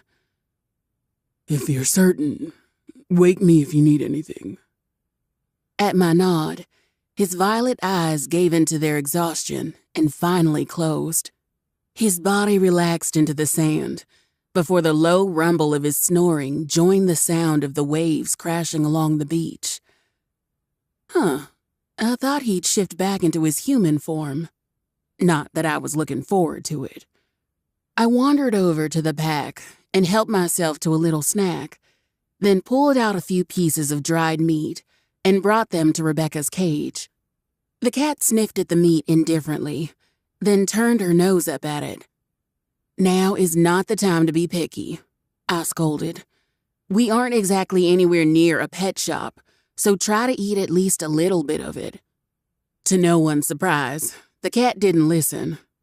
I sighed in defeat and didn't offer her any more. All right, well, you probably have to use the litter box. Good news for you, we're kind of camping on one. I reached a hand up to the latch on her cage, then paused. You're not going to, scratch the hell out of me if I open this cage, are you? Rebecca tilted her head, but gave no indication of the level of violence she was considering. Cats hardly ever do. Well, here's to trust, I guess, I said, opening the latch. The cat shot out in a white blur and darted toward the forest. I watched her disappear into the thick trees with grim annoyance. Immediate betrayal. I ran a hand down my face and pushed myself to my feet. As much as I'd love to flop down and sleep the day away like Dante, I couldn't get behind the thought of letting the fluffy little shit get eaten by a fox or something. That would definitely make me feel guilty. I shoved the rest of the dried meat back into my pack and followed Rebecca. She was already out of sight, but I knew where she had gone. Maybe I should have put a leash on the damn thing. The forest was an odd place. It felt like I was walking through the woods at home, except everything was 10 times bigger and twice as eerie. The trees were enormous. Even the underbrush that clung to the branches was enormous. There was enough space in between each tree to fit an entire carriage, while slivers of sunlight broke through the dense canopy overhead. Just how big do these things actually grow? I muttered to myself.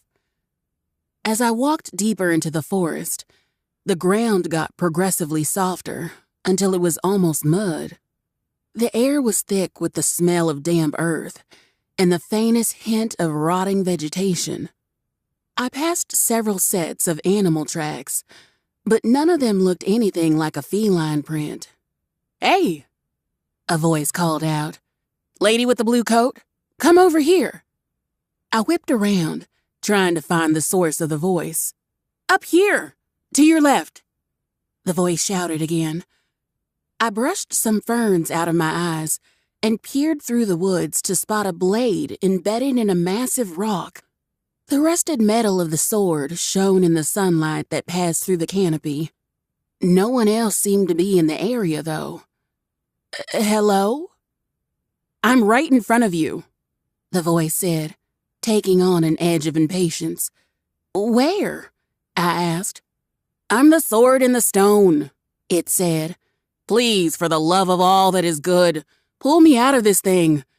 And if you have some vinegar I could soak in, that would be lovely. I'm so rusted it's disgusting." "I'm talking to a sword?" I said in disbelief. How am I talking to a sword? The sword gave a little wiggle. All your questions will be answered if you just please pull me out of this stupid rock. Well, it's not like my life could get any weirder. I carefully clambered my way up the face of the rock, nearly losing my footing when the moss gave way under my fingers. As I neared the top, I grabbed the sword by its hilt and pulled. It barely budged, which was a little embarrassing. "Come on, put your back into it," the sword yelled. I rubbed my hands on my skirt, steadied my footing, and gripped the sword once more. With some very ladylike grunts, I pulled the sword with all my might. The sword sprang free of the stone, and I immediately lost my balance. All the air escaped my lungs as I landed hard on my back. Groaning, I rolled over and dusted myself off. Then I looked up to see the sword scream in joy and float happily around the stone. "You can float?" I asked. "Float, talk, sing a jaunty tune. I'm full of surprises," it giggled. "Name's Alexis, by the way. Thank you so much for getting me out of that situation." "Okay." My mind spun with questions as I took in the floating sword giggling happily above me. "Are you like some princess who got trapped in a sword or something?" I read a story once about a princess in a far-off land who got cursed and turned into a hamster after rejecting a suitor. Perhaps this was something like that. Or the food Dante gave me was full of shrooms. That was also a possibility. The sword floated closer down to my eye level. "No, but I haven't had anyone to talk to for a few days, so sit back and listen to my woes." "Yeah, all right," I said, crossing my legs.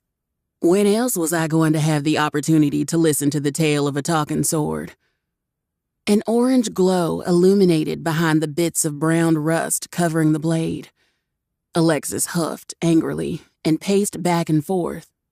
Is it pacing if she's just floating? "So there I was," she began. "Just your average cursed sword who only recently gained the ability to move on her own. Ready to take on the big wide world. Maybe make some new friends. Go on fun adventures. Touch a merman's butt. But what do I find in that big wide world?" she asks. "Hopefully merman booty?" "No!" "Well, yes, but the correct answer for this story is treachery. That's what," she shouted. I gasped. "Gasp is right," she bellowed. So after some time of living my best life, doing what I do, I think to myself, "Alexis, why don't we take this to the next level? What if we got a human body so we can actually feel?" So I decided to team up with a merry band of adventurers to retrieve a genie's lamp to grant us some goddamn wishes. After some squabbling and maybe a bit of stabbing, we came to an agreement. They get the first 2 wishes to ask for gold and fame, and the last wish was to be used to give me a body. "Look at me, blue coat lady," she hissed. "My name is Cherry," I piped up. Alexis floated closer, the flat end of her blade pressed against my leg as she leaned in. "Look at me, Cherry. Do you see a human body?" "I do not." She growled and twirled herself higher in the air. "You do not!" Alexis swung herself around, as if beheading an invisible betrayer. She swung again, and I crawled backward to be further away from her striking range. "That's because those swindling bastards took the lamp after they were completely fine with having me do all the dirty work, then waited until I used up all my strength and slammed me into this stupid rock." The last of her words came out accompanied by a stabbing motion. I covered my mouth in shock. "Oh, that's terrible." "Yes, thank you," she said. Her orange glow faded into a dull hue as she floated closer to the ground. "Gods, it feels so good to talk to someone about this." All I had for company for the past few days was the trees and this uppity squirrel named Patricia. But between you and me, Patricia is kind of a judgmental ass, and I can't with her anymore." A high-pitched chattering echoed from the distance. The orange hue flared into an angry red. "I will dance on your grave, Patricia," Alexis simmered as she turned herself toward the trees. I waited with shallow breath until the red faded into the dull gray of the sword's natural state. Alexis turned back to me, her voice taking on a chipper note. "So, anyway, enough about me. What's going on with you?" It probably wasn't the best idea to spill my guts to a random talking sword I just found in the forest, but I was also dying for someone to talk to. "Well, I'm traveling with this dragon, the one I accidentally married, not the one who kidnapped me." I proceeded to regale Alexis with the weird happenings of my past few days. "I just don't know what to do about them," I said finally. "You don't know what to do with the hot rich man with the magical castle who vowed to take you anywhere you wanted to go?" Alexis hummed and leaned against the rock. "Honey, I'm going to be honest with you. I don't understand the problem." "It sounds dumb if you say it like that," I grumbled. "How else am I supposed to say it? You don't want your hometown destroyed. In a convenient turn of events, your rich dragon husband has a thing for guarding hometowns. It's a match made in the stars." "I know, but," I sighed, too frustrated to form the right words. 5 years of my life were snatched away from me by a dragon. I don't want to be bound to another one without even a day of freedom between the two. It's just so damn frustrating to have all my choices taken away. At first, I assumed he just wanted to sleep with me, and that was all right by me. To put it bluntly, he's hot. But married? I lamented, throwing up my arms in the air. I don't even know him. What if he's weird? Maybe he eats people, or is one of those nutcases that eats pasta with no sauce. Just buttery recklessness. I am a sword. I lack the cognitive abilities necessary to comprehend the act of eating, but I see what you're getting at." "You do?" I asked. If a talking sword, of all people, understood my plight, then maybe I wasn't crazy. "Yes, I despise being ordered around." I drew my knees up to my chest and buried my face in them. Why can't I just get railed, see a unicorn, and go home? I don't want all this extra shit. "Extra shit is for the birds," she mused. "What's the verdict so far? Do you hate him?" I thought about that for a moment. Dante was pushy and a little aggravating.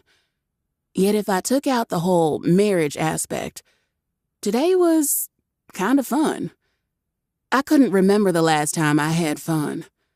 He took the time to answer any questions I threw at him, made pit stops anytime I wanted to look around, and made damn sure all my needs were met, even if he was a little overzealous about it. No, I don't think I hate him. I'm just frustrated. "Well, that's something, I guess." Alexis turned toward a spot in the trees, then rotated herself to point her blade. "Hey, is that your man up there?" I followed her gaze to see the head of a dark-haired woman peering at us. Blood-red lips curled back in a wicked smile as our eyes caught. "No," I said, swallowing. "No, she is not." I stiffened when a twig snapped behind me. My head whipped around to find another woman with red hair leering at us from high in the trees. The redhead stepped closer, revealing long, bare breasts that swung like pendulums as she moved. The skin of her torso bled into the feathery body of a bird. Upsettingly sharp-looking talons adorned her feet and dug into the tree bark with each step. A winged shadow passed over us, and a third bird woman landed next to the first one. "Harpies," I whispered. Enough of them made appearances in my fantasy novels to be recognizable. Unfortunately, they were never exactly nice or friendly in any of the books I had read. I could only hope they were much friendlier in person. Judging by the way the redhead was licking her lips, I wouldn't have bet on it. Slowly, I got to my feet and put my back against the stone. The dark-haired harpy swiveled her head to the side like an owl.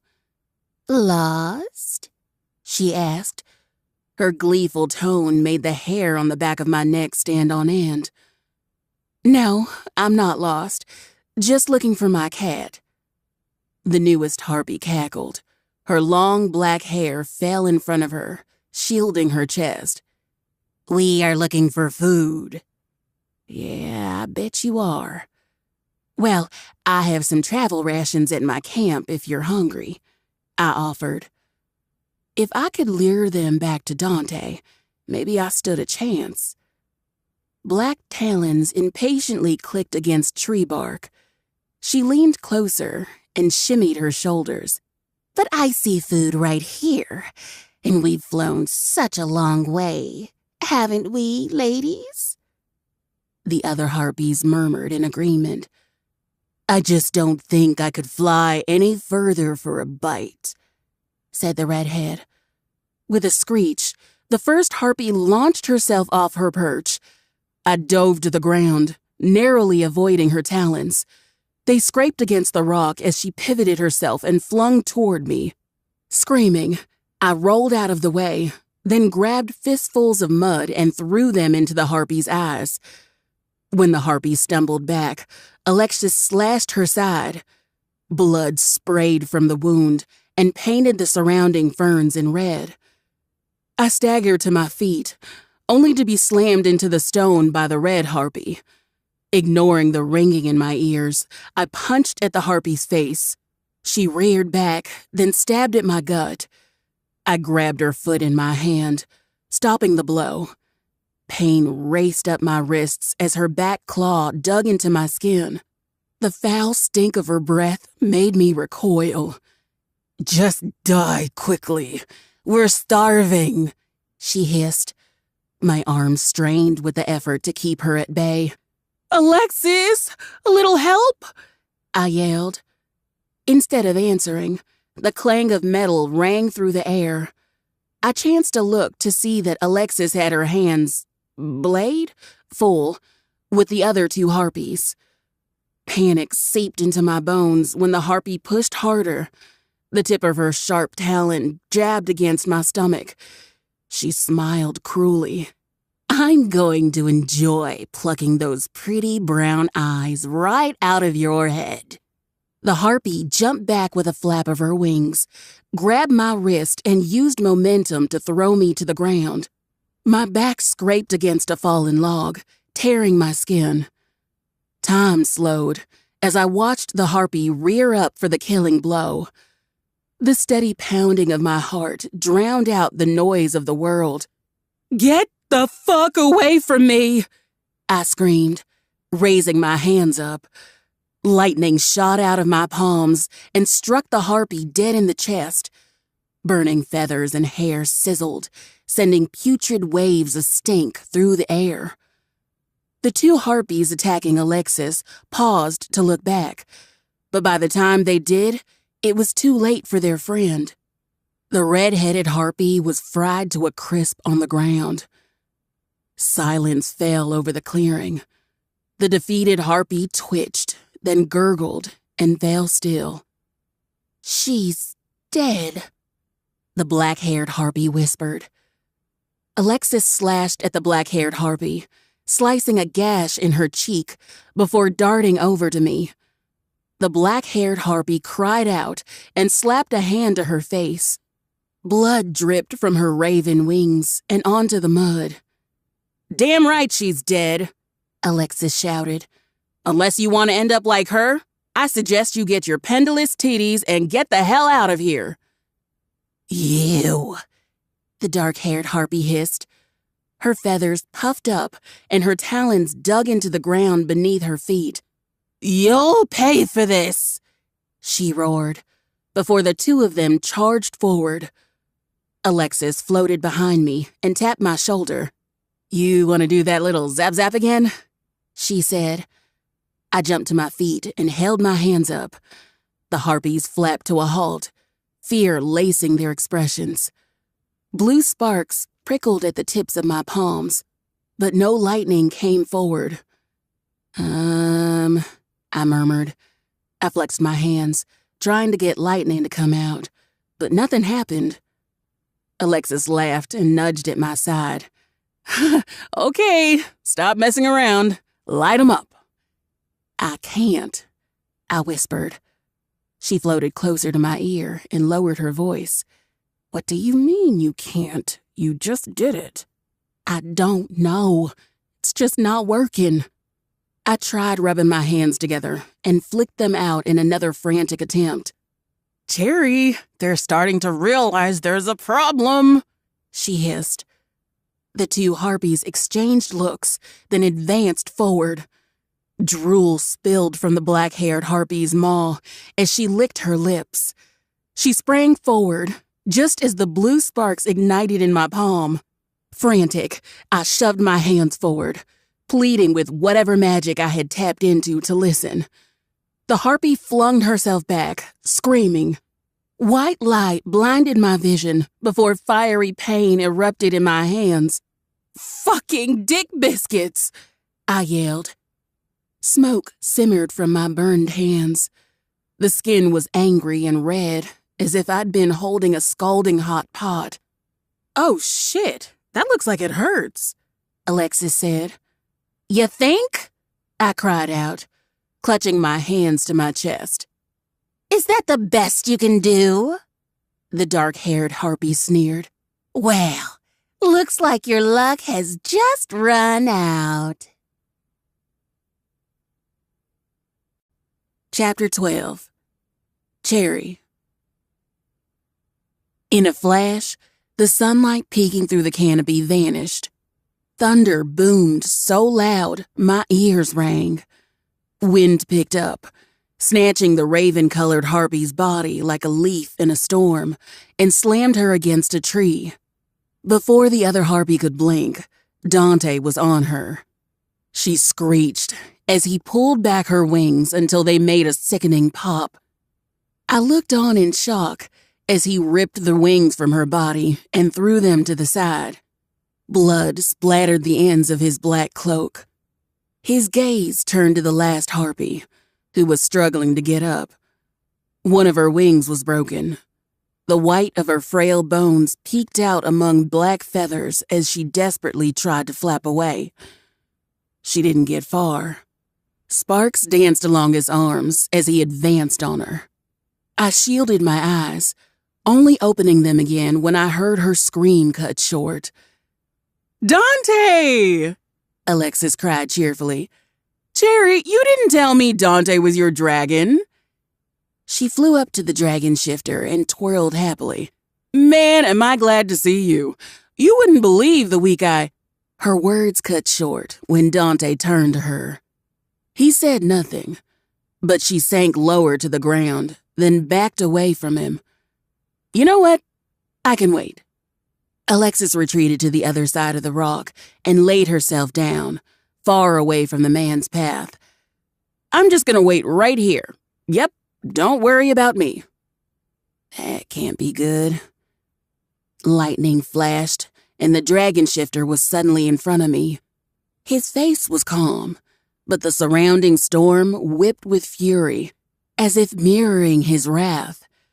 Startled, I backed up against a tree, then hissed in pain. He tugged me toward him, then inspected the damage. Blood from the cuts on my back left their mark on the tree. His grip on my shoulder tightened painfully. I winced, and he let go just as quickly. The wind picked up around us, howling so fiercely that the giant redwoods began to sway and creak under the storm's pressure. Are you doing this?" I asked, gesturing to the wild weather around us. The idea was ludicrous. Yet the skies had been clear until Dante showed up. He nodded once, then instructed me to turn around. When I did, gentle hands slid the ruined coat from my shoulders. I bit my lip, trying to put on a brave front. Yet I couldn't stop the whimper from escaping when the coat brushed against my cuts. I felt Dante tense behind me. Lightning struck a branch, snapping it in half before it plummeted to the ground. "Are you—" Do not ask if I'm all right when you were moments away from being taken from me. The deep gravel in his tone sent a shiver down my spine. Even with the pain in my hands and the rush of my near-death experience, his nearness did terrible things to my psyche. "All right, I won't." I pressed my lips together, vehemently trying to ignore the gnawing ache between my legs. Snapping gators, read the room, dragon slut magic. He gingerly took hold of my wrists and inspected my hands. "These burns. Did you use my magic?" He asked. "Yeah, it sort of happened while I was being attacked. My second try ended up backfiring." His voice turned wary. You shouldn't be able to do that yet." "Is that bad?" "It's unsafe," he said, releasing my hand. "Storm magic is erratic and requires careful concentration. Normally it takes years to tap into magic gained from a mating bond. If you can, try to avoid using it further. You may not be so lucky the next time it backfires." Smoke spilled past my feet as Dante placed his hands on my upper back. He took a deep breath, then the hands on my back grew cold. As they did, the searing pain in my cuts faded away, replaced by a rushing tingling feeling, somewhat similar to what I felt after he had bitten me. When the feeling spread to my ruined hands, I lifted them up for a look. Right before my eyes, the angry, painful burns faded into mostly clear skin. When the tingling sensation stopped, my hands were still a little red, but not nearly as painful as they had been. I felt Dante slump, and his head came to rest on the tree in front of me. He put a hand on my shoulder to steady himself as he breathed deep. "This is all I can do for you right now. Most of my magic is still depleted." I placed a hand on the one on my shoulder. "Thank you for saving me," I whispered. Alexis cleared her throat. "Us," I corrected, rolling my eyes. His fingers clasped mine before leaning further against my back, as if trying to occupy as much of my space as he could. With my coat gone, the warmth of his body was much appreciated, and I leaned back against him. The scent of petrichor and man bled into my senses like a drug. "Why did you run off, Cherry?" His tone remained calm, yet the rolling thunder gave away his mood. "I wasn't trying to escape," I huffed. "Your cat ran off, so I was just trying to find it." Booming thunder faded into a low rumble. The wind died down, stopping its relentless assault against the canopy. Dante regarded me with a withered expression. "You risked your life for a cat?" "Well, I didn't know there were harpies in the area.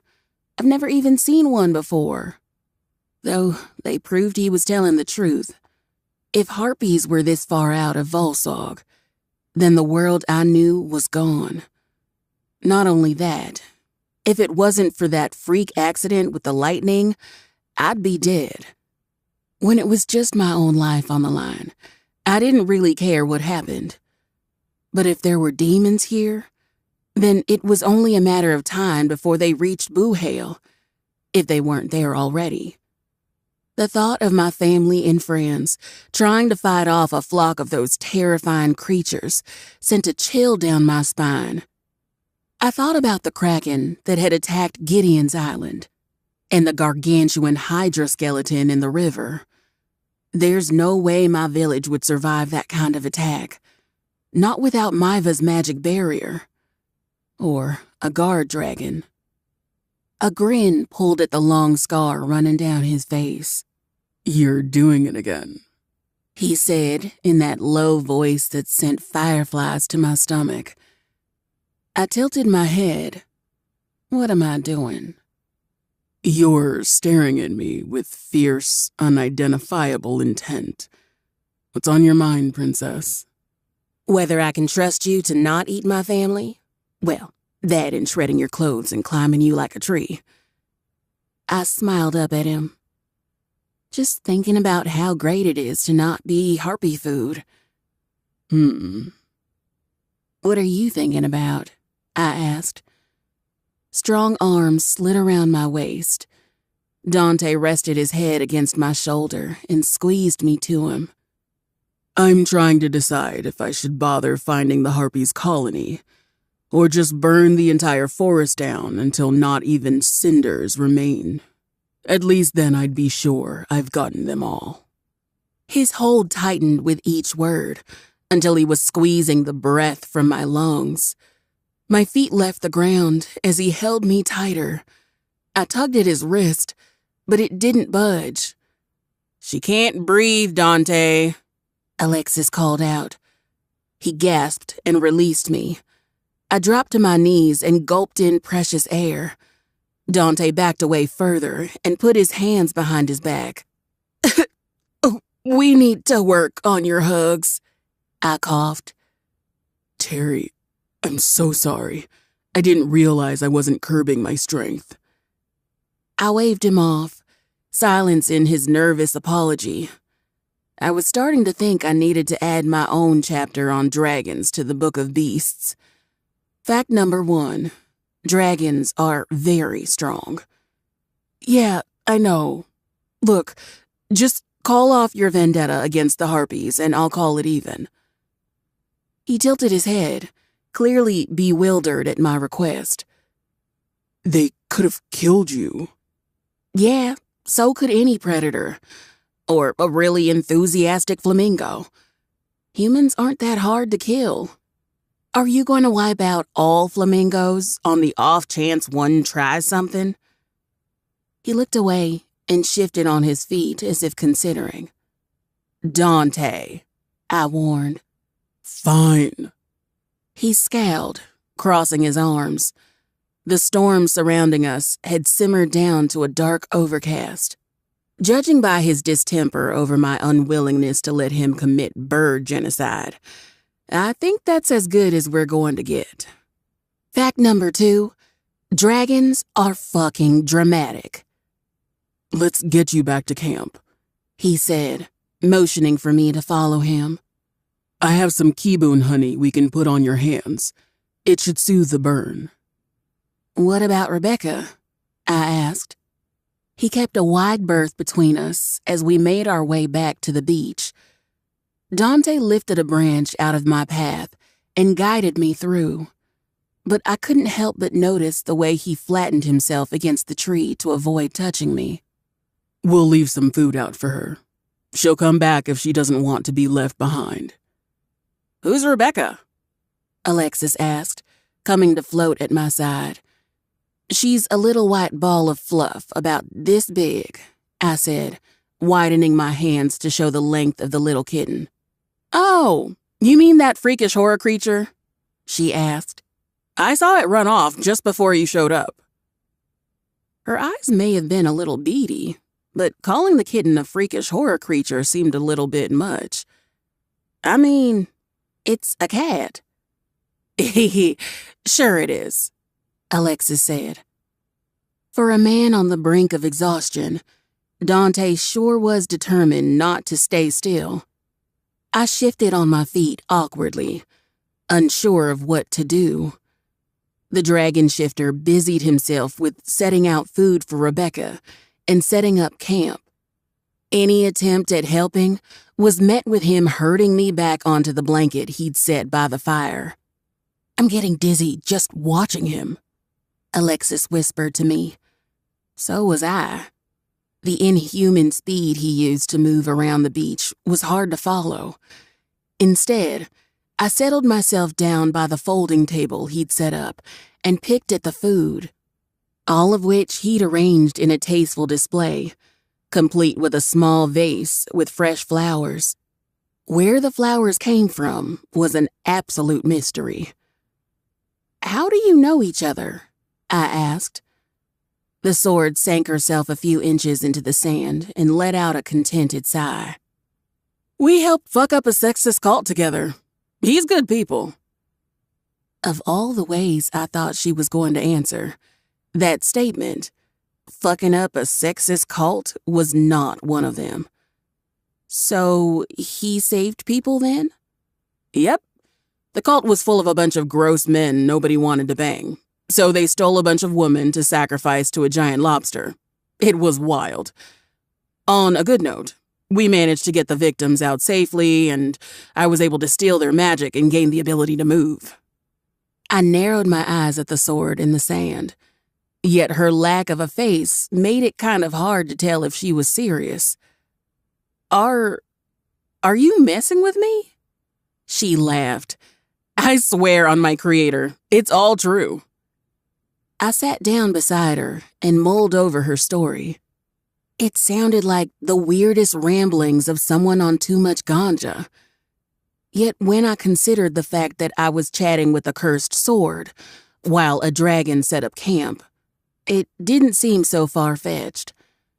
If the sword was telling the truth, then maybe Dante wasn't such a bad guy. "I think I'm going to give him a shot," I whispered to Alexis. "Wasn't that the original plan?" I shook my head. No, plan A was to buy a horse and abscond into the night. The man in question paused from his work. "Did you need something?" he asked.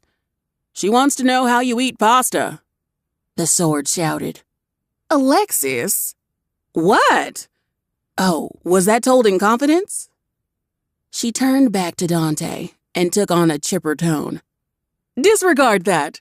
We have no pasta-related questions at this time." A white ball of fluff came waddling out from the trees. Rebecca's belly was rounded so far, I feared she might very well burst. The kitten dragged herself to the edge of the blanket and let out a burp at a volume you normally associate with a large drunkard, not a small kitten. Bits of feathers came out of her mouth and floated onto the sand. Looks like she caught her own dinner. I reached over to pick her up, but found that I couldn't. The kitten flicked her tail in annoyance as I struggled to heave her onto my lap. "Shrieking pumas, did you eat rocks?" I asked. There was no way such a small thing could be so heavy. When she had enough of my fussing, Rebecca's claws unsheathed while an angry rumble shook the kitten's body. I took the hint and backed off. Once the firewood had been rearranged into a neat stack and the rest of our belongings had been tidied up, Dante finally joined Alexis and me. He took out a jar of purple liquid and set it on the table. "What is this?" I asked. "It's kibun honey," he said, taking a seat on the edge of the blanket. "Rub it a bit on your hands, and it should soothe any remaining pain. Kibun bees are venomous, but their honey temporarily increases your magic. Since you now have half of mine, it should heal you faster if given the push. It's also much sweeter than regular honey, though you'll be in for a nasty stomachache if you overindulge." I opened the jar and sniffed at the purple honey inside. It smelled fine, but I had never seen honey any other color than, well, honey. Is it safe for humans? "I don't know why it shouldn't be." He yawned.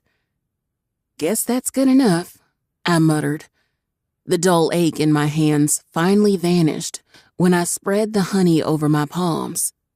Curious, I licked some off my wrist. Impossibly sweet goodness invaded my tongue in a hostile takeover, and to my utter shame, I moaned loudly. Dante cleared his throat.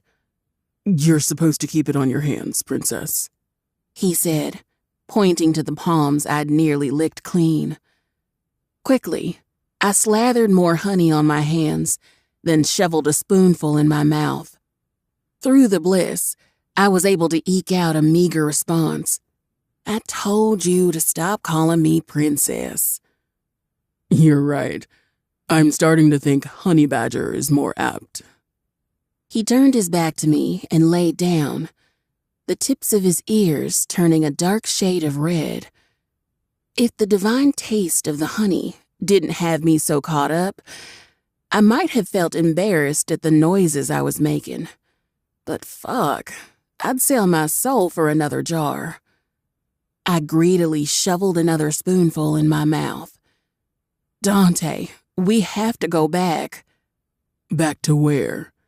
"Your castle. I need more honey." Mentally, I was kicking myself for running out of the bee room so quickly. If I had known bee demons made something so precious, I would have bowed down and erected a shrine in their honor, hoping to be given some of their bounty. "You're going to make yourself sick," he scolded.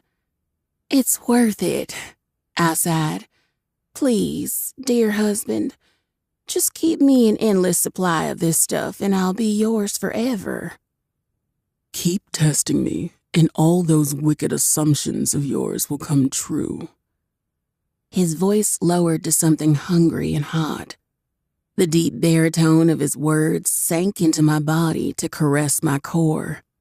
I tilted my head back, groaning, and licked the remaining demon honey from my lips, savoring its impossible sweetness. Say that again. He let off a frustrated growl as his back tensed. With his cloak cast off, I could see the hard muscles straining against the fabric of his shirt. The thin layer of white loosened around the collar, allowing glimpses of tawny skin, as if it was tempting me to grant it freedom. It should be free.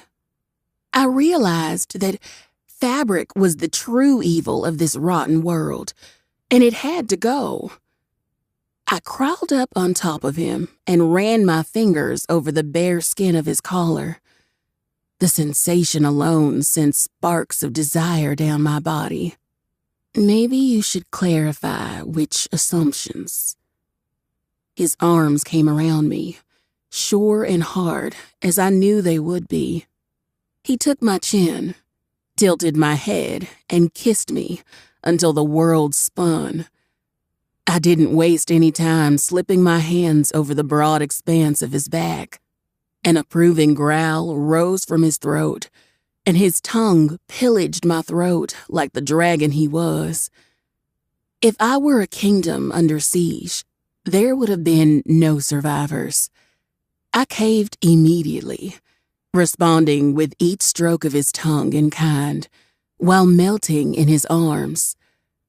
Breaking the kiss, he fisted my curly hair at the nape, and his gaze bored into mine before he froze. "Your eyes are violet," he said. Realization seemed to dawn. "Right," he groaned, releasing me to bury his face into his hand. "The honeymoon magic must have been increased as well."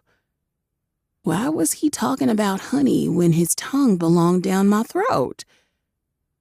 Dante rested his face in the crook of my neck as his powerful arms pulled me tighter to him. My hand slid lower down his back until I could slip my fingers underneath that damn shirt, gasping at the reward of warm skin. I shivered as he ran his lips against the bite mark. "Alexis," he called. "Yes?" "I need you to knock me out." "Why would I stop this?" "Damn voyeur," he growled. Icy wind frazzled my senses when he fell back, throwing an arm over his eyes. Something twitched, and I looked down to see proof of his arousal. Panting, I slid my hand down his body, running my fingers over the ridges of his abs. When I traveled lower, his hand shot out to grab my wrist. He lifted his arm to regard me with a calm expression, mismatched from the feral want in his eyes. Gently, he brought my hands to his face and pulled my fingers away to kiss my palm. Cherry, go back to the blanket right now. The command in his voice brokered no room for argument. But fuck, I love to argue. I'd rather stay here with you. He rubbed my ass gently before smacking it. This must be penance for some past crime I've committed. With a grunt, he lifted himself up and sat on the opposite end of the fire. Why am I sweating? My mind felt hazy and euphoric. The stress of the day melted away as my entire body relaxed. If this resulted from mixing purple honey and dragon magic, then we'd need to figure out a way to bottle this stuff and share it with the world. Aren't we supposed to be bonding on this trip? Kissing by a campfire seems like the perfect idea to me. Dante's head fell into his hand. When he spoke, his voice sounded hoarse. Honey Badger, take a step further, and I'll remember this when I have you underneath me and completely sober. I still think your clothes should answer for their crimes, but fine. I relented and returned next to Alexis on the blanket. What crimes have my clothes committed, Cherry? Existing, obviously. He laughed, but made no move to undress. Just stay on your side of the damn fire. Sweat beaded my brow, and I fanned myself. A bout of dizziness struck me, and the world spun. My back hit the blanket with a soft thud. I blinked and tried to focus on the fluffy clouds in the sky, but they too were swirling. Alexis floated closer, the glint of her metal causing me to squint. Cherry? She said something else, but her voice was too far away. As my vision grew blurrier, I saw a blob of gray and black rush over to me before my mind drifted to sleep. An ocean of blue stretched out beneath me. Just like in my dream before, the waves were calm. Yet the serenity did nothing to soothe the growing animalistic fear nipping at the edge of my consciousness. There was something in the water. Chapter 13. Dante. I'm doing everything wrong, I said, running a hand through my hair. The mirror's image flickered as Fallon flipped through the pages of his book, his brow furrowed in concentration. There's nothing in here that says Kibun honey can be harmful, though I suppose there's no record of humans trying it. He flipped the book close and crossed his arms. Where did you even get that stuff? I thought they were one of the species that went extinct after Maiva banished us. Insects aren't exactly made for the cold. My mother was obsessed with medical research. When it looked like we were going to lose the war against the Lich, she gathered a colony of bees and hid them away in her hoard, along with every other useful plant she could get her hands on. Her apothecary had been damn near a jungle by the time Volsog's gates had finally sealed. Exhaustion weighed heavy on my shoulders. I rubbed at my tired eyes and tried to stay focused.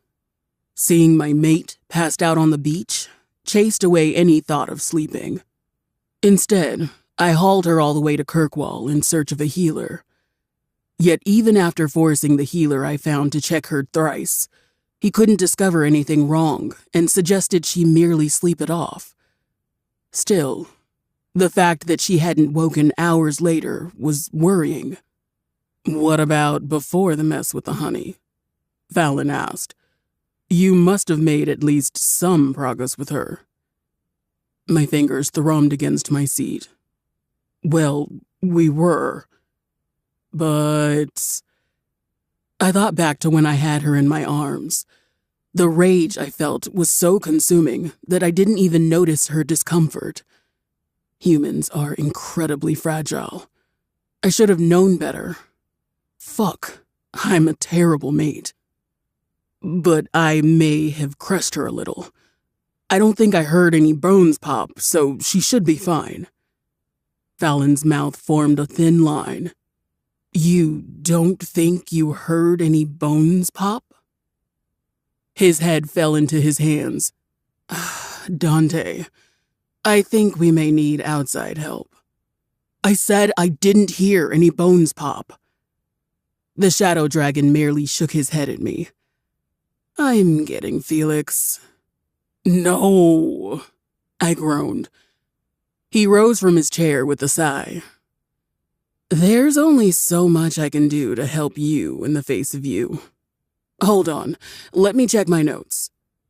Fallon paused and held up his fingers to count my mounting indiscretions. Biting her without consent, kidnapping. That was to save her from another kidnapping. I cut in. "Semantics," he said, waving me off. "Almost breaking her ribs and now drugging her. Is there anything else I should add to the list?" "Well, I saved her life after harpies attacked her. Surely that must count for something."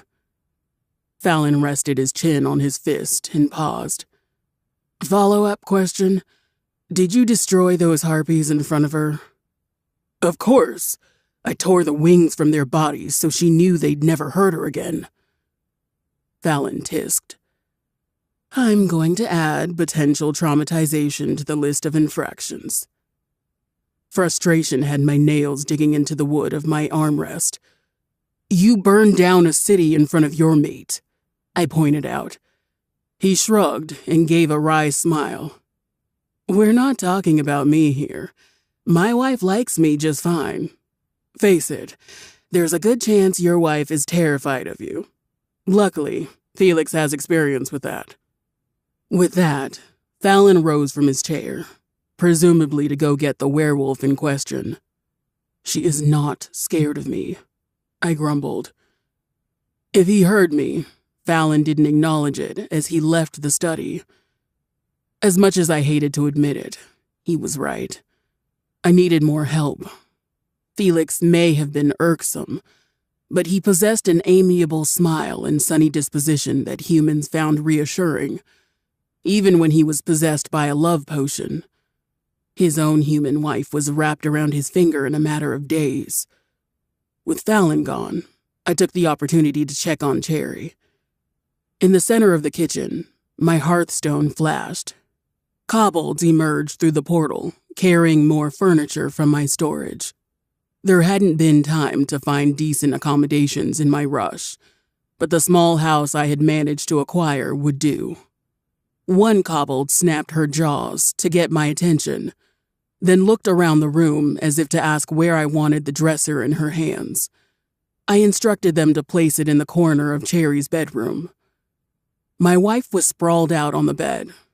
At some point, she had kicked away her covers. A small line of drool ran from her mouth to form a puddle on the pillow. Alexis had laid herself down at the end of the bed and fell silent soon after I placed Cherry there. I wasn't entirely sure if the cursed object could sleep, but she seemed to be in some sort of stasis. Not that I minded. I was in no mood for company. By the looks of it, Cherry had no plans to get up anytime soon. Carefully, I undid the laces on her boots and slid them off. Her face scrunched up when I removed the second boot. I looked down to see that the heel of her foot was bleeding. Not only that, the leather boots clearly had been mended time and time again, yet they were still barely holding on. Anger and shame simmered in the pit of my gut. I didn't even notice she was in pain.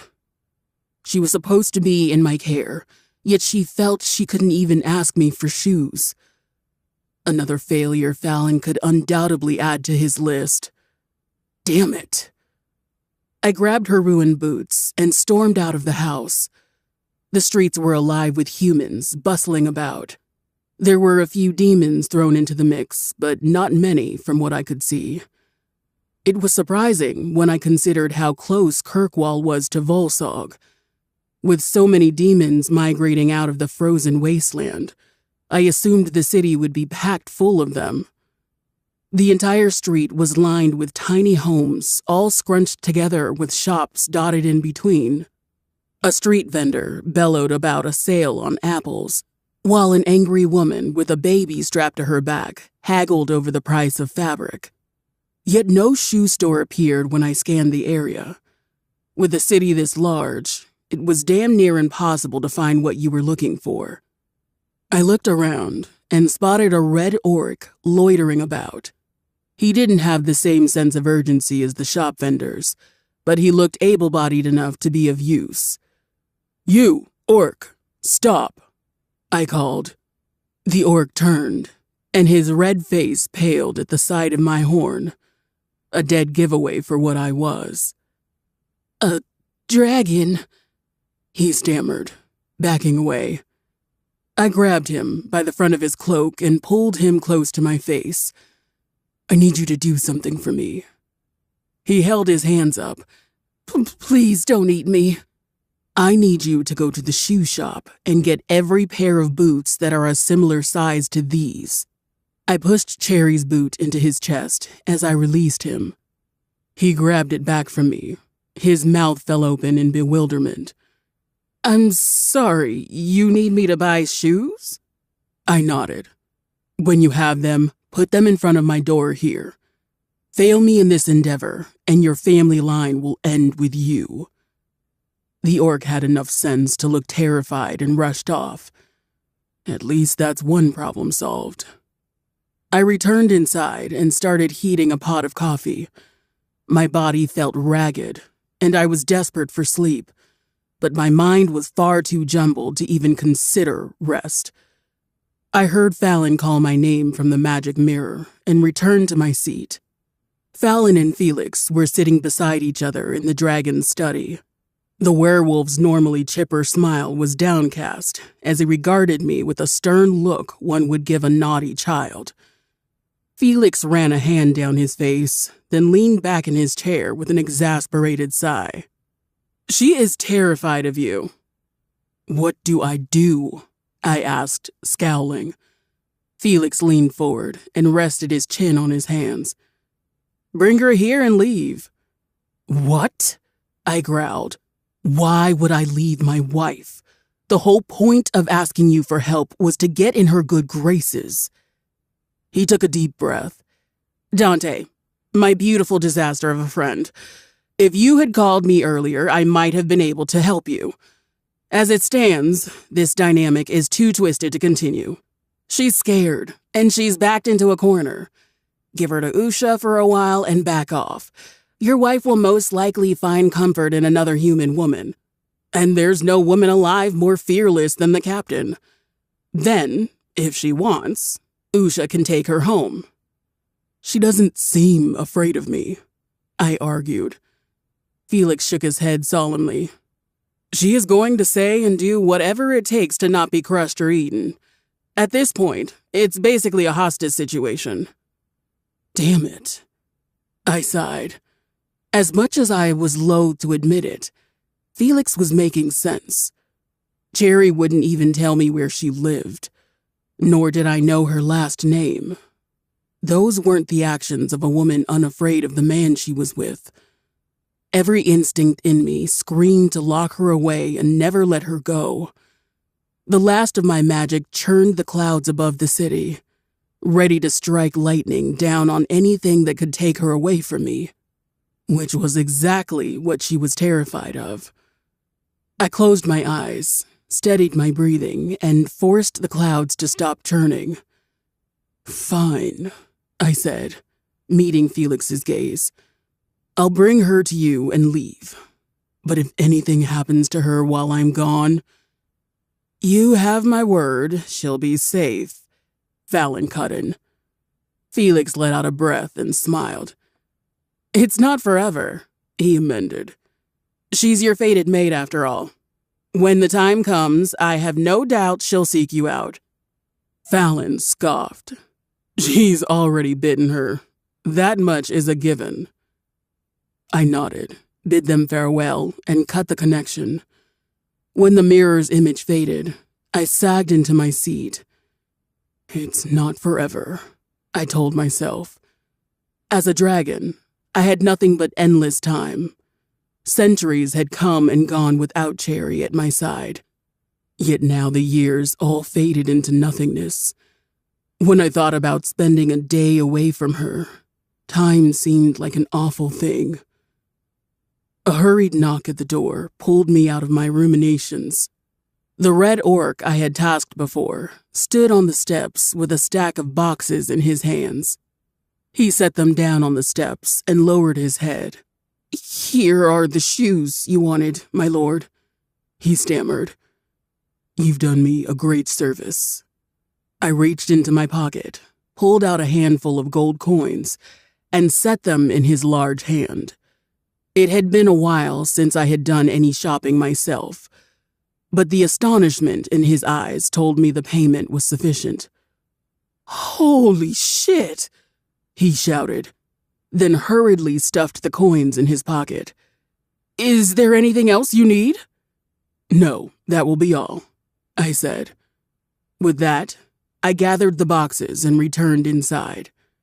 Far too exhausted to unbox them, I deposited them by Cherry's door and lay down on the couch. Without a sound, a kobold set a mug of coffee on the center of the table and scurried off.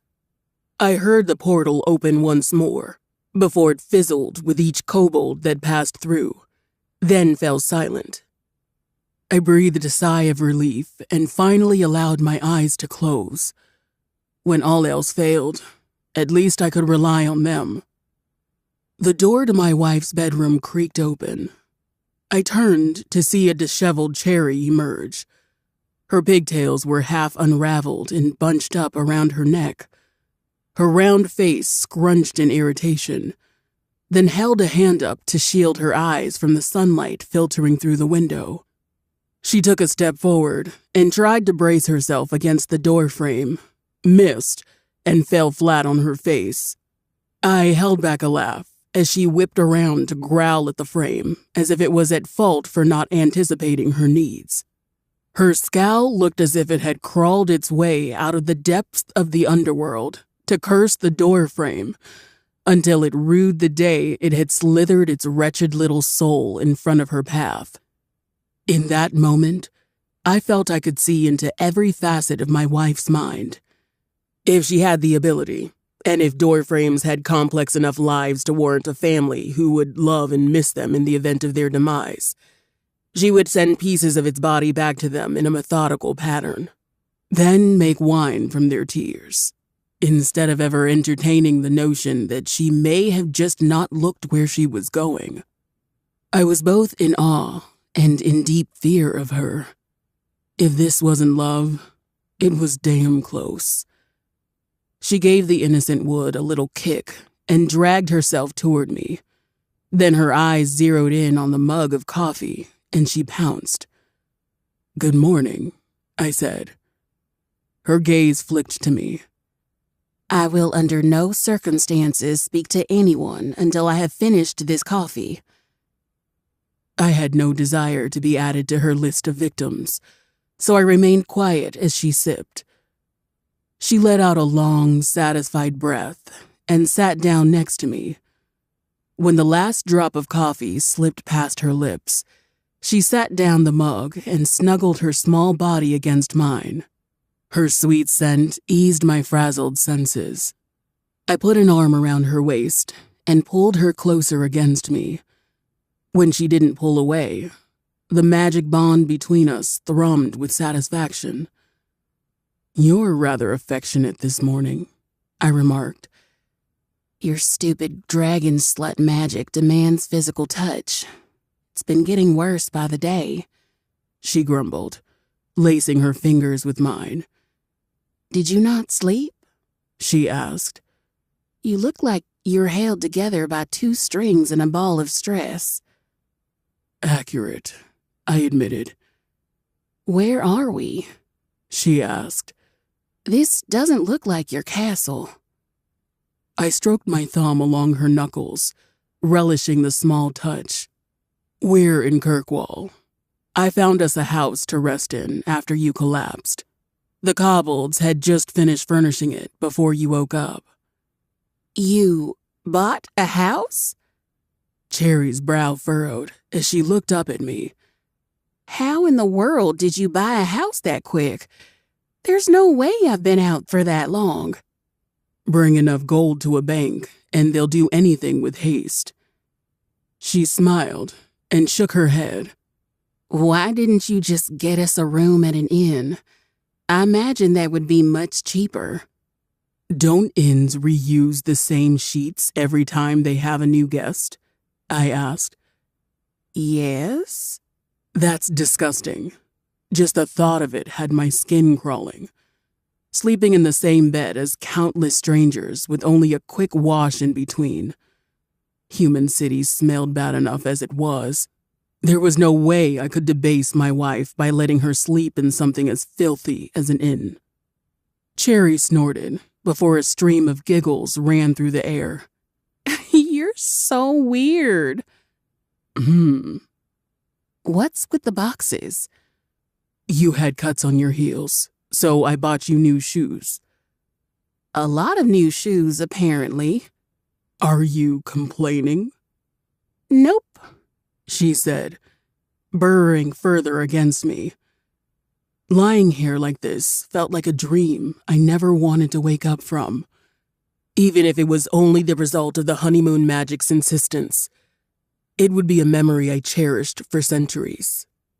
Again, the need to steal her away churned in my gut with an awful sickness.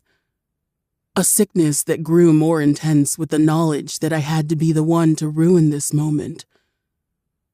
Princess, I began. She elbowed me in the gut. Honey Badger, I amended. I need to talk to you about our little trip. What's on your mind? She asked. I'd like to, well, like isn't the correct word, but I need to take you to stay with a friend of mine. She's a human woman, and she could take you home if you wish. Where will you be? She asked, yawning. I closed my eyes and allowed myself to breathe in the scent of her hair, filled with an ardent need to commit it to memory. I'll remain in my castle until you've had enough time to decide what you want to do. Unless you ask her to. Usha will not tell me where you live. She rolled to face me and settled her head on my arm.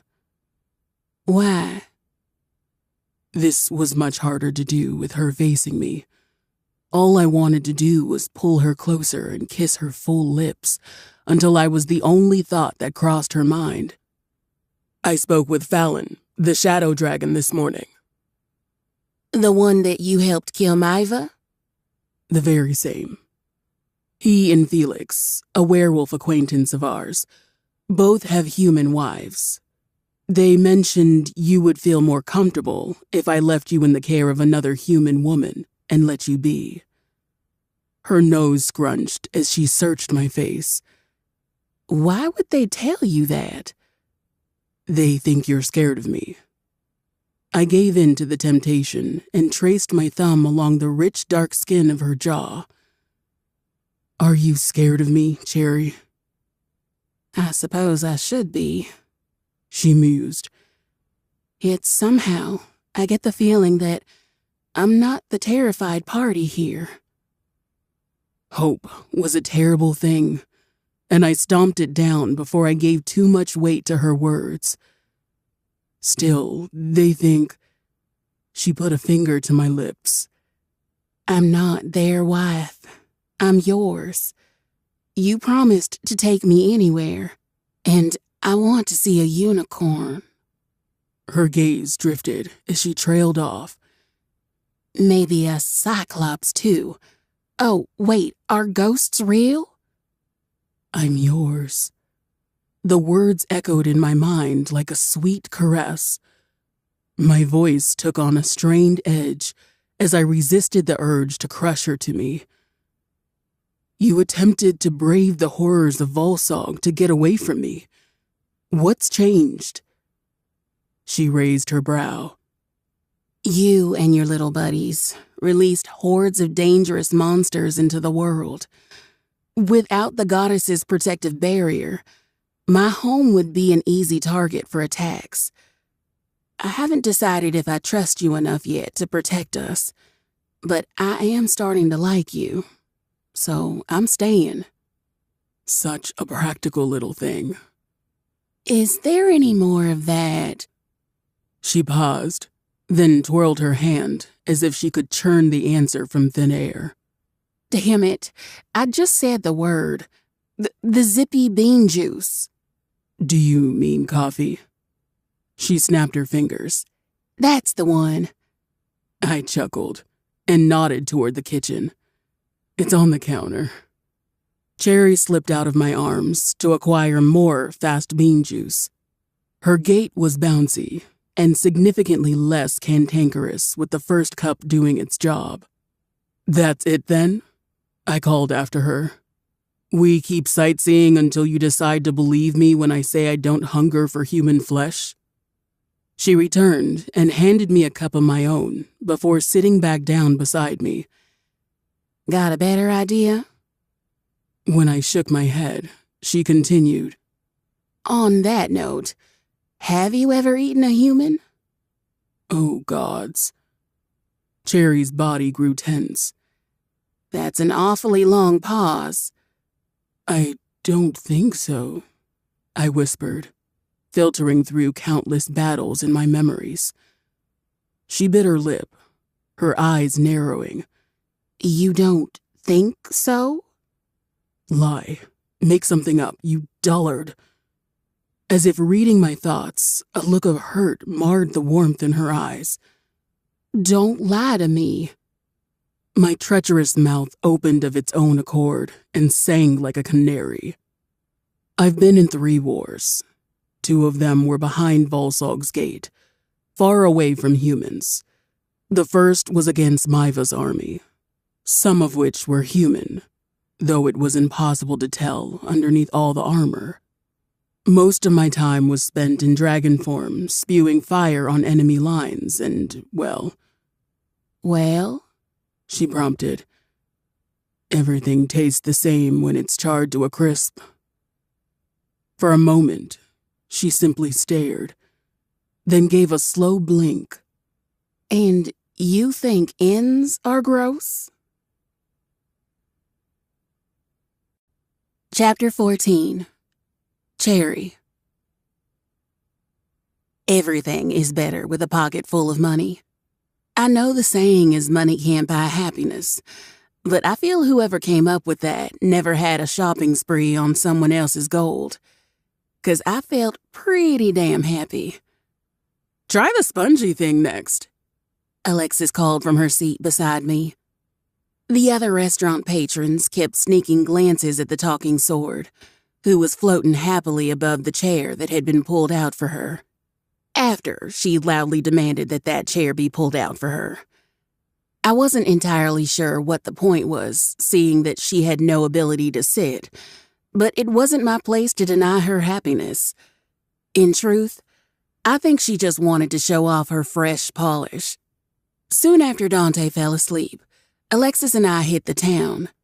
The first stop being the blacksmith, who balked at the idea of touching a cursed object.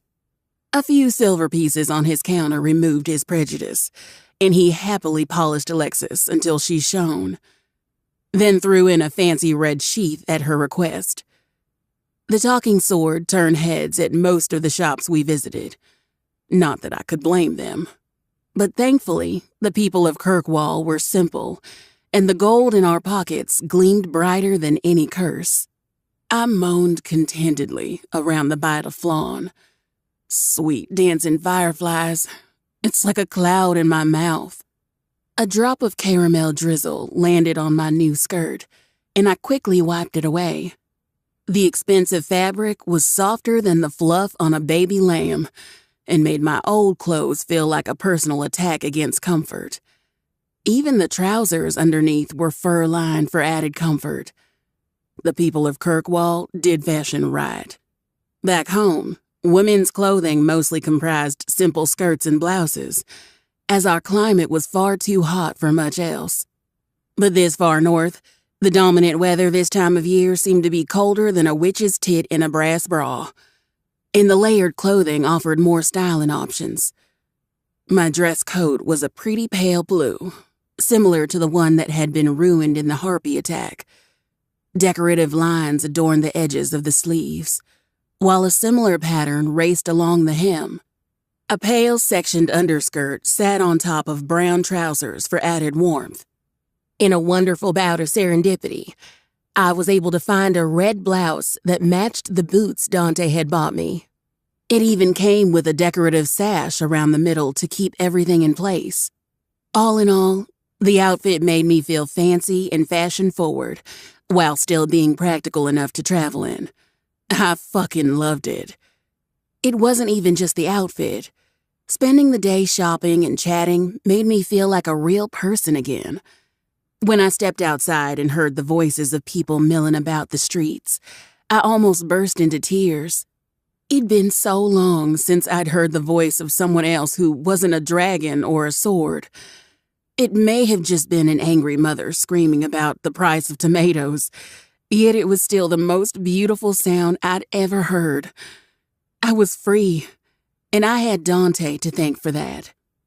We should probably order something for Sleeping Beauty on the way back, I said, shoveling another scoop into my mouth. Alexis tilted ever so slightly to the side. Oh, right. I forgot about him. I laughed into a napkin at her nonchalance. Isn't he your friend? Look, I can't be expected to keep track of every flesh being I associate with. Let's just find him something lemon-flavored and hit up more shops. Sounds like a plan. We spent most of the day at boutiques, and I was keen to hit up the farmer's market on the way back. With my food resources no longer limited to the island, I could finally cook some of the homemade food I'd been dreaming about for years. The smell of my ma's cinnamon rolls had been haunting my dreams far too damn long. I hailed the server over to us. In an instant, John flung himself over to our table with the speed of a man who could smell a fat tip coming his way. He and the rest of the servers at the Royal Mockingbird wore grayish-blue outfits with pristine, puffy white sleeves. The restaurant sat on the edge of a cliff overlooking the ocean. If the large sign they had out front was to be believed, this was the best view in Kirkwall, second only to the castle garden itself. As soon as we had entered, John had taken one look at my fine new clothing and the tiara sitting proudly on top of my head, and guided us onto the terrace with a wide customer service smile. The man in question now halted in front of our table with a practiced snap of his heels and gave a polite bow. I trust everything has been to your liking, ladies? He asked. Everything has been delicious, thank you, I said, with the most polite smile I could manage. Could we get a lemon tart and the roasted chicken to go? Of course, ma'am. I'll fetch that for you right away. He turned to Alexis and inclined his head. And for you, ma'am? None for me, thanks, she replied. He gave another bow, then disappeared back into the crowded restaurant. When I was sure he was out of earshot, I whispered low to my companion. I can't believe he hasn't asked why you can talk yet. Alexis laughed. Listen, John is about earning that bread, and I respect it. He doesn't have time for our games. A short time later, John returned with our food wrapped neatly in a little basket. I thanked him enthusiastically and handed him a few gold pieces.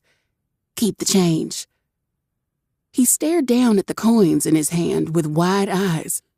Ma'am, did you hand this to me by mistake? Your bill was only 10 copper. Nope, that's for you, I said, gathering up our food. When he remained frozen next to the table, I maneuvered around him and waved goodbye as we left.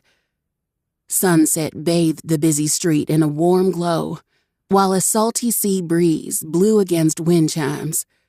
I said I quit, a voice bellowed. Alexis and I turned to see John kick open the doors of the restaurant and flee down the street, laughing with joy. Aw, look how happy you made him, the sword cooed. I used to spend my winters working at a tavern in my hometown, I said solemnly. People are always jerks to servers. Night after night of cleaning up after sloppy drunks had instilled a deep need in me to be kind to servers. I knew all too well how shitty the job was. Even though my boss, Sunbeam, took care of anyone that got too rowdy, I still had to deal with cruel insults and wandering hands. Being able to free someone else from that life felt fantastic. I patted my full belly happily as we made our way through the busy streets and back toward our house. What should we do after we drop Dante's food off? I asked. Looks like we're going to pass the Coliseum on the way back. We could stop by and see if there's a match tonight. Oh, that does sound fun. I've never been to a gladiator match. From our spot on the cliff, I could see the marble columns of the Coliseum in the center of the city. No doubt the biggest tourist attraction in Kirkwall. The Coliseum was surrounded by shops, taverns, and restaurants. Even if there wasn't a fight tonight, there was no doubt we'd find something else to get into. Sorry, no demons allowed. The burly knight guarding the Coliseum's entrance crossed his arms and scowled down at us, looking anything but actually sorry. His partner glowered in our direction before turning his attention back to the line of other patrons. Alexis simmered into a burning orange before snapping back at him. First of all, rude. Second, I'm not even a demon. I'm a cursed object. If you're going to be prejudiced, the least you can do is get it right. The knight rolled his eyes. I don't care if you're cursed or a holy relic. No demons or demonic forces are allowed beyond this point. If there are no demons allowed, then explain that, I said, pointing to the sign advertising tonight's attraction. A snake man and an ogre facing off. It read, Boomslang versus Barbarian, in bold red letters. I'll admit, I haven't met a lot of demons, but I can say with confidence I've never met a human with half a snake's body. I peered past the guard to see if I could spot any gladiators milling about. If today's fight was between a snake man and an ogre, there could be even more types of demons working as gladiators. We'd been walking around for most of the day and still hadn't seen any other demons. Would it be weird to ask them to sign my book? The knight rolled his eyes. Gladiators are the exception. A bit of blood entertainment is the only thing demons are good for anyway. So unless you're cursed sword, he began, putting air quotes around the last bit, plans on stepping into the ring, then you two need to get gone. Alexis floated closer. Her blade pulsed with a magic aura. Oh, I'll step into the ring all right. Why don't you join me? I'll show you a good time. He shifted his weight to one side before placing a hand at the sword on his belt. His voice took on a frosted edge, as if he was looking at something disgusting. If it were up to me, you and the rest of your filthy ilk wouldn't be allowed past the city gates. Alexis gasped. Filthy? Look here, you pot-bellied bitch. She tipped herself forward until her blade pointed directly at the knight's throat. Quickly, I grabbed her by the hilt and pulled her back. Whoa, let's all calm down a notch, huh? See? He sneered. This is exactly what I'm talking about. You can't trust a demon further than you can throw them. First, we get orcs and minotaurs stinking up our streets, and this morning a freaking dragon of all things lands in the middle of uptown, as if he owns the place. All right, I shouted, holding up a hand to cease his rambling. We get it. We're going. Alexis thrashed in my hold, nearly taking me off my feet. I dug my heels in when she tried to lurch forward, then slowly dragged us backward away from the Colosseum's entrance. Cherry, what the hell? She snapped. I pulled her in front of me to whisper closer to her hilt. I know he's a piece of shit, but he is also not the only guard in this area. I don't know how many of them it's going to take to throw us in the dungeon, but I can guess how many they're going to use. Her hilt grew red hot under my grip, and I released her. Fine, she hissed, but I will not forget this transgression. The angry coloring faded from her as we walked away. I'm sorry, I said, unsure of how to comfort her. The sword giggled in a way that sent a shiver down my spine. Oh, don't you worry. I'll get back at him, one way or another. Well, at least she's optimistic. Alexis remained silent the rest of the way back to the house. I stayed quiet and let her be. Clearly, she needed to work through her frustrations. When we finally made it back inside, I set the chicken and lemon cake down on the table. Almost as if they had a mind of their own, my feet carried me to the bedroom, eager to see Dante again. It was ridiculous, seeing as I had only left him a few hours prior, but I missed him. Whether it was from the magic bond or actual feelings, I wasn't sure. The ache between my legs was easy to identify. That was obviously magic. I think. The door to the bedroom was cracked open, and I peeked inside to see Dante still in the bed. His face was scrunched up, as if he was having a nightmare. Just before I opened the door to wake him, I noticed a large shadow cast on the side of the wall. Fear gripped my heart, and I swung the door open. Instead of a large shadow creature, Rebecca sat on his chest. Candlelight from the bedside lantern cast a wide shadow on the wall, and I let out a breath of relief.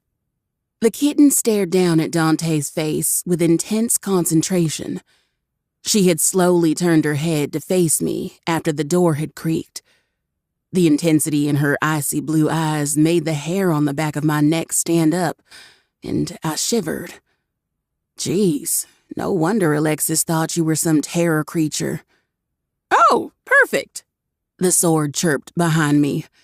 Just the monster I wanted to see. She ducked underneath me and floated next to Rebecca. Up you go, she said, as an orange glow appeared around the kitten and lifted her off of Dante. Flailing, the kitten swiped uselessly at the sword, hissing and spitting in an adorable fit of rage only a kitten could manage. Alexis ignored her protests and moved to leave, the kitten floating helplessly behind her. Excuse me, she said. I stepped aside, allowing her to pass. Where are you taking her? Cackling evilly, she raised the kitten up higher, showing off her prize. I'm going to put Kitty Cat here in the Knight's barracks. That'll show those disrespectful little shits. I tilted my head. So she pees on their stuff? I asked.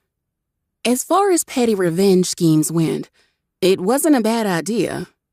Cat piss was damn near impossible to get out. The smell was so rancid it could make your nose curl. There was a pregnant pause. Yes. Don't wait up for me. Rebecca gave one last yowl of protest before she and Alexis disappeared back into the busy streets. A deep voice whispered my name close behind me. Ah! I whipped around to see Dante looking down at me with tired eyes. He raised a brow at my outburst, and I quickly covered my heart to smooth its frantic beating. Hissing boomers! You move like a ghost. Alas, I'm still alive, he said, sardonically, then tilted his head toward the table. Please tell me that food is for me. At my nod, he wasted no time in helping himself. Growing up with two brothers had gotten me accustomed to watching men eat their food with gusto. Yet it still didn't prepare me for how quickly Dante tore apart that chicken like it owed him a debt. No one's gonna take the chicken from you, Dante. You can slow down. Maybe taste it a little?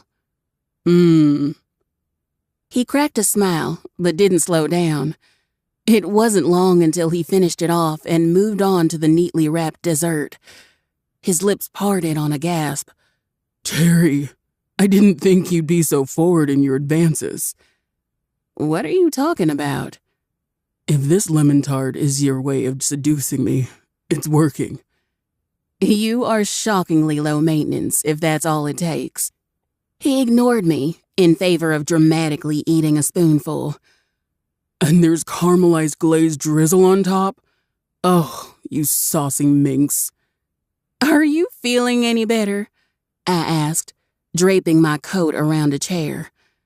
When I pulled it out to sit, he held out a hand to stop me.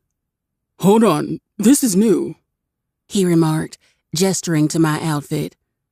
Give us a turn. I want to see it. Smiling, I twirled around, showing off my new outfit. Part of me was a little worried about what he'd say when he found out we had gone on a shopping spree with his gold, but the way his eyes kept roaming over my body gave me the distinct suspicion that he didn't give a damn. Why do you look so damn happy? I laughed. He tugged me into his lap and toyed with my gold bracelet. Why shouldn't I be? I was half worried you would flee while I slept. Yet here you've returned, with food no less. Unable to resist, I reached up and coasted my fingers down the strands of his silver hair. Even disheveled with sleep, he still looked irresistible. Honestly, it was unfair. How's a girl supposed to keep her wits about her in the face of a jawline that strong? If I left, who would keep me in my fineries? He grinned. Does this mean you'll finally tell me where you live? Not yet. How about a last name? I gave a light slap on his shoulder. Easy, big guy. You haven't even taken me on a date yet. How presumptuous of me. He slid my sleeve up to my elbow and kissed at the skin below the bracelet. The gentle caresses sent flutters all the way down to my toes. Why don't we see what kind of taverns Kirkwall has to offer? I could go for a drink. Understatement of the century. I was half counting on Alexis to be a bit of a buffer between us. Being alone with Dante and all his everything had me feeling a little lightheaded. Nothing a bit of liquid courage couldn't fix. Excellent, he said, helping me to my feet. Hopefully the food is half decent as well. I took his arm as we headed out the door. You just ate a whole chicken dinner. He chuckled, and a sharp fang poked out of his upper jaw. If I had to survive on your meager human portions, I'd be dead in a week. Is that how you lost your horn? Too little food and they just start falling off? It was cut off in battle during the Hydra attack. His response was believable, yet the red tint in his ears told me otherwise. No, it wasn't. Terry, if you're psychic, just tell me. I gave him an incredulous look. And reveal all my secrets? Never. Fine, he said sheepishly. I may have gotten my head stuck in a ravine after flying under the influence. Laughter bubbled in my throat. The thought of a mighty dragon drunkenly crashing into a ravine was too much. So you're just stuck like this? Dante shrugged. They shed every 50 years anyway, so it will grow back sometime next spring. With the sun waning in the distance, the streets of Kirkwall came alive as everyone flooded the area, looking for a night of drinks and fun. Coliseum vendors were huge signs promoting tonight's match. They stood on crates and shouted over the crowd, detailing the fight of the century. People flooded toward them, laughing and placing bets. I doubted Dante would be as easy to pull away as Alexis if he got pissed off about their business practices, so I dragged him further away from the vendors and into a tavern called the Real Golden Vine. He eyed the sign above the door and cocked his head. Do you think that implies the existence of a fake golden vine? There is a fake golden vine, a man shouted from behind the bar.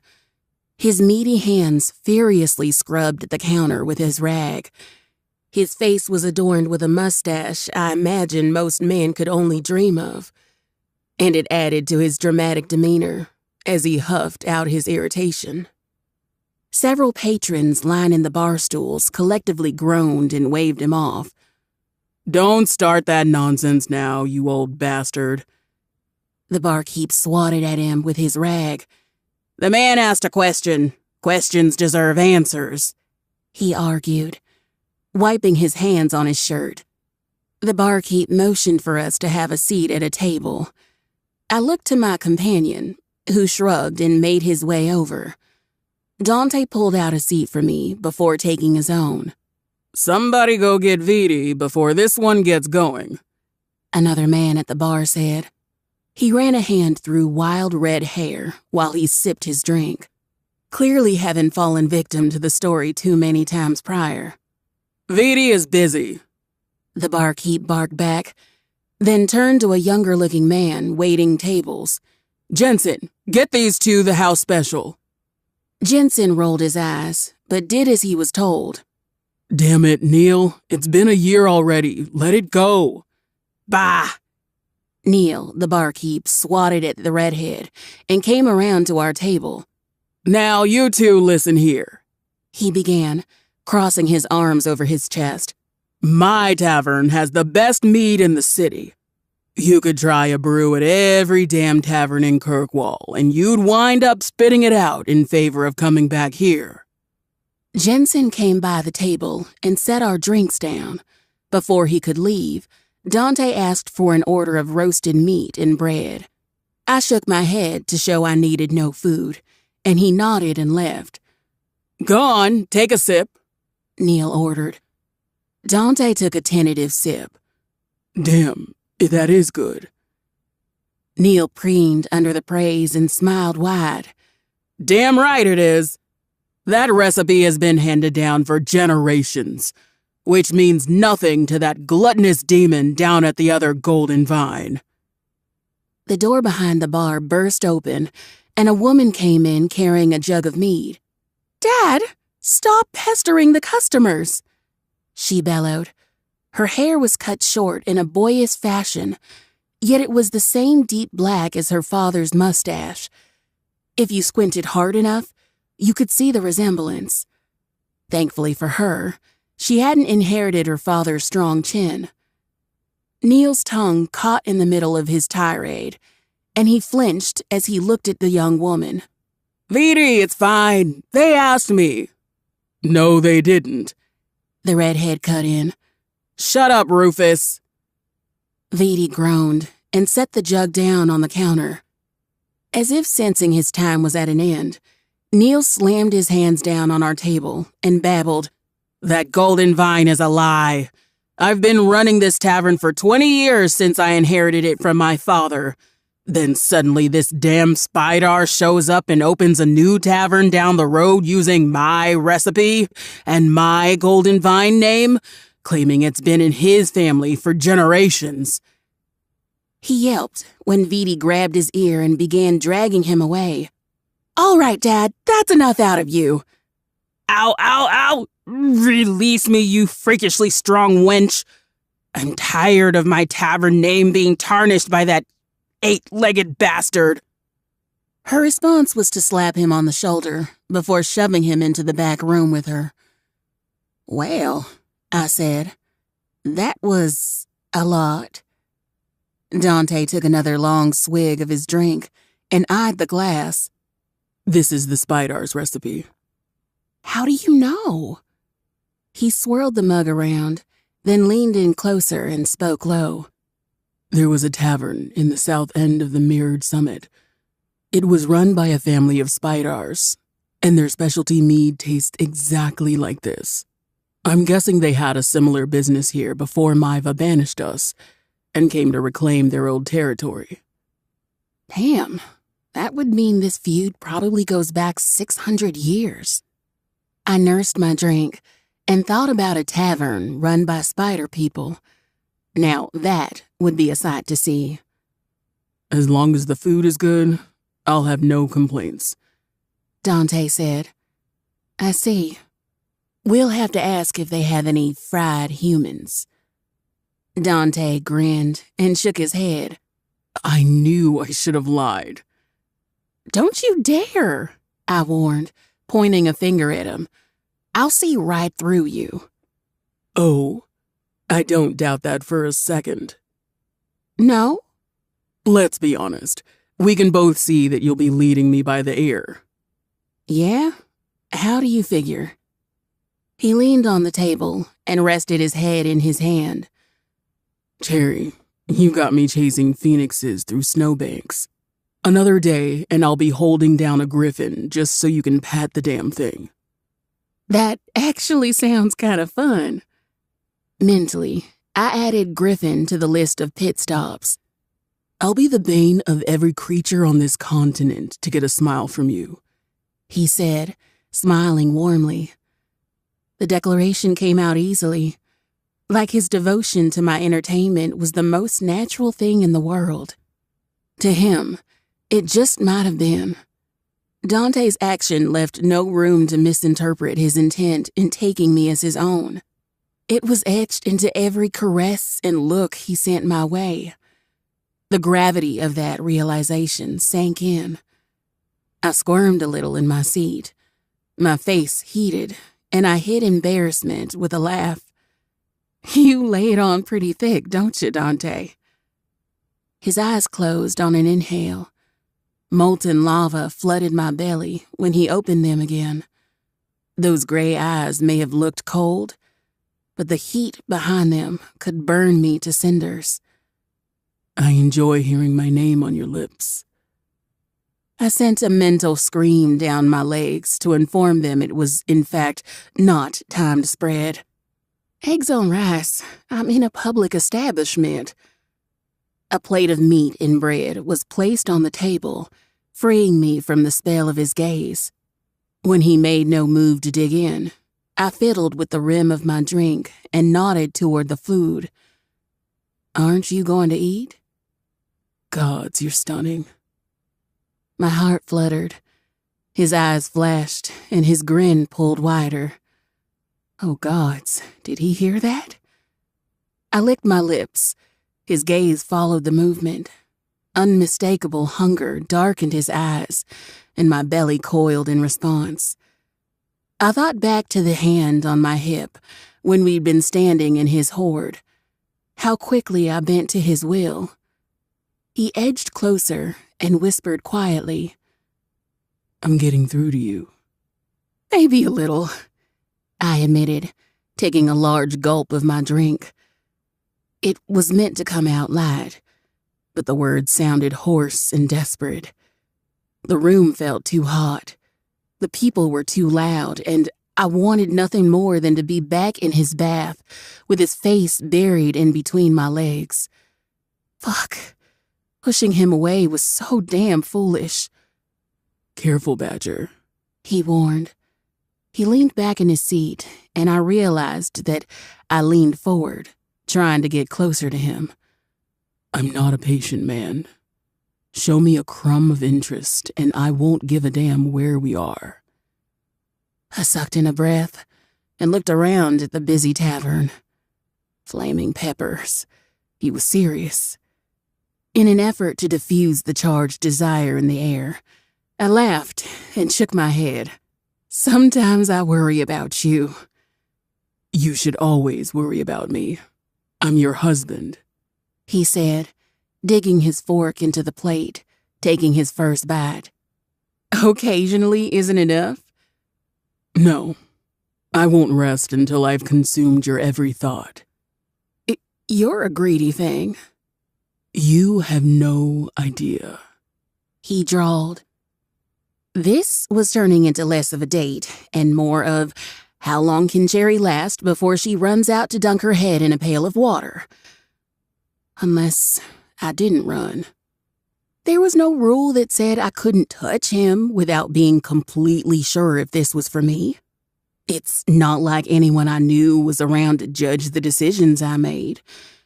I sure as hell didn't spend all that time locked in a tower only to get out and not live a little. How about we go check out the other golden vine? I want to test out your theory. He didn't bother to look up from his second dinner. You mean you want to see a spider? I clasped my hands together. So bad. Fresh air would be an added bonus. The air in this tavern had me choked up with a dragon scent and the desire to disregard public decency with reckless abandon. Finish your drink, he said, then pulled 2 silvers out of his pocket and placed them on the table. What it must be like to be too rich to have any concept of money. I reached out and replaced it with the proper change. Chapter 15. Cherry. The usurper golden vine was packed. A group of men cheered as they rolled dice on a nearby table. Every corner of the tavern was filled with drunk patrons having the time of their lives. Swing benches hung from the rafters on golden silk vines. A woman on the bench laughed hard at something her friend said, spilling mead down below. It was no wonder the other golden vine owner was so pissed off. Though I imagine it was hard to compete when your competition served drinks while hanging upside down from a golden web that spanned the entire ceiling. My brother Cumin would have run screaming into the night, but I thought it was fucking wicked. 1 blueberry and 1 spiced apple, a voice called from above me. I looked up to see a spytar lowering down our drinks on a golden thread. Thankfully, the thread came out of his hands, not his ass. His lower body resembled that of an orb weaver. Gold and black bands decorated each of his 8 long legs. The human half looked normal enough, aside from the pointed ears and fangs most demons shared. His hair was cropped short and coordinated with the banded coloring of his legs. If I wasn't so blindsided by my growing obsession with Dante, I think I would have found him handsome. My companion reached up and grabbed our drinks without a word. The spytar clasped his hands together and gave a friendly smile. If you like, we could set up a table for you in our private section, he asked. Dante shot him a dismissive glance and wrapped an arm around my shoulders. No, thank you. We won't be staying. We won't? I asked as he steered us out the door. Dante glanced back at the dejected-looking owner, then pulled me further away from the tavern and into the busy street. Absolutely not. They're about to launch into a sales pitch to get me to claim Kirkwall as my territory, and I am in no mood. Besides, I'd like to see the castle gardens while we're here. Does that happen often? I asked. More than I'd like. Huh. You must be a decent landlord. He shrugged and took a sip of his drink. Some dragons like to be more involved with what goes on in their territory than others. I prefer to be left alone unless there's an actual threat. A king that does his job and leaves. No wonder he had demons kissing his ass. His head snapped up as he spotted something in the crowd. Oh, look, fire dancers. What? I want to see. I tried peering over the crowd, but the most I could make out was a ball of fire being swung high to the rhythmic drumming filling the air. I wiggled a little further into the crowd and tried jumping up to spot the dancers. Damn these short legs. Give me that. Dante took my drink and crouched in front of me. Needing no further invitation, I hopped onto his back, wrapped my legs around his torso, and took my drink from him. He stood, locking his arms around my leg, and finally the fire dancers came into view. Women dressed in clothing not nearly warm enough for this weather twirled balls of flames around their bodies. The crowd cheered as one swung her ball at her counterpart, who flipped out of the way in the nick of time. The beat of the drums picked up its pace, and Dante tapped along against my leg. While the rest of the crowd was enamored with the fire dancers, his gaze remained transfixed on the drummer. "Do you play drums too?" I asked. Drums, piano, most string instruments. It'd be easier to tell you what I don't play. An obsession with a musical theater group plagued most of my 400s. His gaze turned wistful as he watched the drummer. I mostly played the cello, but picking up other instruments became useful in case someone else couldn't perform.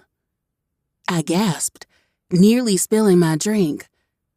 "Dante, are you telling me you used to be in a band?" A long time ago. I took a sip of my drink. "Sing me a song." Sing? Never.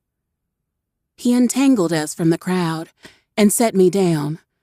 More people flocked to the fire dancers' performance, leaving us with plenty of room to make our way past them and further out of the marketplace and toward the castle. With everyone else so distracted, it almost felt like we were alone. Moonlight lit up the cobblestone streets in a soft glow, while lanterns glowed orange in the night. An icy chill rustled the fallen leaves around us, and I hugged myself against his arm, pushing as much of my body against him as I could to steal his warmth. Gods, he always smelled so good. "Pretty please. You can't just dangle that juicy bit of information in front of my face, then snatch it away." We have all done regrettable things in our past. I'll play you a song on any instrument of your choosing. Singing is off the table. "Dante, my love, my one and only," I cooed. Now who's laying it on thick? He asked dryly. "I beg you, one song." Winding streets gave way to more opulent houses until we reached the castle gardens.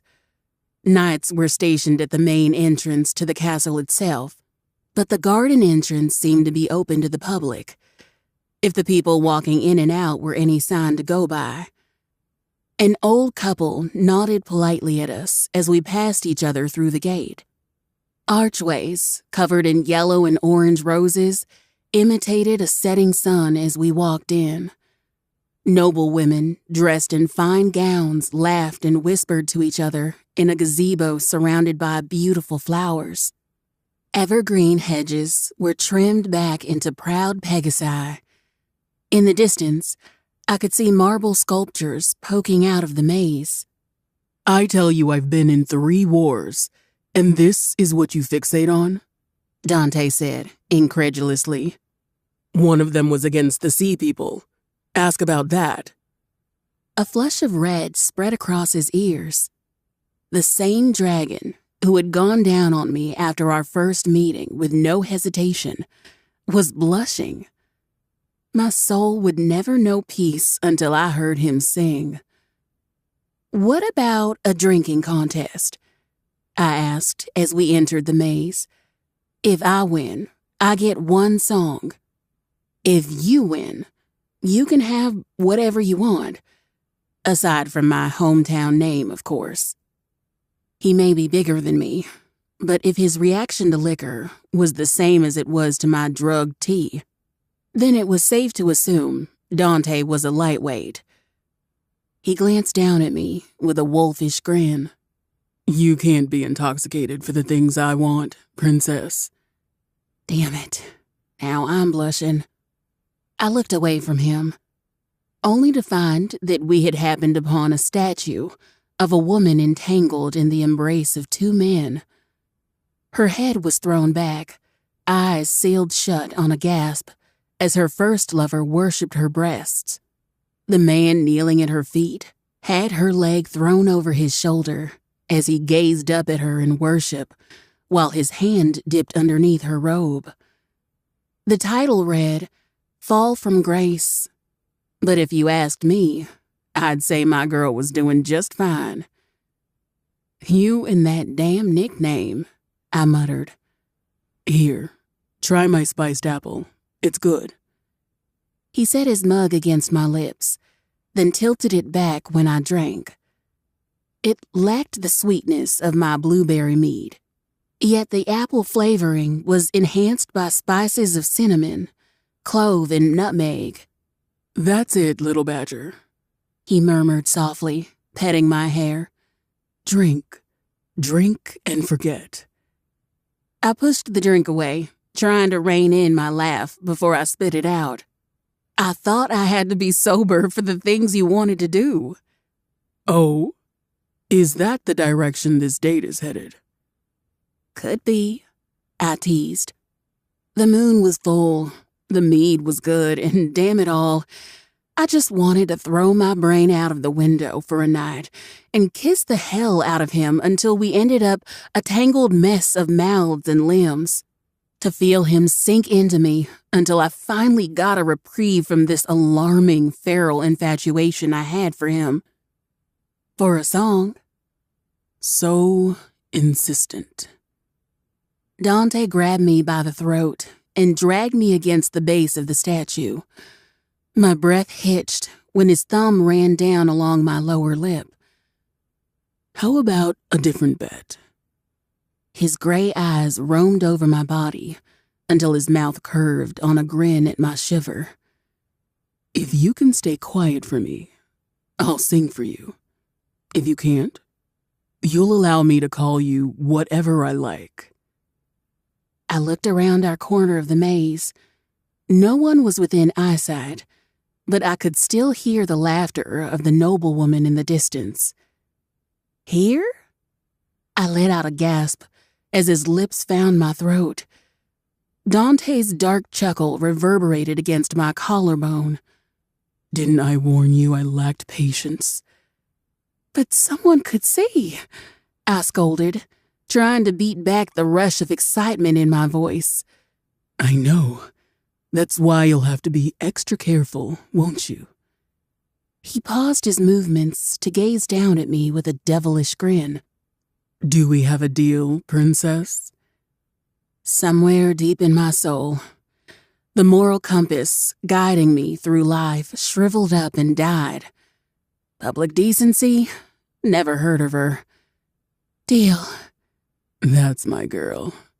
He rasped, his mouth clamped over mine, and he kissed me as if he'd perish if I pushed him away. My knees buckled, and he guided me down to sit on the statue's base. The pressure of his tongue coaxed my lips apart, deepening the kiss with tender and patient caresses that sapped my strength until I clung to him like a lifeline. He took advantage of my weakness, parting my legs with his thigh to settle himself in between. The tip of his tongue swept across my own, playing against my teeth before it marauded its way deeper, tasting my throat. Startled by the intensity, I shrank back, but he followed, his hand sliding up to grip my hair and force my head back, trapping me open for him. Heat rushed through me until a fevered moan threatened to slip past. I fought it back, refusing to lose the bet. His mouth broke from mine to skim along the arch of my throat, sending tremors of pleasure that left goosebumps in its wake. A rustle of leaves snapped my eyes open. I bit my lip to control my breathing and scanned the neatly trimmed shrubbery for signs of an interloper. Dark shadows beyond crisp green leaves accompanied the voices of men locked into a discussion regarding a gambling house. Dante's hand slipped beneath my blouse to knead my breasts, stroking over the peak until I nearly lost myself and cried out. The men continued on their path, too engrossed in their conversation to notice our tryst on the other side of the U. "Well done," he murmured. "Wrap your arms around my neck. Yes, just like that." Rough hands made quick work of removing my trousers. Cold air nipped at my exposed skin, highlighting the searing heat of his touch as he settled me back down against the marble. He moved lower, the silken strands of his hair tickling my thighs. I threw a hand over my mouth, cutting off a gasp as his lips brushed over my pussy through the thin layer of my panties. His tongue darted out to drag against the slit. My body bowed forward, quivering as his mouth closed over my clit and sucked gently. Dante shuddered, then ripped my panties from my body. I watched on, entranced, as he brought them up to his face and breathed deep. "Fucking hell, Cherry. Do you know what your scent does to me?" He threw the garment aside and spread my legs further apart. "Of course not. How could you? Stay quiet if you don't want an audience, love. I'll fuck you in full view of the court if need be." Sweet mother of mercy. His breath teased over my pussy, and I shrank away, hit with a wave of bashfulness at my lack of experience. What was I supposed to do with my hands? What if it didn't taste good? I nearly worked up the courage to ask, but Dante gripped my hips and dragged me to him, mercilessly plundering the swollen flesh until all questions faded into the stars above.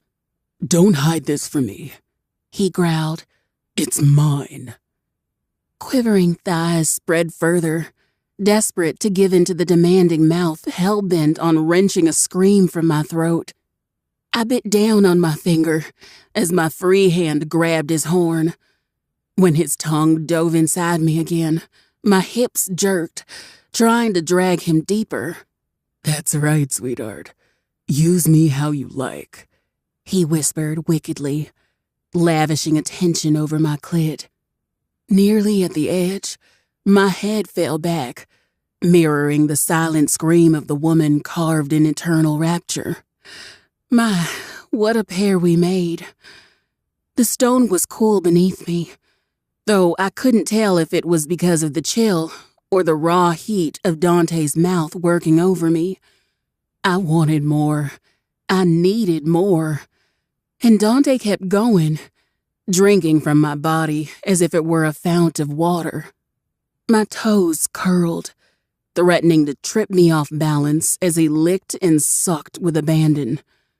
The pleasure was a drug that burned down my spine, spreading to the tips of my fingers and toes. As if he could taste the need in my blood, a smile tugged at his lips as he thrust 2 fingers inside of me. He began to move them slowly, in and out, withdrawing only to plunge back inside. "Is this what you need, princess?" he asked, before drawing his tongue over my clit. He thrust harder, drawing a small whimper from my lips. "Careful, someone's coming." I glared down at him to see a sinful glint in his eye. "Do you hear that?" he whispered, as if I could hear a damn thing past the blinding pleasure. Tears pricked my eyes as he curled upward, finding a place deep inside me that had my eyes rolling back. "Go on, break for me, sweetheart. Let them all hear the pretty noises you make when your husband's inside you." "Fuck you," I gritted out, biting back my scream in a fit of defiance. Even as I convulsed, shuddering and grinding my hips against his hand, I gasped, hanging limp in his arms as he continued to stroke, prolonging the release until I thought my heart would stop beating. When I opened my eyes, he was watching me, grinning. Such a stubborn thing.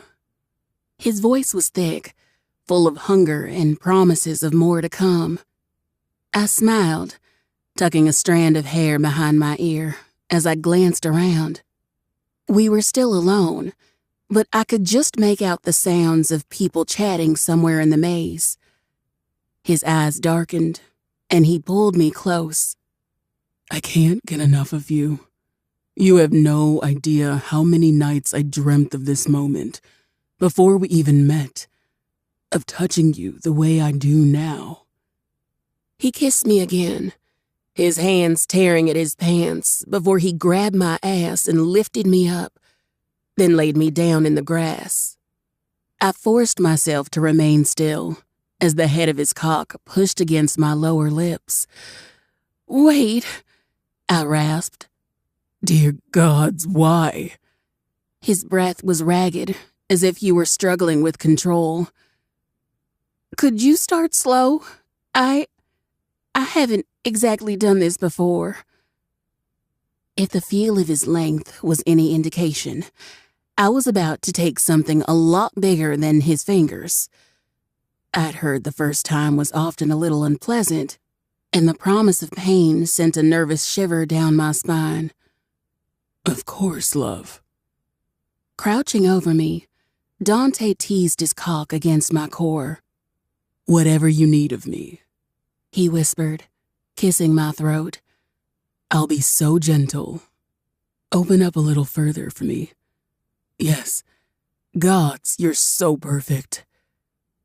As the head of his cock pushed past my lower lips, I did my best to relax. He deepened his entry with careful strokes, gently coaxing my body into accepting him. You're so tight, princess. His whispers became frayed as his hands gripped my hips. I could feel every inch of his shaft stretching my insides, my body quickly adjusting to welcoming him. His pace increased, and soon he buried himself completely within me. My muscles tightened around him, milking him for more. Pleasure built quickly, amplified by the magic simmering in our veins. I grabbed him by the back of his head and kissed him, drowning out my groan. Dante pulled out and shoved his cock back in with more force, testing my reaction.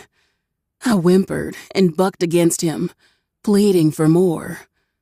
You are beautiful, he whispered as he slammed into me over and over again.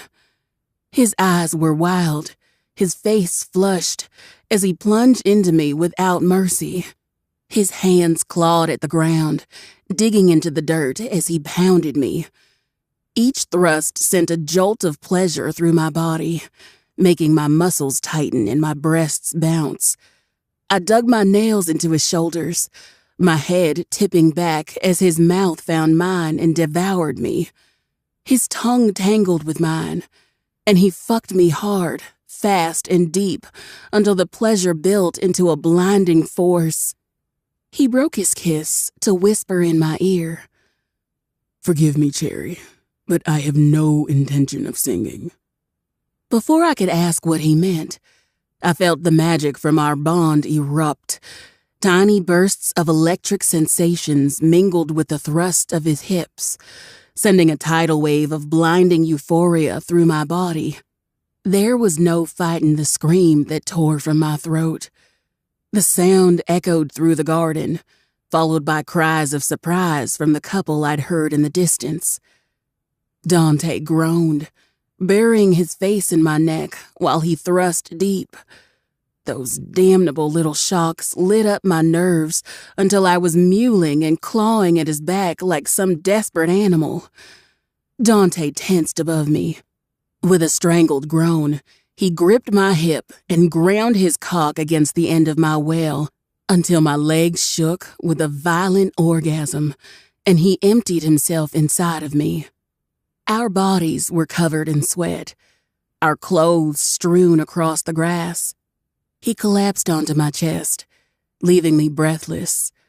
I ran a hand up his back, unable to resist touching him. "You cheated," I huffed. I felt his lips curve into a smile. "We never established rules." "We need to get out of here," I said, but my limbs were boneless goo. The mere thought of standing seemed like an impossible task. Was it possible to orgasm your way into an early grave?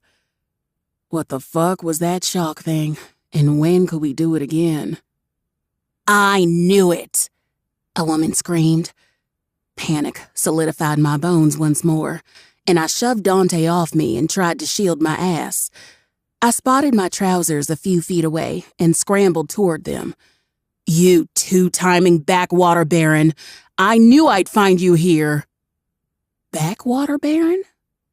Confused, I looked around for the screeching woman, but no one else had entered the clearing.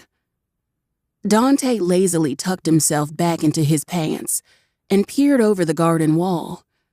I followed his gaze, just in time to see a parasol whip through the air before coming down with a hard thwack. "Ow!" a man cried. "Rachel, honey, it's not what it looks like." "Really, Clayton? Tell me what it looks like then, 'cause from where I'm standing, it looks like you're fucking my sister." Oh, my. Guess we weren't the only ones having a bit of fun. Dante and I shared a look before he waved me over to kneel by the hedge to better listen. "She just fell," the man cried. "On his dick?" I whispered. "On your dick?" Rachel cried. "We both know that's bullshit. Everyone just heard her scream. Shocking, since the most you've ever gotten out of me was a pity moan." Dante covered his mouth as his shoulders shook. I tamped down my own laughter and nudged his side. "Come on, we need to go." He raised a brow at me and nodded toward the screaming pair. "And miss how this ends?" Another, softer voice spoke up. "We didn't want you to find out like this." The parasol came down with another hard thwack. "Oh, yeah? Well, I guess now that we're all sharing secrets, every time your little shrimp dick left me wanting, I fucked the stable boy. Enjoy your syphilis," Rachel roared. I gasped loud. "What was that?" Clayton murmured. "Shit, shit, shit." "Who's there?" Rachel yelled. Gray fog pulled over the area, blinding my vision. In a flash, Dante scooped me up and leapt over the hedges until we were out of the garden. When we were free and clear, he slowed and set me down in an alleyway to catch our breath. Laughter burst out of me until I was clutching my sides. "Enjoy your syphilis?" I wheezed.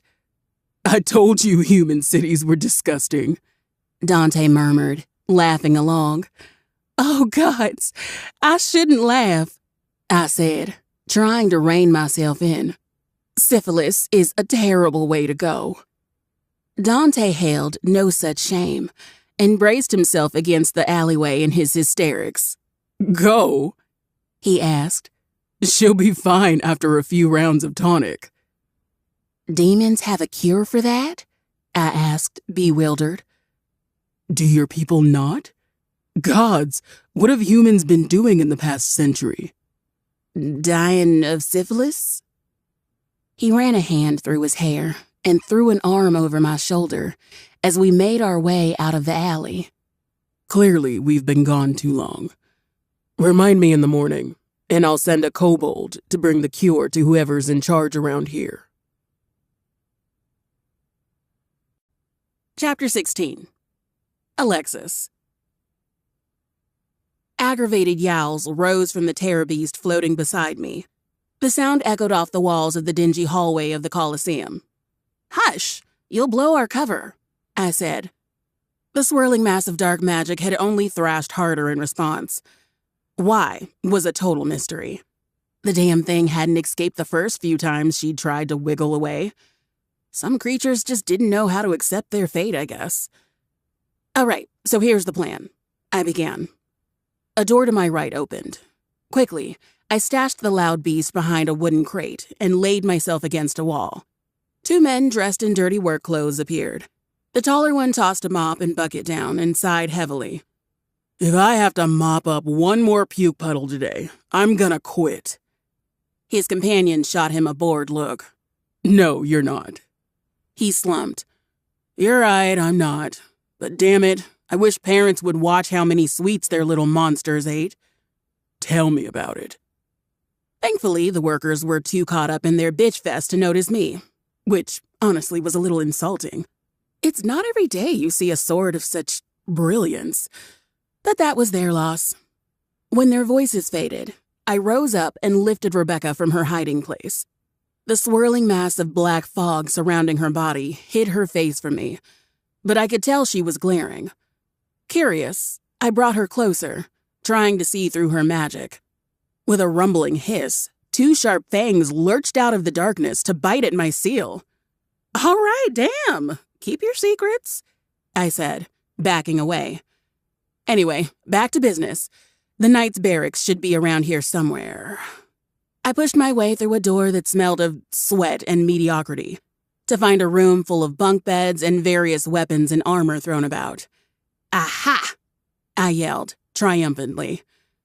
Floating closer to one of the bunk beds, I gently set the horror beast down, as well as my can of paint. "All right, this is how it's going to work. I don't know what you are, but I know you're dangerous and probably hungry, right?" I don't know what that means, but I'll take it as a yes. Long story short, a couple nights pissed me off, and you're going to help me take revenge. When you see any night come through that door, I want you to unleash whatever hell you've been cooking up. Show no mercy, spare no expense. In exchange, I won't tell Twiddledee and Tweedledum that you're not really a cat, provided you don't hurt them. Deal? I stared into the void patiently. After a moment, a voice spoke up. "Deal." "Excellent," I cheered.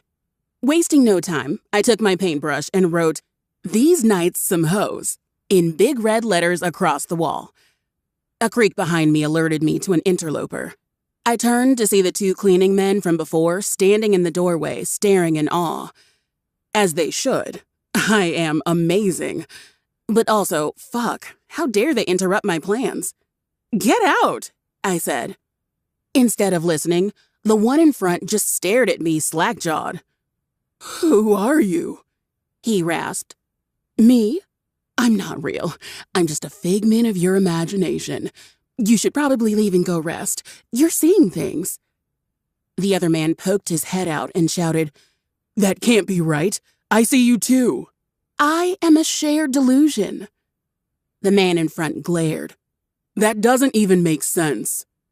Annoyed, my blade glowed orange and hot. "Do you really want to argue at this point, or do you want to live to see tomorrow?" He blinked, then looked around wildly. "Oh gosh, I've somehow been struck blind."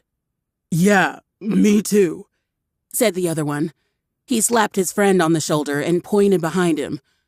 "You know, Sam, we should probably take the rest of the day off, seeing as we've gone blind." "Yep, right behind you, Mac," he said, slamming the door shut. That's the spirit. I turned back to my art piece, adding tasteful ejaculating dicks around the word night. When the door creaked open again, I let out a frustrated growl and whipped around. "Damn it, what now?" The words barely left my being before Rebecca sprang into action. The black mist surrounding her body parted to reveal a boar-like creature with a mouth full of tentacles and fangs stretching along its back. Her maw opened, and tentacles lunged at the unsuspecting knight who had walked in. Screaming, the red-headed man was dragged into Rebecca's waiting mouth. Blood spurted from his head as she clamped down. His legs flailed, but escape was futile. More knights rushed in to try to pull their friend from the horrific creature. "What the hell is that thing?" one screamed. Rebecca hissed, then threw the body of the guard that she had bitten to the floor, turning her attention to the newcomers. A tall, dark-haired knight grabbed a spear from the wall and tried to jab it into her side. Just get it away from Mark. Damn it, is he even still alive? Mark rose from the ground and stumbled up to his struggling companions. Oh, thank gods, a freckled knight yelled. Mark, are you okay, man? Mark groaned in response, then sank his teeth into the cheek of the freckled knight, who screamed and backed away. Mark turned to face him, and I gasped when I saw the back of his head. His skull was torn open, and half of his brain looked like it had been slurped up and eaten. Whatever the fuck that thing was, it sure as hell wasn't Mark. The freckled knight jerked where he stood, his eyes rolling into the back of his head. With a gurgling rasp, the man dragged himself into the demon's waiting jaws. I watched the fight with growing concern as Mark turned on his friends to help Rebecca. Another knight that Mark had bitten rose with an unearthly groan and took a bite out of another guard. Okay. Not quite what I was expecting. Chapter 17. Cherry. Baked cinnamon goodness floated through the air like a siren's call. Morning sunlight filtered through the windows, casting a warm glow into the kitchen. If I closed my eyes and focused hard enough, I could just picture the apple-embroidered curtains of home. I scooped a large portion of icing onto my knife and delicately spread it over the cinnamon rolls. They weren't as fluffy and perfect as when Ma made them, but I felt like I got close. "Oh, good, you're up," I called, seeing Dante drag himself out of the bedroom. The dragon shifter looked half asleep. His pants sagged on his waist, leaving a tantalizing view of the silver hair trailing from his navel before it disappeared down his pants. Immediately, thoughts of last night flooded my mind, making my face heat. Flaming ghost peppers. I lost my virginity to a dragon shifter in the middle of a public maze. Fuck, it was so hot, though. He blinked slowly at me before his gaze drifted to the counter. You know how to bake? He asked in a gruff voice. Simple things, at least. Do me a favor and punch the bread dough over there. I pointed to a bowl of dough on the side table in the corner. I'm making twisted sweetbread later. It'll make an easy snack to have on the road. Air, whatever. You need me to punch the dough? Yeah, you gotta let the air out or it won't rise right. Haven't you ever made bread before? When he shook his head, I couldn't help but roll my eyes. With those little helper kobolds always at his beck and call, I'd be surprised if that rich boy ever made his own sandwich. Well, first time for everything. After we eat, you can help me roll it out and braid it. He approached the overinflated bowl of dough with apprehension, then rolled up his sleeves. How hard? He asked, glancing back. I shrugged. Just give it a good wallop. All right, he said, before slamming his fist in the center. The wooden table snapped like a twig, sending loose bits of flour, dough, and splinters all over the floor. Fuck, he gritted out. Dante fumbled with the shattered corpse of the bowl, trying to salvage whatever he could out of the obliterated mess. Probably should have seen that one coming. I laughed, looking at the dragon frantically trying to pick up the chaos. Sweetheart, just go sit down. Hold on, I can... Crash. Dante, back away from the dough. Slowly, he raised his hands and backed away a few steps. Further, I called. He sighed, then dragged himself over to the couch and slumped into the soft cushions. I took a couple of cinnamon rolls out of the pan and joined him, leaning against his side. He threw an arm around my shoulder, dragging me against his chest. Here, try one. You woke up just in time. He took the treat without a word, his eyes closing as he took the first bite. I leaned further against him, getting comfortable. His hand slid to my side, and I laced my fingers with his and traced small circles with my thumb. It felt so nice to lie here like this. Kirkwall's chilly air was chased away by the warmth of his body holding me. The delightful aroma of coffee, baked treats, and Dante made me feel so at peace. It was almost unnerving. Damn it, I'm crushing so hard. Tap, tap. Fat droplets of rain pattered against the window. Odd. It was sunny just a moment ago. Feeling all right? I asked. Please excuse me. He shifted me upright, then made his way into the spare room and shut the door. The sound of howling wind filled the air, then promptly cut off. I opened the door to see what had happened, only to find the room completely empty. Was it something I said?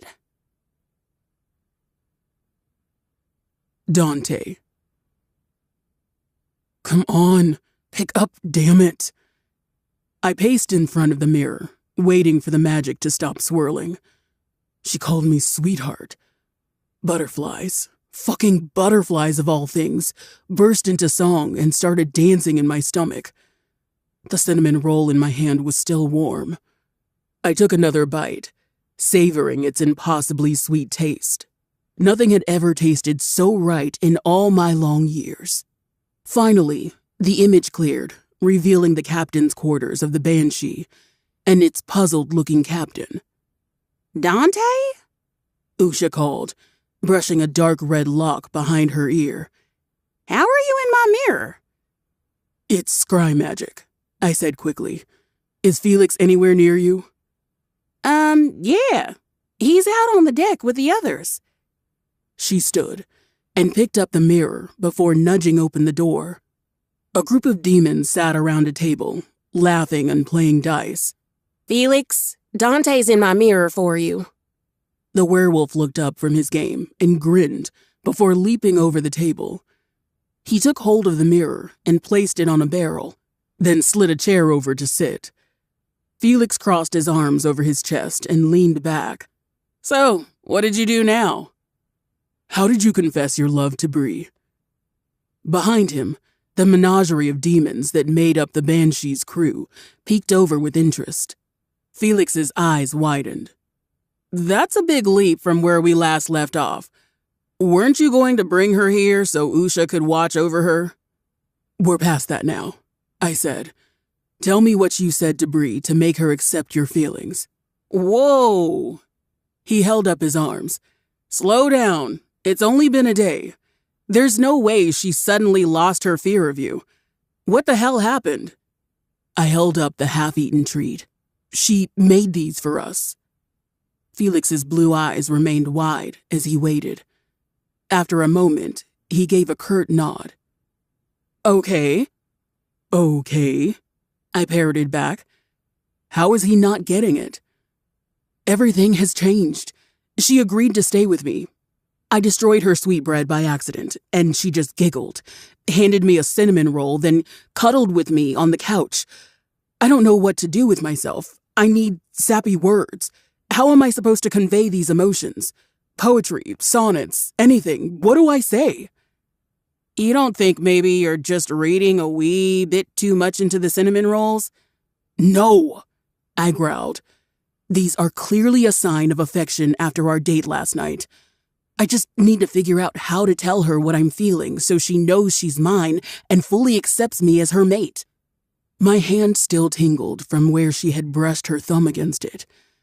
I didn't know how I was supposed to go back and act normal around her when all I wanted to do was take her back to my castle, bind her to my throne with a golden chain, and fuck her until she couldn't breathe without me. This was madness. I was prepared for the incessant need to claim her when I found her. There were plenty of accounts from other dragons discussing how feral they became around their fated mate. But nothing could have prepared me for this Visceral hatred I felt for the sun who dared to set on my days with her. I wanted to fly up in the sky, rip the sun god's still beating heart from his chest, and lay it at Cherry's feet, so the days began and ended at her discretion. Nothing less would be good enough. A knowing grin tugged on the werewolf's face. Gods, it's like looking in a twisted mirror of my past. So you understand?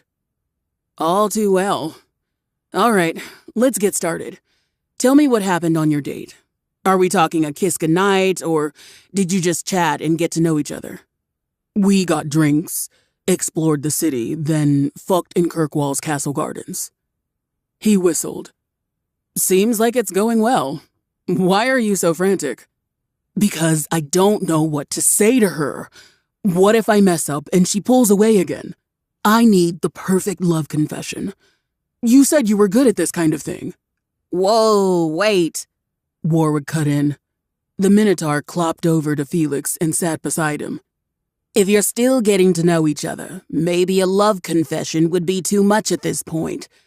We're not sure where she's at with this. Humans don't imprint like we do, so they probably fall in love at a slower rate. I can't take much slower than this, I groaned, running a hand through my hair. Oh, what does he know? Balabash appeared at Felix's other side and sat down. That idiot can't even walk in a straight line without tipping over. Don't listen to him. Go up to this woman, grab her by the throat, but not enough to choke her, and push her against the wall. Slide a leg in between her thighs, pushing them apart, and kiss the hell out of her. When she's properly dazed, tell her you love her and that she's yours. Oh, I like that idea. I like it a lot. Should we really be telling the man who, until recently, couldn't even shake hands to grab someone by the throat? Felix cut in. Never mind that. He waved a dismissive hand and continued. That's too aggressive this early on. The whole reason she was pushing him away before was because he was coming on like a wyvern in heat, and she has issues with dragons. A slower approach would work better. Who are you to talk about coming on too strong? Bash countered. You came on stronger than moonshine made in a dirty bathtub, and your wife fell immediately. First of all, I was drugged, and you know that, he snapped. Second, Bree is level-headed and had no issues telling me exactly what she wanted. Bash's idea doesn't sound half bad. It's not like she's a blushing virgin, guys, said Warwick. I let out a breath, my fingers tapping nervously on my knee. Well, not after last night. The men froze. Are you serious? Felix asked. At my nod, he buried his head in his hands and sighed. Shit! This might change things. It does? I asked. Concern dripped on the wings of the butterflies in my stomach until they sank to the bottom. Perhaps I had taken it too far in the garden. Demon women were so few in number that they are always in high demand. It never even occurred to me to ask if any of them placed importance on virginity.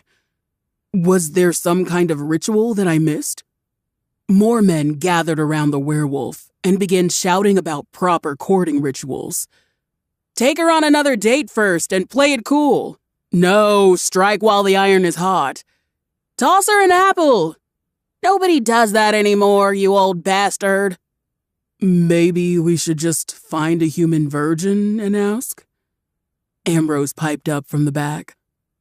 Everyone turned back to look at the lamia in shock. In the year I'd spent upon the Banshee, I don't think I'd ever heard Ambrose say more than 3 words. His snake half coiled tightly at the attention, and he shifted his gaze away. He's right, called an orc, whose name I'd forgotten. Let's just find a human virgin. There's gotta be at least one in Boohale. Warwick clapped Balabash on the shoulder. What about your barmaid, Sunbeam? The large orc grabbed his hand and twisted, causing the Minotaur to cry out. If any of you lot darken my Daybringer's doorstep, it will be the last mistake you ever make." "I was just asking," he whimpered. "Look, we'll just ask around," called the nameless orc. "Isaiah? No, that didn't seem right. Everybody spread out and try to find a virgin woman."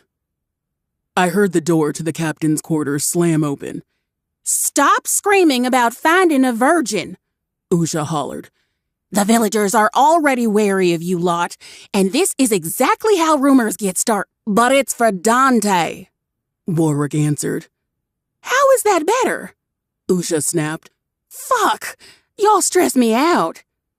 She stomped over to the mirror and shoved Felix off his barrel and sat down.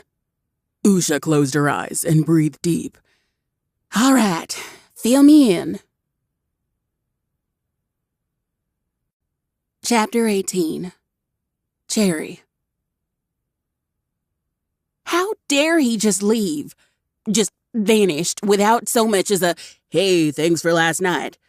Or even just telling me if or when he was coming back. I took my anger out on yet another cinnamon roll. My stomach would be a raging mess later. But fuck it. The man I just slept with had upped and left me, and snapping gators, that entitled me to eat my goddamn feelings. I didn't even have Alexis around to scream to. I had figured she and Kitty would have been back by morning at least. But still nothing. Well, whatever. Maybe I'd just pack up and leave too. It's not like he'd even taken his stuff with him, so I still had all the gold. Yeah, that's what I'd do. I'd forget all about him, buy a big fancy carriage with his money, and ride back home on my own in style. Fuck dragons and their mixed signals. The sound of howling wind erupted from the spare room, then fell silent. Dante appeared a moment later, then paused when he spotted me by the counter. "You look upset," he said carefully. "Of course I'm upset." My words practically came out in a hiss. "You just left me here." His eyes widened as a grin tugged at his mouth. "Did you just stomp your foot?" "No." "Do it again." "I said I didn't stomp." Dante closed the distance between us and wrapped me in his arms. "You missed me," he said, looking entirely too pleased with himself.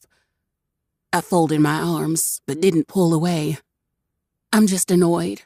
You disappeared out of nowhere." He placed a kiss on my forehead before whispering in my ear. "Look at you. I leave for a few minutes and you're beside yourself. I enjoy this needy side of you." "I'm not needy. You were just gone a while." He reached behind me to pluck a sugary treat from the counter. "The cinnamon rolls are still warm." "Fuck you." He barked out a laugh, his normally somber features lighting up into something reminiscent of sunlight breaking through storm clouds. The view tugged at my rage-fueled heart until the anger simmered away, and I wrapped my arms around him. "Okay, fine. I missed you. I'm not used to having people around me anymore, so don't just vanish like that." "Understood."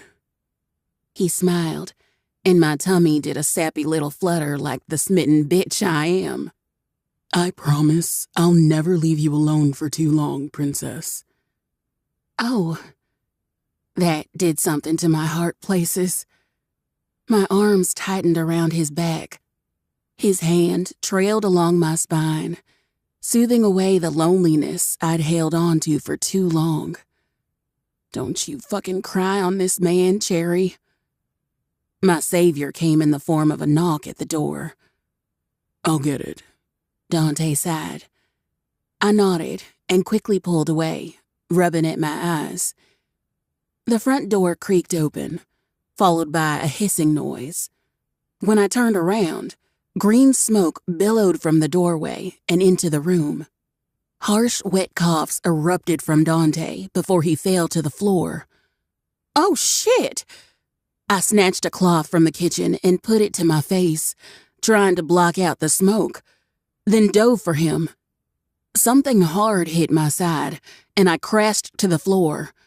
I gasped, taking in lungfuls of the smoke before the coughing fit started.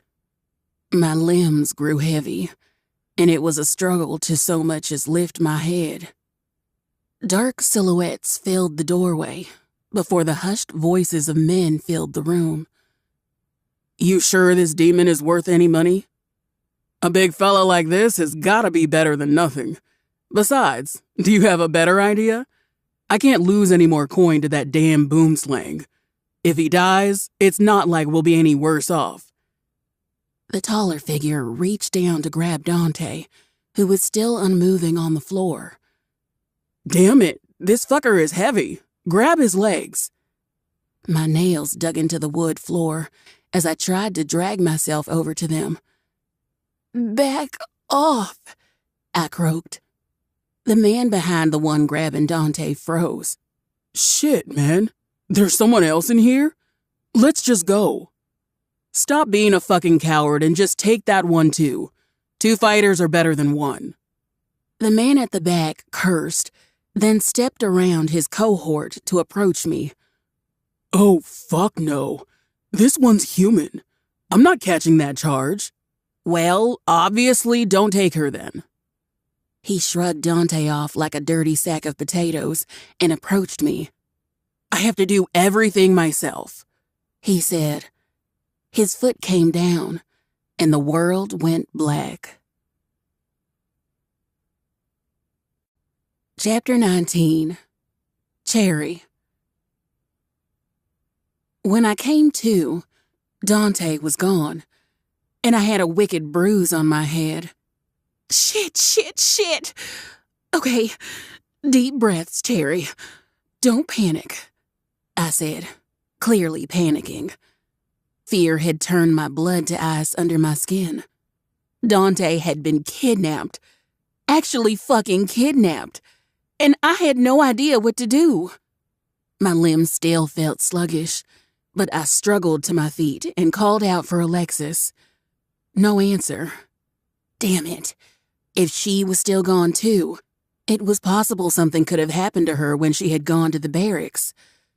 That just left me, which didn't bode well for anyone else. A plan. I needed a plan. The 2 men mentioned fighting in boomslang. Where had I heard that name? Realization dawned, and my stomach dropped. The Coliseum. As expected, the Coliseum was packed. The announcer regaled the roaring crowd with tales of their reigning champion, Boomslang.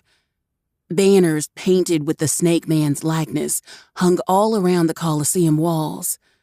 Some patrons in the stands held up signs cheering for their favorite fighters, while others had painted their faces in a lime green that matched the snake's scales. In an effort to unseat the undefeated champion, tonight's match would be open to all challengers from far and wide. The announcer paused to offer anyone in the crowd a chance to step forward and face the champion. Surprise, surprise, no human stepped forward. Buying a ticket to get in had been easy enough, but the section where they kept the gladiators was completely closed to the public, which made sense if you were forcing demons to fight against their will. Can't imagine that was great for their public image. Guards holding rather pointy-looking lances stood firm at the door. One glanced my way when I stared too long, and I quickly averted my gaze and rounded the corner. Absently, I thumbed the travel stones in my pocket. I hadn't really thought past finding Dante and having him warp us out of here. But the travel stones and cinnamon weren't much use to him if I couldn't get near him. Snapping gators, I wasn't even sure if cinnamon would work on this curse. They may have been using a different one from the false goddess. Now I wish I'd spent more time looking through his big book of magic, rather than the one for the beasts. A sleeping spell would be great right now, I muttered. I worried at my bottom lip and ducked into a seat in the stands. I needed something to distract a whole mess of people at once. The more guards I could drive away, the better. What gets a crowd of people running? Gah, there's so many bees over here. A woman in a fine green dress waved her fan at the pesky bees surrounding her. Her waving only aggravated the insects further, and they began attacking her in earnest. I grinned. That'll do. I abandoned my seat and ducked into a dark corner away from the crowd. Fishing the travel stones out of my pocket, I placed the return stone on the ground and held the other one with both hands. All right, I'm pretty sure I have to leave one of you here, which means you should be able to take me to the third stone back in the castle. The stone in my hand gave no response. Or you should, I muttered, narrowing my eyes at the rock. As soon as I figure out how to use you. I hit it. Nothing. Damn. I closed my eyes and tried to focus on the magic flooding through my veins. It was risky, considering what had happened the last time I tried to use Dante's magic. But beggars can't be choosers. Please don't blow up in my hands this time. Swirling wind pulled around me, and I damn near cried in relief. When the wind cleared, I found myself standing in the golden coin-covered floor of Dante's hoard. Yes, I did it! I cried out, throwing my hands up. Why, yes. Yes, you did. Dante? I asked, turning around at the sound of the deep voice. It belonged to a dragon, all right. Just not the one I was used to seeing.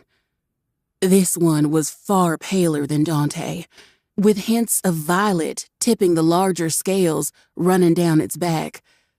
The dragon lay upon a pile of coins and looked down at me with an almost bored expression. It lifted itself off its perch and slinked forward like a cat stalking a mouse. Nothing is ever easy, is it? Tell me, little human, what would cause a frail thing like you to make the foolish mistake of breaking into the hoard of the Lord of Storms? Knees shaking, I swallowed the fear back and straightened my spine. Hello, I greeted cheerily. You must be Kohara. I'm your new sister-in-law, Cherry. My greeting was met with laughter that clattered the coins at my feet. Of all the excuses I've heard over the years, that may just take the cake. Kohara took another step forward, her mouth glowered with orange flame. I quickly backed away behind the treasure chest. It's not an excuse. I really am your sister-in-law. As a matter of fact, Dante needs your help, and— Enough, she barked. I grow weary of your excuses, though I commend you for being brave enough to get this far. Come out from behind your little hiding place, and I'll grant you a swift death. Wow, that is so generous, but I think I'm just going to stick with living for now. Smoke hissed around her snout. Fine then, I'll come to you. Oh, that's not necessary. The last of my words were cut off in a high-pitched scream as I dove out of the way of her claws. Hold still, you little vermin, Kohara growled. She took another swipe at me, nearly taking off my head before I ducked and rolled down a pile of coins and took off running. If you could just listen to me for a second, I cried, ducking behind a column to avoid the stream of flames my sister-in-law shot forth. When the flames dissipated, I bolted toward the exit, only to be stopped by a wall of pale scales as she slammed her tail down in my path. Skidding to a halt, I veered away and ducked behind the large throne sitting on a dais. Listen, damn it! Dante is in danger! As if I would believe the words of a lying thief, she hissed. Any idiot could see you're just trying to save your own hide. When she lunged forward, I dove under her arm before snatching a trident off the pile of gems, then whipped around and poked her armpit with it. Ow! She yelped. She snapped her head and glared at me before her eyes grew wide, her dark pupils turning into thin slits. Put that down now. You have no idea what you have in your hands. The hell I will! I thrust the trident forward again, nearly clipping her chest before she slunk back. Angry rumbling erupted from her throat before a stream of flames shot forth. Panicked, I held the trident up in front of my face. All at once, the magic humming in my blood came alive and surged into the cool metal of the trident. The flames parted around me, as if blocked by an invisible shield. Kohara reared back in shock, and I took the opportunity to run through her legs and poke her at the base of her tail where the scales turned thin. When she leapt out of the way, I bolted toward the door. Ow! You little shit, that hurts! She hissed, darting after me.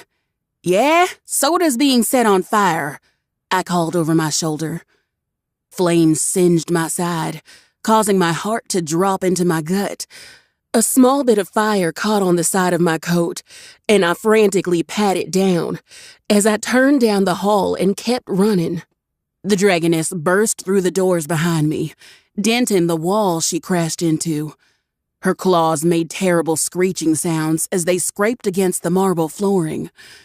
When she was nearly at my back, I flattened myself on the floor, causing her to skitter over me as she tried to stop. I shot up and jabbed my weapon at the base of her tail as hard as I could. This time, blue lightning raced up my arms and into the fork of the trident. Kohara screeched, then jumped to her side before crashing into the dining table. She flailed among the chairs before righting herself with an angry hiss. By the time she had gotten up, I was already halfway up the steps, nearly to my destination. You'll pay for that, you little snack. I fucking knew they ate people. I threw open the doors to the bee room and ran toward the giant purple honeycombs as fast as I could.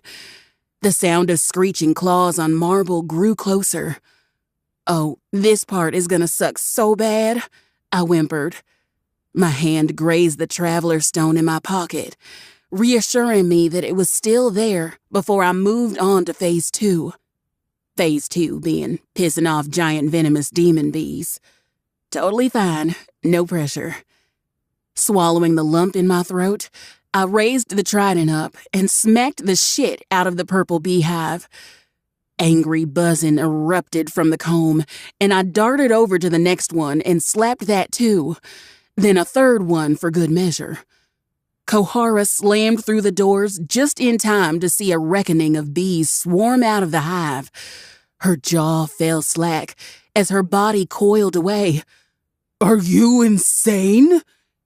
Although Phase 2 was going according to plan, my flight response kicked in and I couldn't help but run away screaming from the horde of angry bees. I snatched the traveler stone from my pocket and poured as much magic into it as I could. No, don't run toward me, Kohara screamed. I tried running around her, but she turned to escape and I ended up slamming against her side. Wind picked up around us, accompanied by ferocious buzzing. We came out on the other side of the portal in an explosion of rubble. Kohara's dragon form was far too big for the little corner I had left the return stone in, and the surrounding walls crumbled against her hard scales. A demon bee was caught under her chin, and she reared up with a scream. A horde of demon bees flew out from around us and into the stands of the Colosseum. Screams of panic broke out all along the stands as people started fleeing.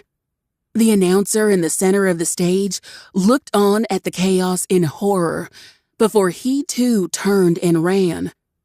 Before the dragon could realize I was within squishing distance, I crawled out from underneath her and snuck toward the door leading to the gladiators' quarters. To my ever-changing luck, a demon bee had beat me to my destination and picked a fight with the guards. The shorter guard put up a valiant effort. However, his partner immediately dropped his lance and ran away screaming. The shorter guard looked back at his fleeing companion, which was his downfall. His shining armor did nothing to stop that giant stinger from running him through. I gasped as the demon bee retracted its stinger and flew away, leaving the guard with a gaping hole in his chest before he fell to the floor. Well, that's going to add to my list of nightmares. Kohara righted herself and shook off the rubble before whipping around to glare at me. You. Oh, shit. I turned and shoved my way through the doors. The sight that greeted me on the other side was much, much worse. The gladiators' quarters beneath the Colosseum looked more like a dark and dingy dungeon. Rows of cages lined the walls, each filled with dazed-looking demons. My body felt numb as I took in the sheer amount of them. There was no way I had brought enough cinnamon for everyone. I ran up to the first cage and peered inside to see a large orc and a spitar slumped inside. The orc's dark red skin was mottled with bruises, while his hair sat in a disheveled heap that may have been a bun in a former life. The spitar didn't look much better. I gasped, seeing the golden black bands on his legs. Holy shit, it's the tavern owner. To my shock, the cage was unlocked. Right, I guess mind-controlled captives don't do much to escape. I stepped inside and slowly approached the orc. Hey, can you hear me? No response. Not that I expected one. I leaned the trident against the wall, then reached into my pocket and took out the bag of cinnamon before waving it under his nose. His lips twitched, and I raised the cinnamon closer to his nose.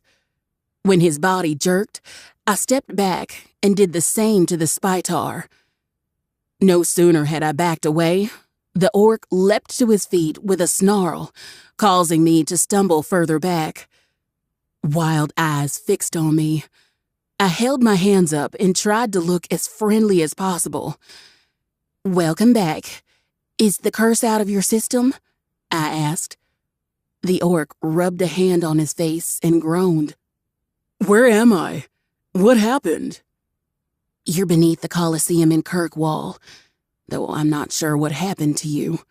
Can you tell me your name? Yala, he muttered. Great. Well, Yala, I'm looking for a dragon shifter with silver hair. The one that wanted all those shoes? Shoes? Sure. Have you seen him down here?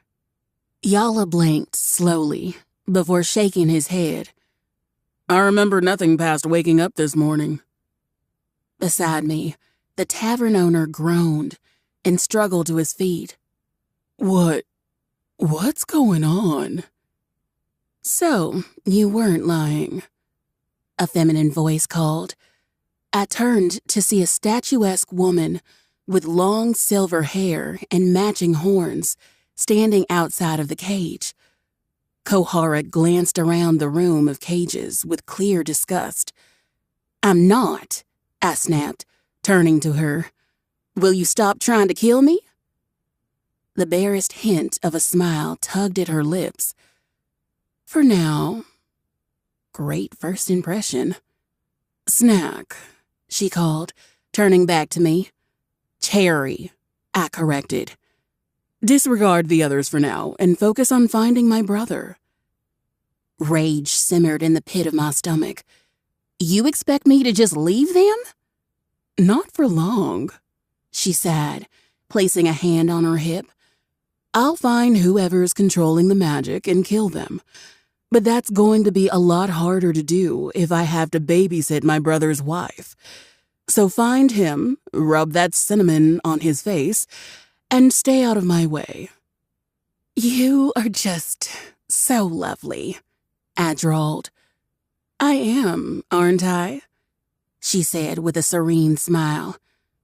Kohara reached into the cinnamon bag and put some of it in her mouth. You two, if you want to live through the day, make sure she does. Her tone came out light and breezy, but Yala tensed behind me. His eyes never left her back as she left. Bit of a character, that one, I muttered. I picked up the trident and headed out of the cage, pausing when I noticed both of them struggling behind me. If you're too tired, just stay here. Yala snorted. And piss off that dragoness? There are easier ways to die, lass. Can't argue with that logic. The Spytar wobbled before catching himself on the bars of the cage. We'll be fine. Just lead the way. Right, I said, peering down the hallway. Let's check further down while everyone is distracted outside. What's your name? I asked, offering my arm when the Spytar stumbled again. He took a deep breath and rubbed the remaining cinnamon off his nose. Sicer. Footsteps pounded toward us. We got company, Yala called, stepping in front of me. I peered over his side to see a guard sprinting toward us. The orc cracked his knuckles before he took a fighting stance. If you want to dance, then bring it on. The guard didn't slow from his breakneck pace. He cast a glance behind him before tripping as he tried swerving around Yala. He went down hard. His armor scraped against the stone floor as his spear caught on the bars of the cage beside him. He scrambled up, foregoing his fallen spear to burst through the doors. No sooner had he stepped outside, a demon beast swooped down and carried him off, screaming. Yala crossed his arms with a satisfied grin. Huh. Guess I scared him off. Sicer rolled his eyes. I imagine whatever he was running from scared him off, you oaf. He shoved past Yala to grab the fallen spear. Let's just hope for our sake it's just another demon. Yala's lips pursed, then glanced down at me and shrugged. Well, I bet I scared him a little bit. I'd be terrified, I offered. Shuffling footsteps, accompanied by pained groans, rose from the end of the hallway. Through the dim torchlight, I could make out the silhouette of more men rounding the corner. Don't humor him, said Sicer. Hey, fuck you. Fellas, please, can we focus on the task at hand? I yelled, gesturing to the encroaching silhouettes. Alexis flew around the corner. Hi, Cherry, she chirped. Run, Cherry, she called as she spirited past us. She used her magic to push open the doors, only to see the screams and havoc of the Kibun bees. Nope, she said, closing the door. Alexis, what's going on? The sword swayed back and forth in the air. Long story, and trust me, I'd love to tell you. You know I love spinning a good yarn. But first, you're going to need to figure out that zap thing right now. Wait, why? She pointed behind us. A horde of guards shambled into the hallway. Blood leaked from a gash on the side of one's head. The guard next to him had a face that looked half-eaten, with his left arm gnawed off at the elbow. Those behind them didn't look any better off. Mr. Half-Face noticed us first. His mouth fell open into a horrid groan before he flung himself forward, the rest of the horde following suit. Alexis, what the fuck? I screamed. Less screaming, more shocking. Sicer turned around and shot a stream of golden thread at our attackers. Those in front went down in a sticky mess, but the guards behind them wasted no time in clambering over their fallen comrades. Yala charged forward, only to skitter to a halt when Alexis flew in front of him. Wait, don't let them bite you. The sword stabbed herself through the eye of the closest guard, then pulled free to plunge into the next. Sicer yanked Yala back and shoved the spear into his hands. Here, make yourself useful. Yala recovered quickly and impaled a guard through the chest. He didn't go down. The half-eaten man paid no mind to the spear in his chest and grabbed Yala by the hair, trying to bite at his face. What the hell are these things? He screamed.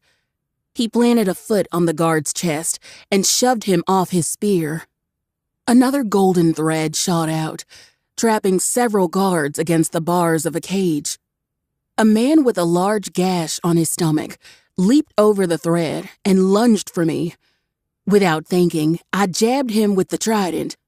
Blue sparks radiated against the tip until a blast of lightning shot his head clean off.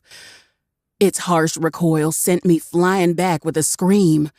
I crashed into Sicer, taking us both to the ground. Dazed, I stared up at the ceiling, unmoving. Yala yanked me to my feet and pulled me in front of him. Do it again! Aw, fuck. I thrust the trident out in front of me, waiting for the sparks. When none came forward, panic raced through my veins. Oh, come on, you son of a bitch! Alexis shot out and stabbed the guard in front before he could reach us. Try again. Put your back into it. Sweat nearly made the trident slip through my grasp, and I fumbled to keep hold. I don't think it works like that. Try it anyway, Yala said.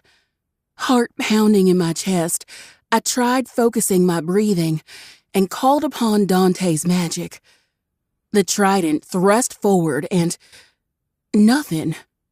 Snarling in frustration, I jabbed the trident into the neck of the nearest guard.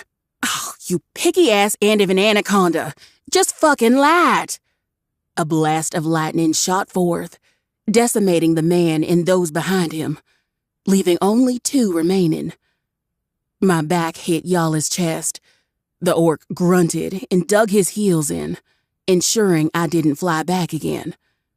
The 3 of us stood there, wide-eyed. Alexis doesn't have eyes, but I'm sure if we had asked her, she would have said she was also surprised. Well, damn, Sicer whispered. A wave of exhaustion hit me like a ton of bricks.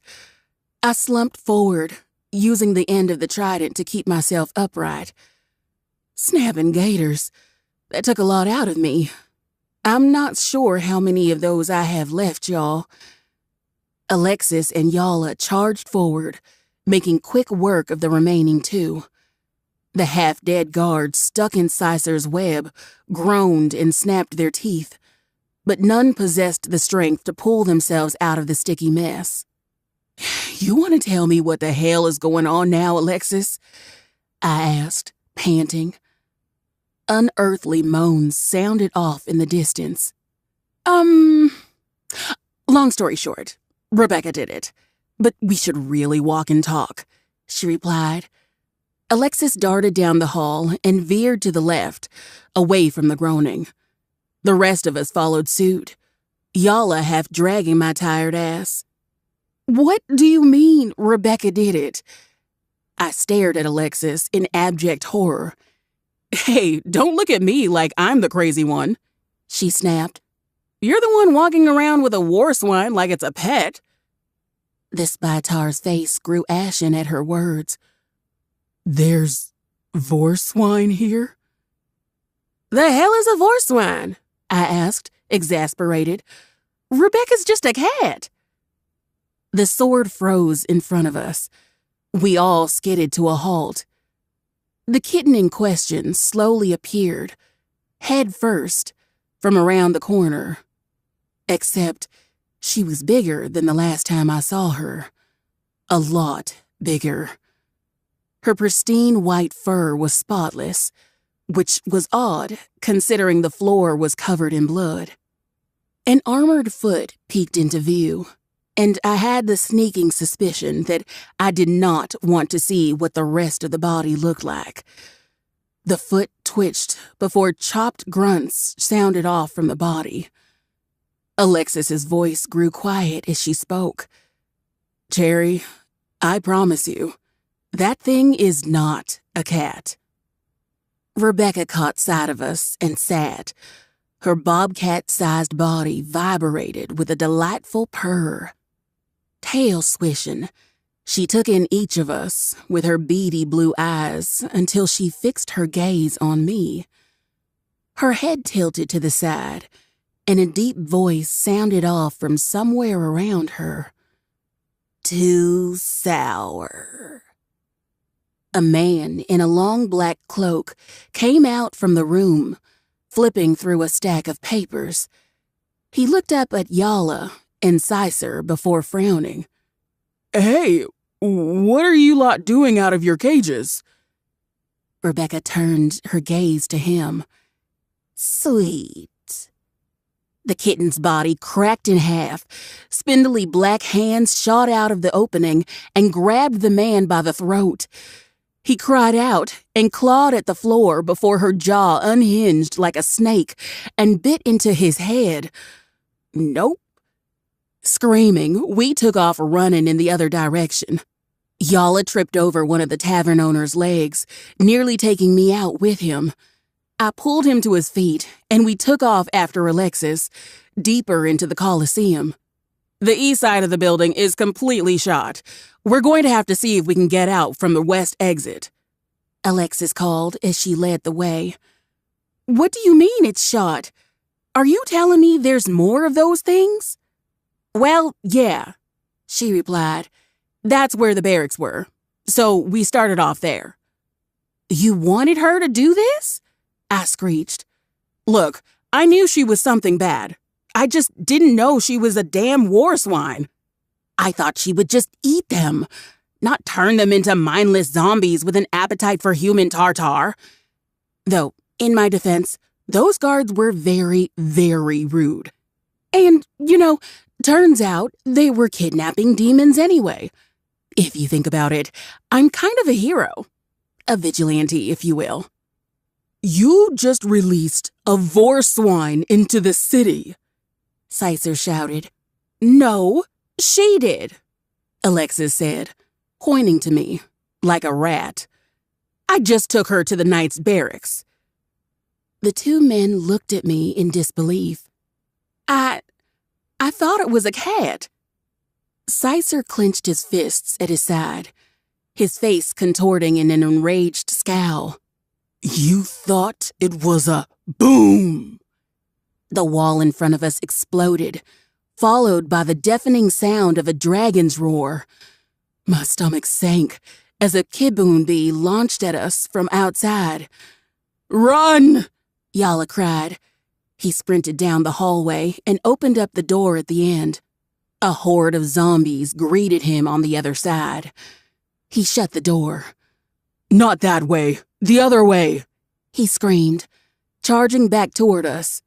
With a speed surprising for his massive frame, the orc leapt up, using the wall to spring himself higher, and stabbed his spear through the bee.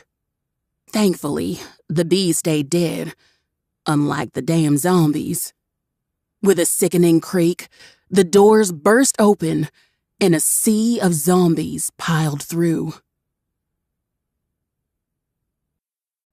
Chapter 20. Dante. "I will not ask you again," I said. The mage beneath me cried out as I twisted his broken leg. "Where is my wife?" His response came out through broken whimpers. I told you. I don't know. You're the only one who those men brought in." I don't believe you." He screamed in pain as the bone splintered. Black on black clothing hid a fair amount of the blood seeping through his wound, though it painted the floor a pretty shade of red, similar to my wife's boots.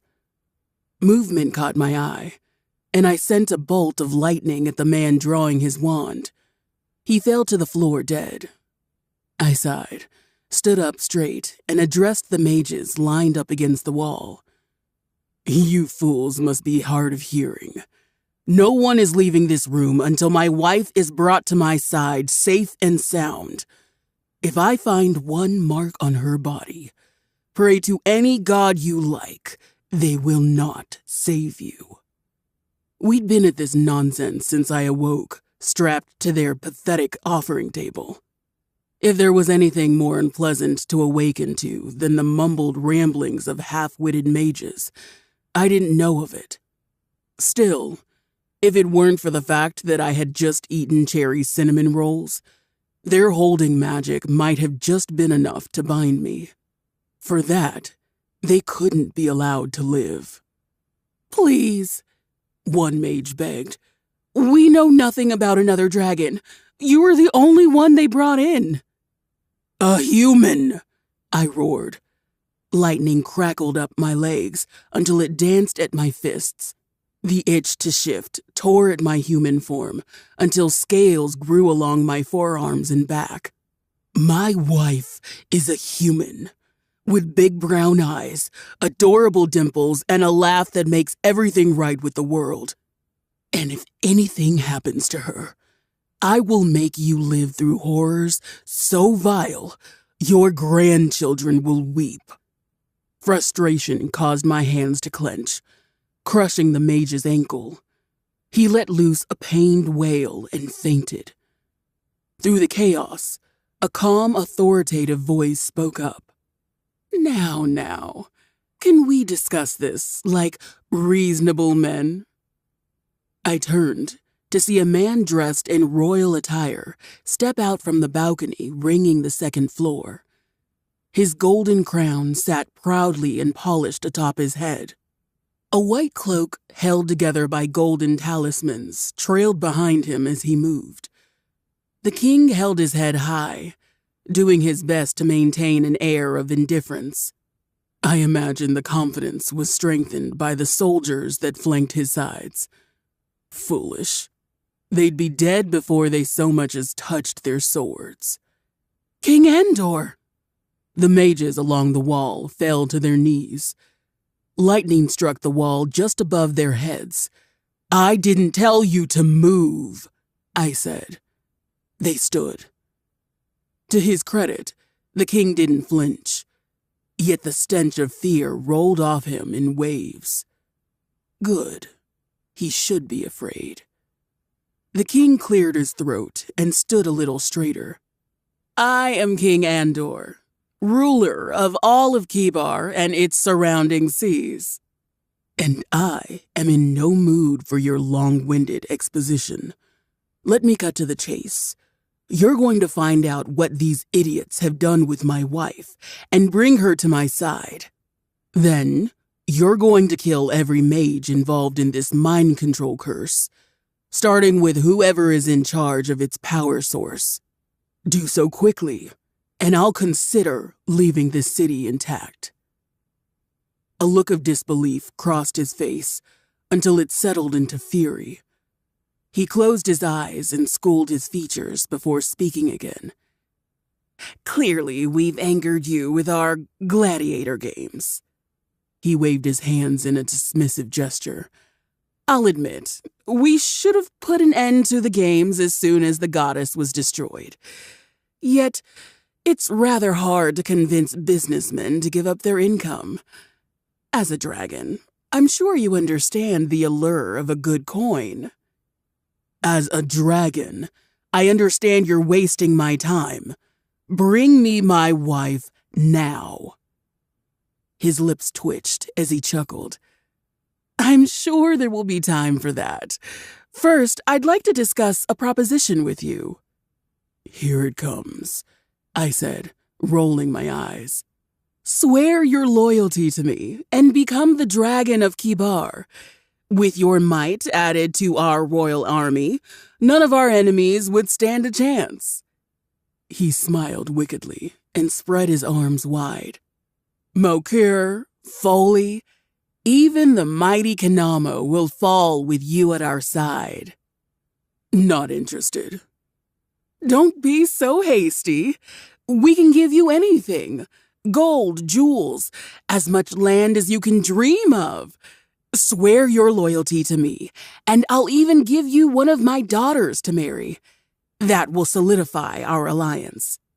I pinched the bridge of my nose to avoid setting him on fire. "Did you completely ignore the fact that I already have a wife? It's like you're trying to die. God, I hate solicitors. Surely a princess is more valuable?" "In here, quick!" A door on the east side of the balcony flung open. Cherry burst through, waving in Alexis and 2 men before slamming the door shut. A chorus of banging and groans sounded off from the other side. The 4 of them all pushed against the door, panting heavily. "What is the meaning of this?" the king snarled. Cherry turned toward him, bewildered, before her eyes caught sight of me. She smiled wide and flung herself against the railing. "Dante!" For a moment, I could do nothing but stare at her in disbelief. King Mokas the Blight's trident was clutched firmly in her hand. Telltale signs of magic drain dulled her normally bright features.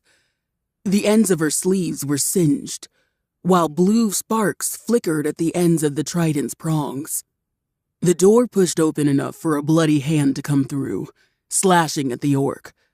"Cherry, a little help?" he cried. "Oh, crap!" she cried, shoving her shoulder into the door.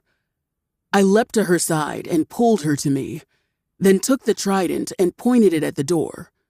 "Move." Her companions backed away quickly.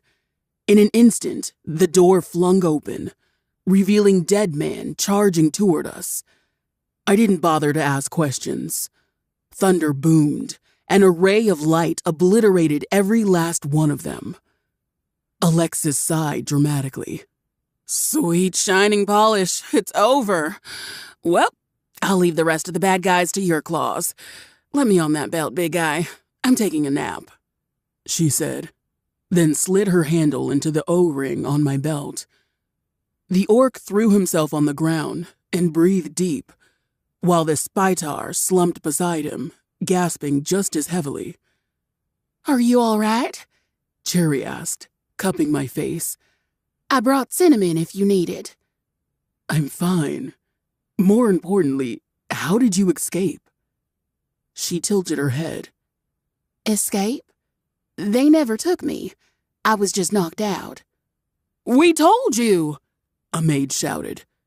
Lightning shot through his chest, and he crumpled to the ground. It was rude to interrupt. "Well, see?" The king smiled wide, his posture relaxing into a state of undeserved nonchalance. "Your wife is fine, so there's no need for concern. Now, about our deal."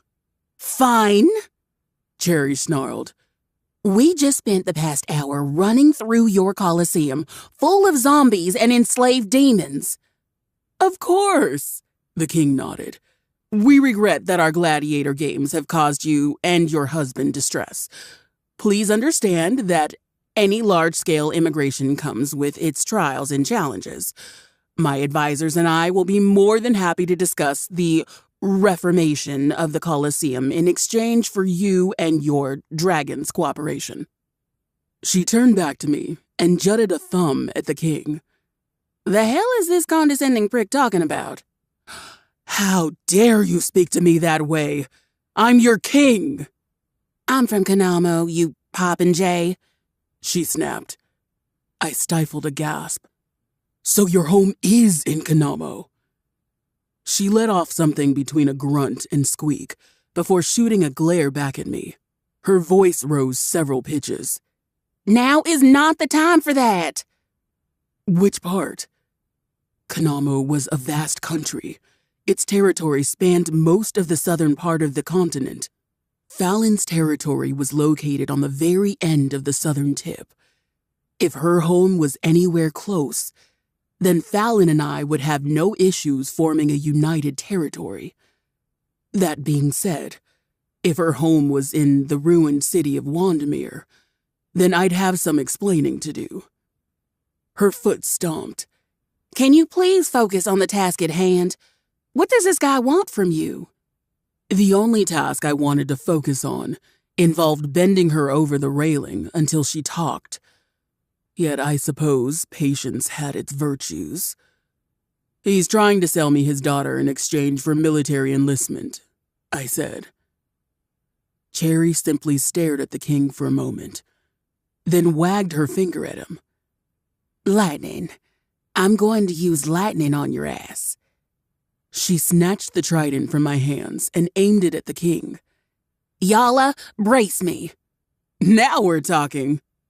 The orc laughed and positioned his large body behind her, his hands on her shoulders. Fear pricked under my skin as sparks danced around her forearms. If it backfired like it had done in the wilderness, Cherry could blow her arms clean off. Before I could reach out to stop her, the trident absorbed her magic into its prongs, effectively saving her from death.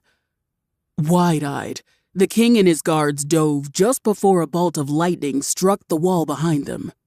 Bits of rubble and sparks rained down on the terrified men, who wisely chose to stay prone. Seemingly mollified by their cowardice, Cherry leaned the trident against the wall and returned to my side. Are you sure you're all right? My chest lurched, seeing her big brown eyes full of concern. Did you come to save me, princess? It was a ridiculous question the more I thought about it. Cherry was human, with a body as fragile as her lifespan. Even if they did somehow manage to bring me under their thrall, no human mages could hold me for long. Yet here she was, charging in after me into the unknown. Her brow furrowed. Of course I did. Don't look so surprised. I grinned like a love-struck fool. Of course, she says. A sense of warmth spread over me, as if I had been dunked in the healing waters of a hot spring. I brushed a curl from her face. She flinched when my hand grazed the side of her head. A pained expression marred her features. I drew my hand away, ice freezing my veins, when it came back red with blood. Rage. Dante? Her mouth kept moving, but all I could hear was thunder. Rage. Chapter 21. Cherry. Dante's eyes bled from gray to violet. His body trembled as gray smoke rose from him like steam from a kettle. He stroked back a few tendrils of my hair, just below the bruise on my head. Who did this, Cherry? I flinched, having never heard his dragon voice when he was still in human form. Its deep timbre blanketed the room with tension. My human hearing may have been nothing compared to that of a demon, but I swear on my life, I heard everybody's ass clench. Cherry. Not princess, badger, or even sweetheart. Well, fuck. He smiled. The fangs of his upper jaw elongated, while silver scales plated up the ridge of his nose. Doesn't matter. I'll drown this land in fire, and you can point out their ashes later. He touched my face softly, his thumb passing over the dry surface of my lips. His expression was reverent. The look on his face held promises of adoration and unspeakable violence. Heat flooded my lower belly. I pushed it away, refusing to think about what that said about me. I'm not attracted to this. I'm not. I chewed on my bottom lip, unsure how to respond to such a promise. Or, you could just not do that. Wind howled around us, ripping tapestries from the walls. The king shouted for his guards to run us through, then promptly disintegrated in a flash of white. "Dante, stop!" I cried. Don't worry, he soothed. It will be over soon. With a flick of his wrist, flames engulfed the lower floor of the room, barely giving the men below a chance to eke out their last scream. Slap! My hand stung from where the palm met hard scales. I was fairly certain the action hurt me more than it did him, but it got his attention. I don't want you to drown anything. Please, just help us fix this mess so we can all be done with it. The king is dead, and your sister is off somewhere finding the head mage. There's no need to kill anyone else. I'd also like not to drown in fire, Sicer called behind us. Just saying, if he's taking it to a vote. The wind stilled. Hard scales receded into soft, russet skin. Before I could breathe a sigh of relief, the roof tore off. Damn it! What now? Kohara poked her massive head through the hole in the ceiling. Rebecca was clutched firmly in her clawed hand, yowling and spitting at the dragoness in indignation. I got him, Kohara cheered, the words muffled by something in her mouth. She swallowed it down, then lifted her chin in pride, as if expecting praise. For my own sanity, I decided to pretend it was a loaf of bread and humored her with a weak clap. Great job. Dante regarded her with a long-suffering expression. What are you doing here?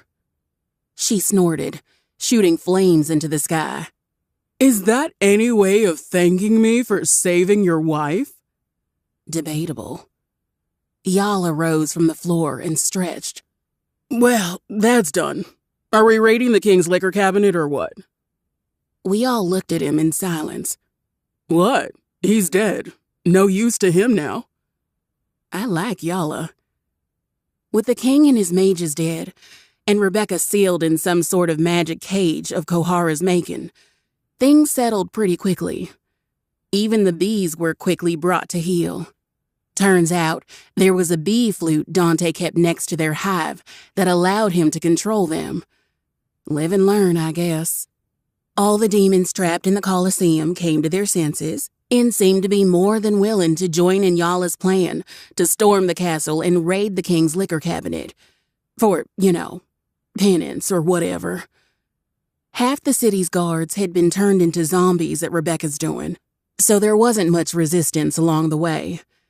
When I followed the party through the gates, most of the remaining guards were forming a blockade around the king's daughters and a few people who I assume were important members of the court.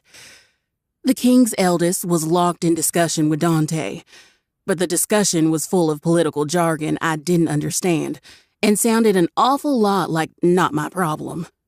It didn't take long before I bailed on the conversation and followed Yala to the castle bar. All right, next question. Yala took a heavy swig of his beer and slammed the mug on the table. You're trapped in an abandoned castle for an entire night with either a basilisk or 50 pissed-off pixies. Which do you pick? Oh, that's easy. I choose the basilisk, Basil replied. The lamia, formerly known as boomslang, poured himself another shot of whiskey. His snake half was coiled neatly underneath him, and I did my best not to stare, or reach out and touch the bright green scales. His body was covered with bandages, and there was a spot on his tail that looked like someone or something had tried to take a bite out of him. It made my heart sink to think about how long he had been stuck fighting in the Colosseum. Yet instead of rage or tears, the first thing out of his mouth when he came to was, "Where's the bathroom?" Even the few remaining guards were met with bored nonchalance. Instead, the promise of following Yala on his quest for expensive whiskey far outweighed any thoughts of vengeance. The orc gaped at the man as if he'd grown a second head. You can't be serious. You'd rather take on a basilisk, the giant snake creature known for spitting deadly venom, than a gaggle of pint-sized nuisances? Basil shrugged. I also spit venom. Exasperated, the orc flattened his hand on the table, like he needed something to tether him down. That doesn't mean you're immune to basilisk venom. Yeah, but the pixies could sneak up on you. What if I'm trying to find a snack in the kitchen and one pops out of a cabinet and stabs me in the eye? Why are you trying to find snacks? The name of the game is hiding. You're only trapped in there for a night. I get hungry. Food is always the #1 priority. He got a point there, I said, sipping my beer. Besides, I think I'd be more concerned about the possibility of torture. Like, I don't know how vindictive pixies can be, so I'm not trying to find out. Basil pointed at me in agreement. No! Yala slammed a fist on the table. You're both so wrong. You shouldn't be getting snacks. You should be worried about ending up in the belly of a basilisk. All right, but you can see a basilisk coming. I have no idea where those pixies are. I held up a hand. Wait, are basilisks the one where their stare kills you? Basil shook his head. No, that's a cockatrice. Completely different beast. Anyway, let's say I'm in the treasure room trying on jewels, and boom, caught in a pixie net. Now my tail is being turned into 100 tiny lamia skin boots. Why are you looting when there's danger afoot? Yala shouted. Waste not, want not, Basil replied. The chair beside me screeched, and Dante slumped into the seat. The big book of beasts dropped on the table with a loud thump as he leaned back. Yala flashed him with a wide grin and pounded his fist on the table. See now? Here comes someone with a bit of sense. His face grew serious as he leaned into the table, resting his chin on his hands. Same question. Which would you rather be trapped in an abandoned castle with at night? A basilisk or 50 pissed-off pixies? You can't ask him, Basil hissed. The scales lining his lower body rose like a puff adder. He's an apex predator. You may as well ask me if I'd rather deal with mosquitoes or flies. I'd choose the basilisk, Dante said simply. Basil's scales lost their poof. Oh, never mind. Ask away. You too? Yala threw up his hands in disbelief. The basilisk is the obvious choice, Dante began. Sure, the bites hurt, but it's not going to kill me. But having to spend an entire night with 50 enraged pixies, judging my every move? A flesh wound hurts less than emotional manipulation. I shot him an incredulous look. You're picking the basilisk so your feelings don't get hurt? Pixies can be very cutting, he said, as if it was the most obvious thing in the world. Images of a murder of crows harassing an eagle came to mind, and I had to stifle a laugh. The orc groaned in defeat. All right, fine. Basilisks it is then. What did you bring this for? I asked, nodding at the book. The dragon shifter reached across from me to grab the bottle of whiskey and poured himself a glass. I figured you'd want to record Rebecca now that we know she's not a cat. My head perked up at the idea. Oh, I didn't even think of that. Wasting no time, I snatched up the book and approached the cage housing Rebecca. The ball of fluff lay in the center of the cage with her feet tucked neatly beneath her, resembling a loaf of bread.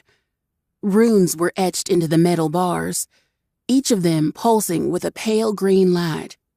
From what the dragoness had mentioned, the runes made up a sealing spell that had the ability to drain the not cat of her magic. After an hour in the cage, the guards in her thrall had dropped dead, and her form had shrunk back to the small kitten I remembered.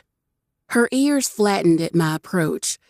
Clearly, she was still holding a grudge at my involvement in spoiling her fun. I ignored her death glare and raised the book in front of her. Its pages flitted as a blue glow erupted. When the glow faded, I turned to see a page titled Vorswine. What the fuck? The horrific creature illustrated on the page looked nothing like a cat. It was like someone took a wild boar, carved a gash into its back and filled it with teeth and protruding hands. Its maw opened up into segmented parts, almost resembling a blooming flower, if flowers were made of nightmares and 3 tongues. I returned to my seat and read the description. Vorswine, a shape-shifting creature that feasts on the minds and brains of its prey. Those who have been feasted upon can be used as puppets to drag more prey back to them. Vorswine will grow in both size and threat level with each mind eaten until they are capable of subduing larger prey. If no smaller food is available, they will begin poisoning the minds of larger creatures until they can be consumed. Signs of possible vorswine poisoning include headaches, a desire to eat brains, indigestion, nightmares, and, in rare cases, an inability to digest strawberries. "What's with that book?" Basil asked. I glanced nervously at my new companions. Now that I had the book in my hands, it was extremely tempting to ask if they'd allow me to record them as well. Yet such a question might seem offensive.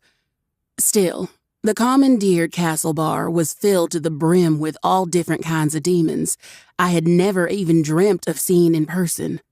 Lion shifters were talking animatedly with a dour-looking vampire.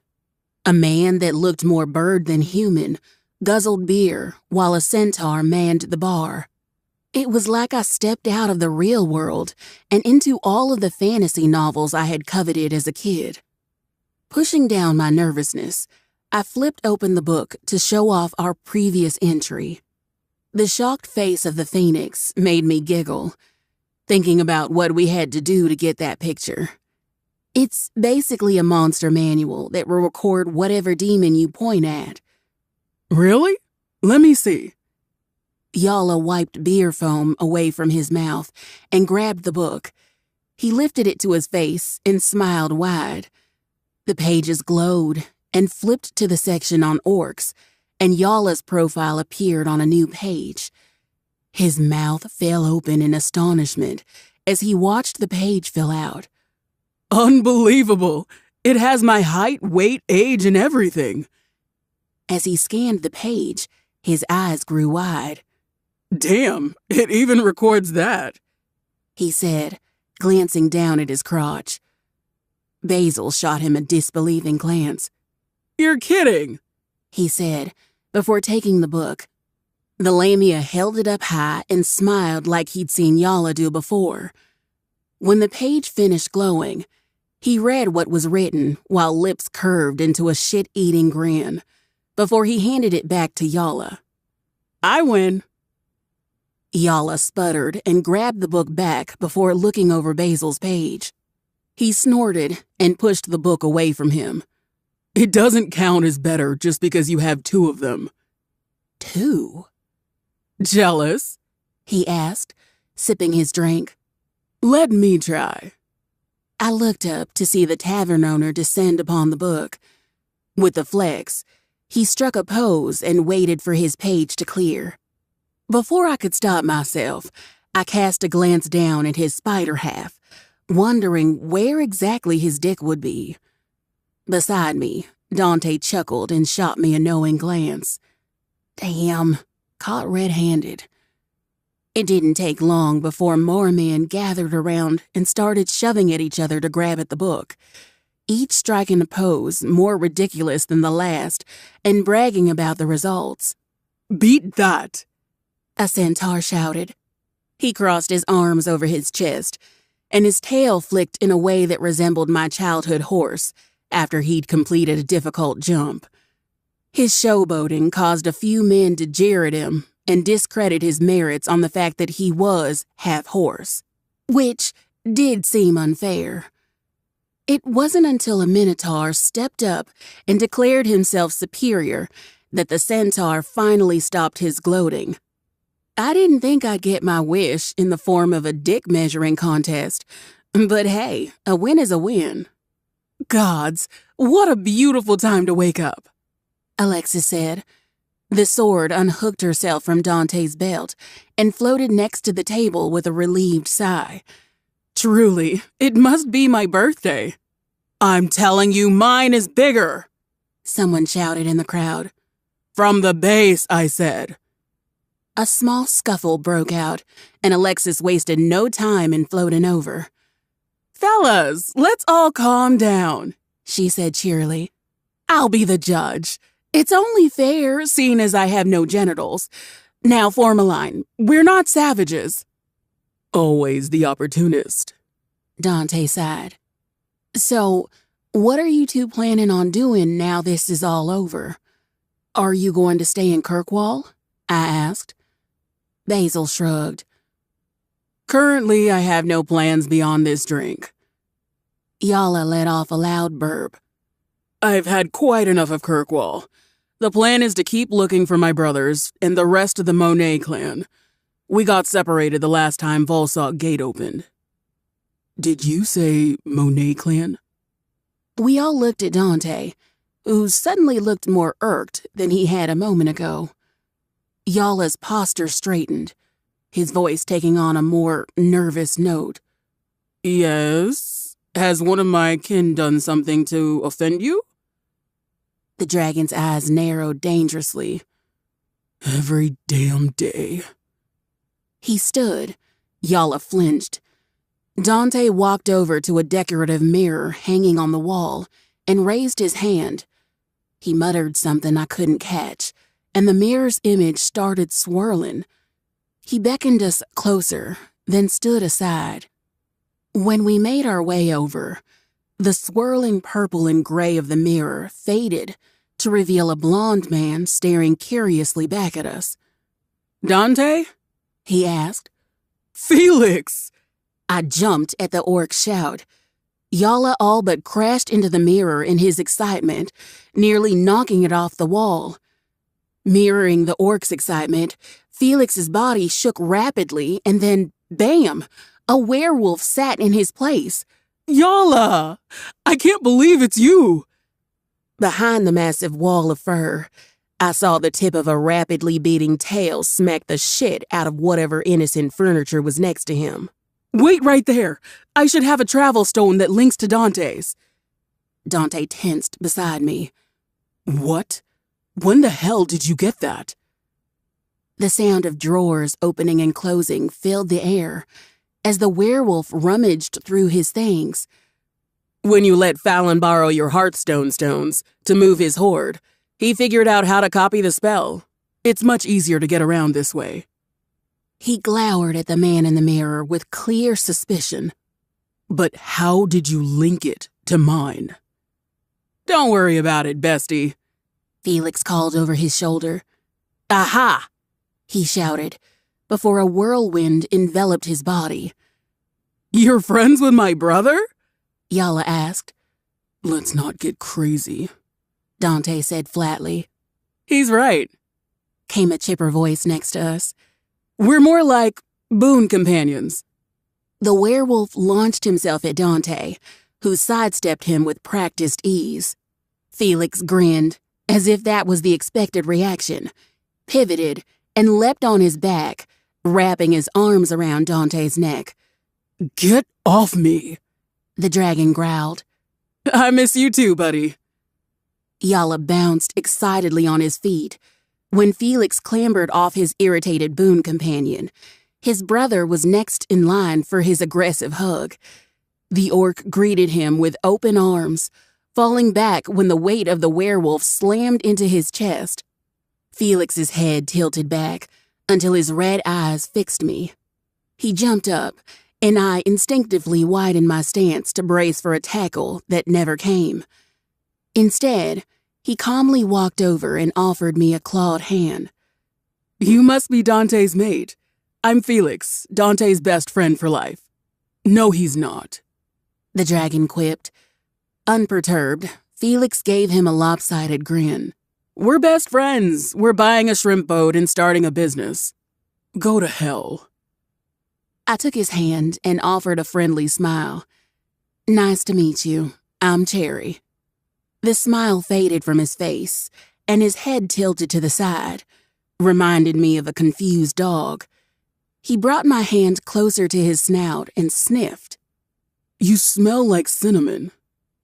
Awkwardly, I drew my hand away and placed it at my side. Well, I was carrying around a bag of it for most of the day, so that's not too surprising. No, A large red hand slapped on his shoulder, snapping Felix from his thoughts. Oh, stop bothering her and come drink with me. Yala beamed at his brother. I haven't seen you for a year. He half dragged the werewolf back over to the table, and the two soon lost themselves in catching up. I slid an arm around Dante's and leaned against him. You want to get out of here? Silver eyes looked down at me with clear relief. More than anything, there are an awful lot of people here. You love me, Felix bellowed. Dante rolled his eyes. The barest hint of a grin tugged at his lips. After we collected the big book of beasts, we bid the rest of the gang farewell and headed out into the cool night. Despite the chaos of the day, the stars shined as they always did, unbothered by the squabbles of those beneath them. He stopped us near the castle's entrance before we made it onto the street. Jerry, I know today has been a lot, but there's some place I'd like to take you. It's a tad far, so you may want to sleep on the way there. I looked up at him curiously, to see concern line in his eyes, almost as if he was worried I'd say no. I squeezed his hand in mine. All right, let's go. Good. He stepped away from me, smoke enveloping his body. It spread out along the courtyard like a thick fog until it faded, revealing a dragon. Smiling, I went up to his side and ran my fingers along the soft hair of his mane. Don't need me to turn around anymore? I asked. His large body rumbled as he lowered his head to the ground. A long claw pushed my feet up, helping me climb onto his neck. You risked your life to come and save me. I think we've grown past that. With a powerful kick of his hind legs, we were airborne, soaring through the night like a playful wind. Laughing, I snuggled further into the warmth of his mane. It didn't seem like you really needed my help. By the time we got there, you pretty much had them on their knees. You didn't know that when you came in. No, I suppose I didn't. That meant more to me than I know how to say. To be honest, I hadn't even thought about leaving without him. Seeing him drop to the floor had filled me with more fear than I've ever felt in my life. This, whatever this is, it's still new. Still very new. But the thought of anything taking him away from me is terrifying. Even before I was kidnapped, I don't think I've ever felt this sense of ease. The feeling was hard to place. If I had to give it a name, I'd say it just felt right. Leaving you was never an option. Dante hummed. The soft mane beneath me radiated a soothing heat. I found my eyes drooping. Get some rest, he murmured. I'll wake you when we get there. Chapter 22. Cherry. Wake up. No. I rubbed at my eyes with a groan and tried burrowing closer into the warmth at my side. Cold slapped against my senses when the heat slipped away from me. I looked up to see Dante grinning down at me. Stop your growling and get up, or you'll miss it. You took all the warm, I said petulantly. He chuckled and held his hand out to help me up. I am the embodiment of evil. Now get up. You've got walking to do. The temptation to flip him off and go back to sleep was palpable, but I took his hand anyway. Dante hoisted me to my feet and guided me toward a staircase carved into the side of a rock. I looked around, but the area was covered in a thick fog. The dim glow of dawn did little to help me see past a few feet. "Where are we?" I asked. "This is Whispering Isle, and you'll need to make it to the top before the sun rises, so get moving." Grumbling, I took the first few steps, then glanced back when I noticed he wasn't following. "You're not coming?" He shook his head. "I can't help you reach the top. You'll need to do it on your own." "Are you going to tell me why?" "You'll see when you get there." Cryptic sayings should be illegal before sunrise. He laughed and gave my back a light push. "And they say I'm impossible if woken too early. Get moving, honey badger." My hand skimmed across the rock wall as I trudged my way up the steps. Pillow-soft moss crept along the wall as the staircase veered along its curve. Legs aching, I grumbled a slew of insults at the impossible man forcing me to exercise so early in the day. Truly, the original plan of absconding into the wilderness grew more tantalizing with each step. Panting like a dog on their last legs, I caught my breath. A bushel of blueberries protruded from the path a few steps up, so I struggled up a few more steps to try a few. That's good shit.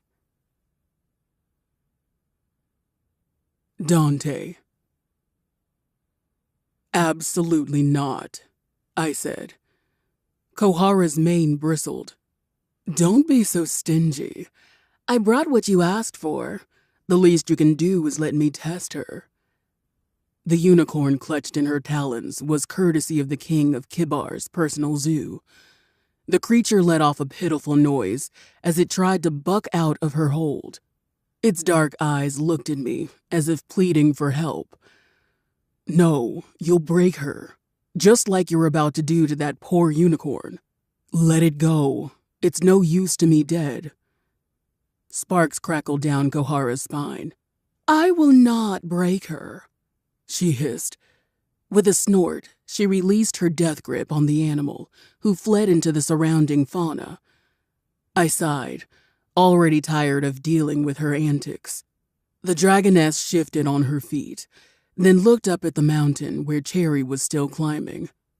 "It's not a real challenge if you just let her up there," she whined. Kohara lowered her massive head like a dog denied a bone. Her tail swished behind her as she took on a sweeter tone. "Just let me chase her a little, please." A harmless suggestion from anyone else, but I knew my sister better than that. As expected, when she glanced up at my wife again, her pupils dilated with predatory excitement. Cherry needs to do this on her own. She's not even walking. She's just eating berries. What? I turned around to see Cherry slumped against a rock, stuffing her face. "Less snacking, more walking," I shouted. Cherry screamed her discontent, but kept moving. "See?" Kohara said with a laugh. "I bet I can make her run." "The answer is no. Go play with one of your men and leave my wife alone." "But I'm bored of them. I want to play with Cherry," she whined. Her body shook as she tried to rein in her excitement, and I did my best not to kick her ass off the island. Kohara was a few years older than Fallon, yet from what I'd seen, the shadow dragon was leagues better at controlling his instincts. I'd hoped that she'd gain a bit of maturity in my absence, but that clearly wasn't the case. Perhaps we'd coddled her too much. She was the baby of the family after all. Cherry is human. They are incredibly fragile creatures. She snorted. "You didn't see her face off against me in your horde." "What?" "Nothing," she said quickly. "But listen, I've never even been to one of the floating isles before. I know you and our brothers all took the challenge, but I never got to. I grew up hearing stories of the trials you faced together. That's something I'll never get with them gone. Mother and father are dead, which means Cherry is the only sister I'm ever going to get. Let me be part of this." My chest ached at her words. The only world Kohara had ever known was behind the oppressive walls of Volsog. At the very least, I had memories of the time before to look back on fondly. Taking the floating isle challenge was one of the best times of my life. I gazed up at the mountaintop, where I'd left my mark over 600 years prior. Lockjaw the Fierce ruled over the island as its lord. My brother, Lo, being the little shit that he was, alerted him to my approach and teamed up to stop me. Lockjaw nearly took my head off in our battle, yet the pride I felt when I won his challenge was indescribable. So much so that I used to dream of becoming strong enough to take over an isle as its lord. Now Lockjaw and Lo were dead, as were the lords of every other isle. Kohara would never get a chance to know what that was like.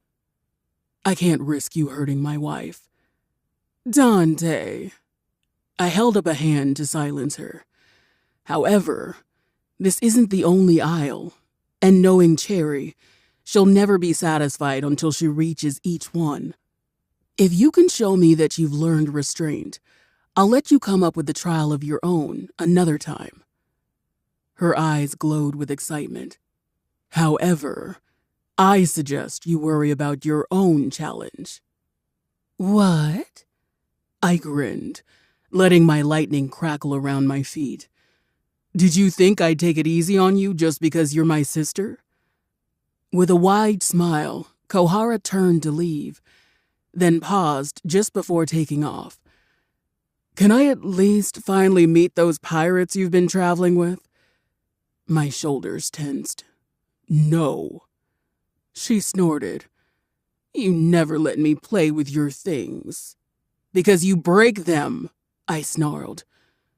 She had the decency to lower her head, but not enough to let it go.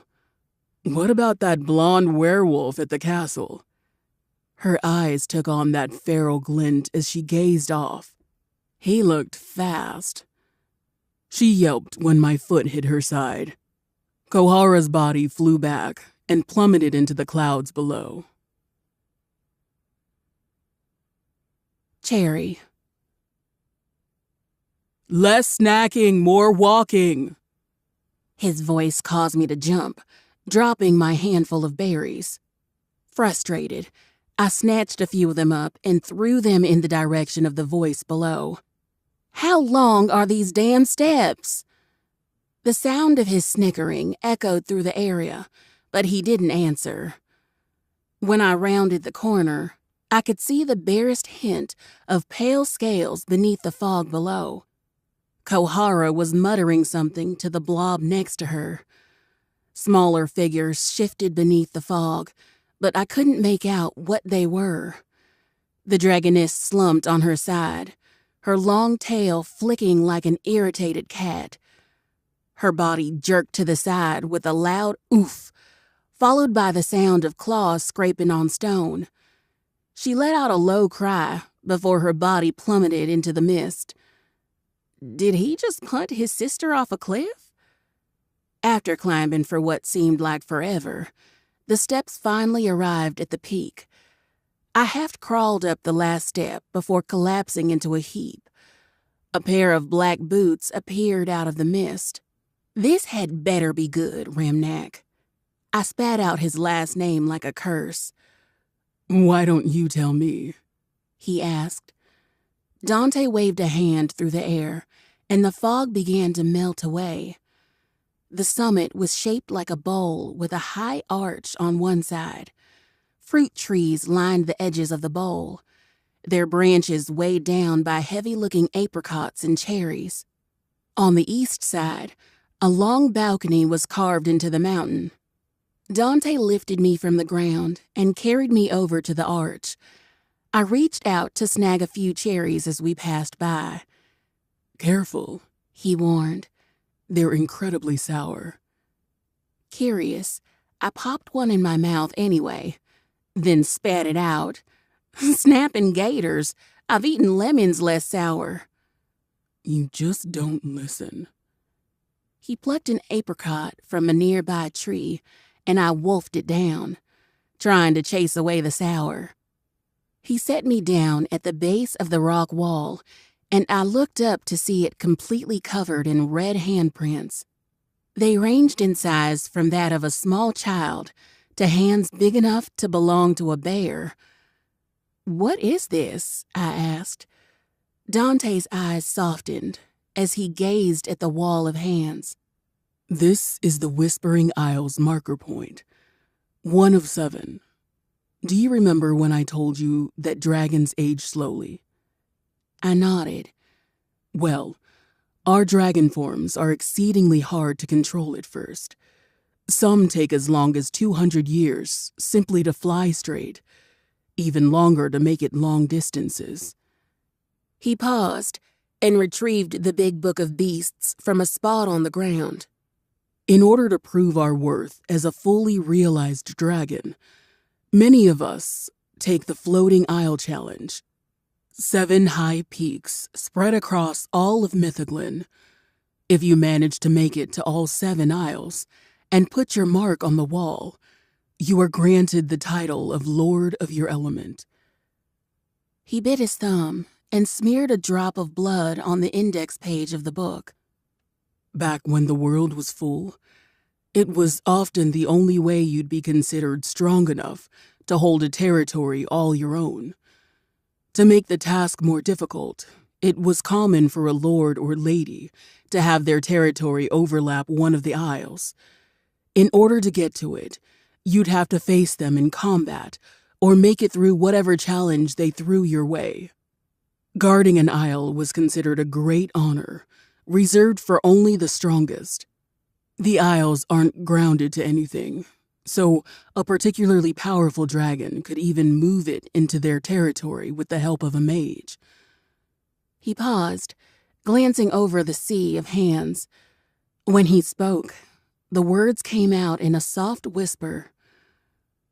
When my brothers were alive, we made a game of sabotaging each other whenever one grew old enough to take the challenge. Did you still make it? I asked. His smile was wistful. Yes. They didn't make it easy, but I made it. He lifted the book up to his face, then handed it back to me. When the book stopped glowing, its pages flipped to an entirely new section. Dragons. Its first entry held the image of his 2-legged form, with a winding silver serpent behind him. I stared at the page in wonder until I felt a hand at the small of my back. Dante pushed me forward, nodding at the wall of hands. I lifted the book up. The second entry appeared in the form of a red dragon with flames licking at her feet. She was Idalia, Lady of Flames. I only met her once, but someone had made the mistake of angering her, and she wound up melting the side of a mountain. When the book moved over more handprints, dragons of every shade and power filled the book until my arms ached from holding it up. I rested it against a nearby rock and flipped through the entries.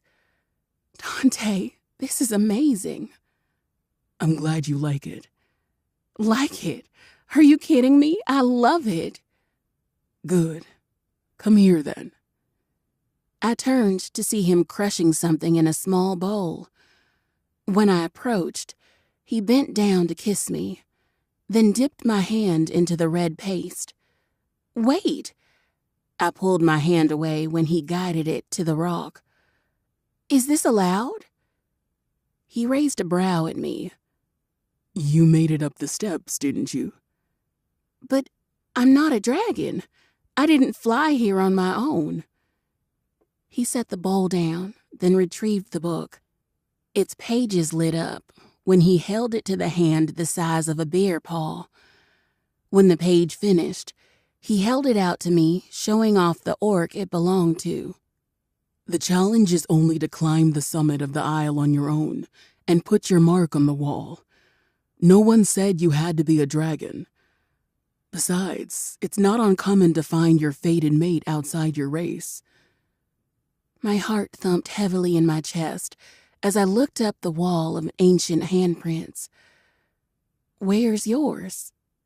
He smiled and guided me further down the wall until we stopped at one handprint in particular.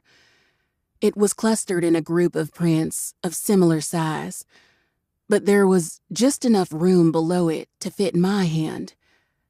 I pressed my palm to the cold stone, holding it firmly in place before lifting it away. "It's time," he said, snatching my wrist. Dante pulled me over to the balcony. "Time for what?" I asked. He waved at the dark sky in front of us and darted away. "Just watch the sky." "Okay," I said, turning back around. I leaned against the railing, scanning the sky for anything of note. Just before I turned back to ask him what to look for, it happened. Sunrise came in a golden tunnel through an endless sea of clouds, its first rays blanketing over the sky in time with the first string of a cello. Soft music joined the sun's ascent, as if welcoming home a dear loved one. The night's chill died away in colors so warm it broke my heart. Tears fell down my face, but I didn't dare wipe them away, not wanting to miss a second.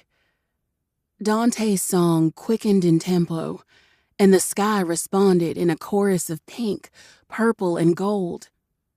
Right before my eyes, a cloud swirled and took the shape of a massive stingray that glided over the sky as if drinking in the sun's rays.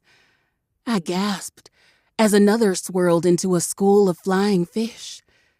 They chased after the stingray in a playful dance, illuminated in a rainbow of colors. How? The question died on my lips as I turned back to the dragon.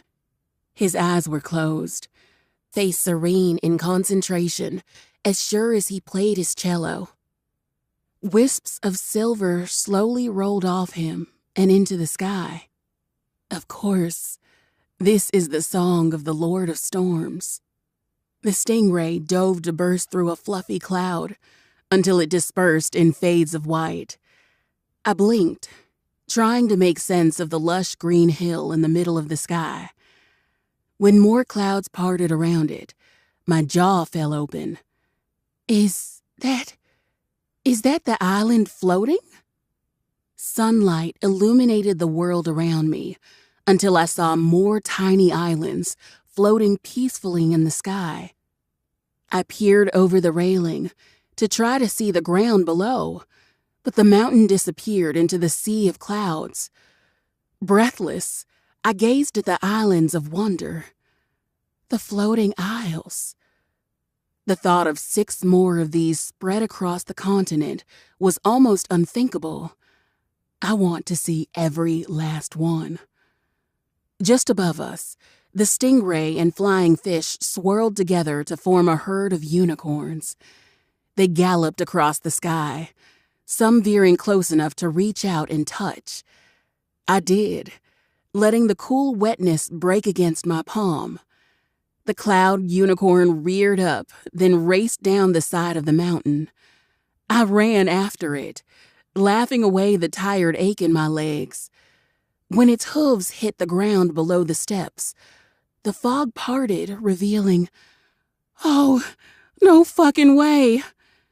A unicorn, an actual unicorn, stood in the meadow at the base of the mountain. It wasn't until I felt his arm slide around me that I realized the music had died away. Dante brushed a braid behind my ear and kissed my temple. The action was so soft and gentle, My heart practically leapt out of my chest to beg to be held in his hand. His arm hooked beneath my knees, and he settled me against his chest before he leapt down the cliff. I bit back my scream of surprise and clung to him when he set us down in the meadow. The unicorn flicked its head in our direction, as if assessing a threat.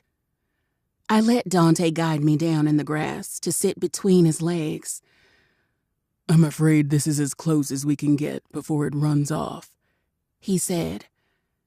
Tears choked my throat, so I simply nodded and clutched his arms around my waist. He pulled me in tighter to whisper in my ear. "I love you, Cherry. Our story may not have had the best beginning, and the middle has gone off the rails, I'll admit. But we're nowhere near the ending. I'll have centuries to find out all the little things that make you tick. Then, just when I think I've finally got you figured out, you'll do something outrageous to throw me off your tracks, and I'll fall a little more in love with you each time." He lifted my hand to kiss my palm. "I only ask that you stay with me long enough for me to get the chance to make you love me too." This is it. This was the feeling I'd been so desperate to find since that day in the river. The ache of isolation melted away with the warmth of his kiss. Arms strong enough to shatter the stone wall of my nightmares pulled me tight against him until all I could feel was safe. I felt safe. Something in me broke at the realization. His nearness consumed my every thought until I shook with the need to touch him, to satiate the growing inferno of hunger and bliss that came any time I caught sight of him. I broke free of his arms, turned around, and kissed him. His body shuddered before he responded in kind. Unlike our frantic coupling in the maze, this kiss was gentle, soft in a way that granted us the peace and time to get to know one another. The way his lips molded against mine, the taste of his tongue answering the call of my own. Breathless and dazed, I pulled away, gasping when his lips found my throat. My hand slipped to the nape of his neck and tugged on his hair. "Dante." "Don't tell me to stop," he begged. "Please, not now." I held his face in mine, kissing away the furrow in his brow. "My name is Cherry Hot Pepper. I live in a small village called Boohale in the tail end of Kanamo. Please, take me home." For a long moment, he simply stared. His mouth quirked. "Hot pepper, huh?" A small laugh escaped his throat, and he rested his head on my shoulder. "Do you have an older sister named Cinnamon?" I stilled. "How do you know Sin?" "I don't know how I didn't notice before. You two look so much alike." "Answer my question," I demanded. He leaned away to meet my eyes. An amused grin lit up his features. "Your sister is Madame Shadow." His words sank in, and I buried my face in my hand. My sister, the same girl who screams at the sight of snakes, married a dragon and helped kill a goddess. Which means Boohale already has protection? He nodded. "Son of a bitch!" Dante barked out a laugh. "This whole time!" "This whole time," he said. "I had just left Boohale the morning I met you. We could have been back before the evening if you had simply told me." "Unbelievable!" I closed my eyes, a long-suffering sigh escaping. Yet, in the same breath, relief flooded through me. Boohale was fine. I didn't need to worry about anyone's safety or how to get home. I had a dragon more than willing to take me there, or anywhere. Guess that means I'm free to do as I like. And what would that be, princess? Got any ideas? His eyes flashed with something dark and hungry. Careful, princess. Leave the decision-making up to me, and you'll end up bent over my throne with a pretty collar around your throat. Oh, my filet powder. Yes. How pretty are we talking? The speed at which he tossed one hearthstone to the ground and pulled out the other was almost comical. A gust of wind and rush of movement was all it took before I was standing in the middle of Dante's hoard. Gold and precious gems pitted their shine against one another. Each of them failed to garner my attention for more than a passing glance. Not when my dragon's eyes bled from their calm gray to a feral amethyst. Flecks of silver dotted his eyes like stars in the night sky. A hand lifted my chin, drawing me further into the hypnotizing smolder. So deep, it took a second to register the click around my neck. I touched my throat and was greeted by cool metal. My fingers snagged on a divot, and I raised them up to see a thin gold chain running from the collar. Dante released his hold on me to chain the other end to the throne. Wow, doesn't waste time, does he? I gave the chain a small tug and eyed him with suspicion. Did you just have this in your pocket? He turned back to me with a grin that could send any woman to her knees. Is it so wrong for a man to hope? I raised a brow. I guess not. Unless this is the part where you tell me the unicorn was a ruse to trap me here forever? Dante always had a regal air about him, from the masculine cut of his jaw to the deepness in his voice. He moved in a way that commanded obedience better than any king. A light tug on my chain, and my feet drew me to him of their own accord. The intoxicating scent of rain and man that was so uniquely him unleashed a hot tide of lust within me. A need so sharp and aching, it stole my breath away. You may be the one chained, princess, but make no mistake, I am always at your mercy. Voice smooth and dark as night, he gripped the back of my neck and dragged me closer until he could run his lips along my temple. Nevertheless, I am a dragon through and through. I want to take the treasures I hold dearest and hide them away, deep where no one else could dare lay eyes on them. You most of all. Just for one night, let me covet you in a way only one of my kind could understand. Sweet dancing coyotes in the moonlight. Just fuck me up, you beautiful bastard. Say yes, my treasure. Yes. The word came out in a broken whisper, but I was too needy for him to care. Still keeping me firmly in place by the back of my neck, his free hand trailed down the hem of my blouse. How attached are you to these clothes? They were quite expensive, I murmured. Good thing my husband is rich. His lips curved against my ear. That's my girl.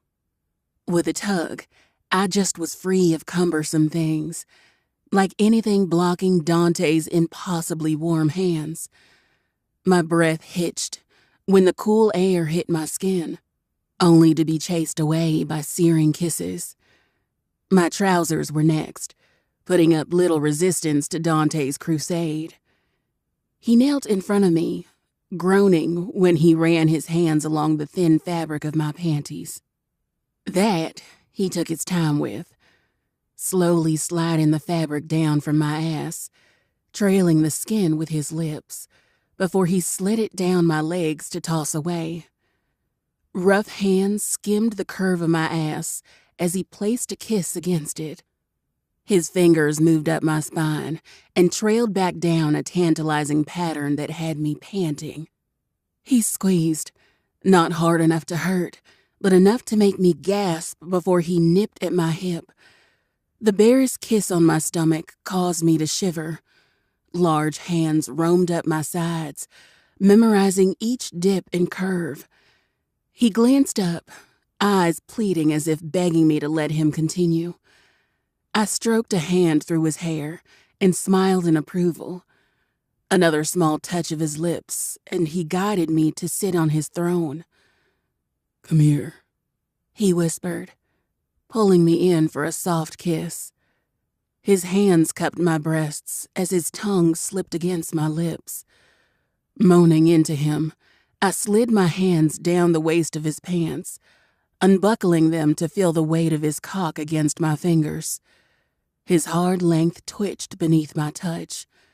I traced my thumb along the vein protruding from the bottom. "Fuck." His hands came around my throat, squeezing gently as he whispered in my ear. "You don't know how many times I've imagined you reaching your hands down my fucking trousers." With a gentle squeeze, he stopped my wrist. "But this is my throne you're chained to. I'll be the one doing the worshiping." He kissed and sucked his way down my body. Silver hair tickled against my side. The sharp curve of his horn gave a delicious edge of danger to his appearance. I leaned back further against the throne. The gold chain clinked against metal as he brought my knees up, kissing each one before spreading them. Dante paused with hooded eyes. "You look so perfect spread out for me. Yes, something this precious should be coveted." He kissed along my inner thigh before he let out a haggard breath and closed his mouth around my pussy. "Oh, gods!" Dante smacked my pussy, causing me to jump. "Oh no, princess. You don't call anyone else's name in here but mine." "Yeah?" I asked. "What happens if I do?"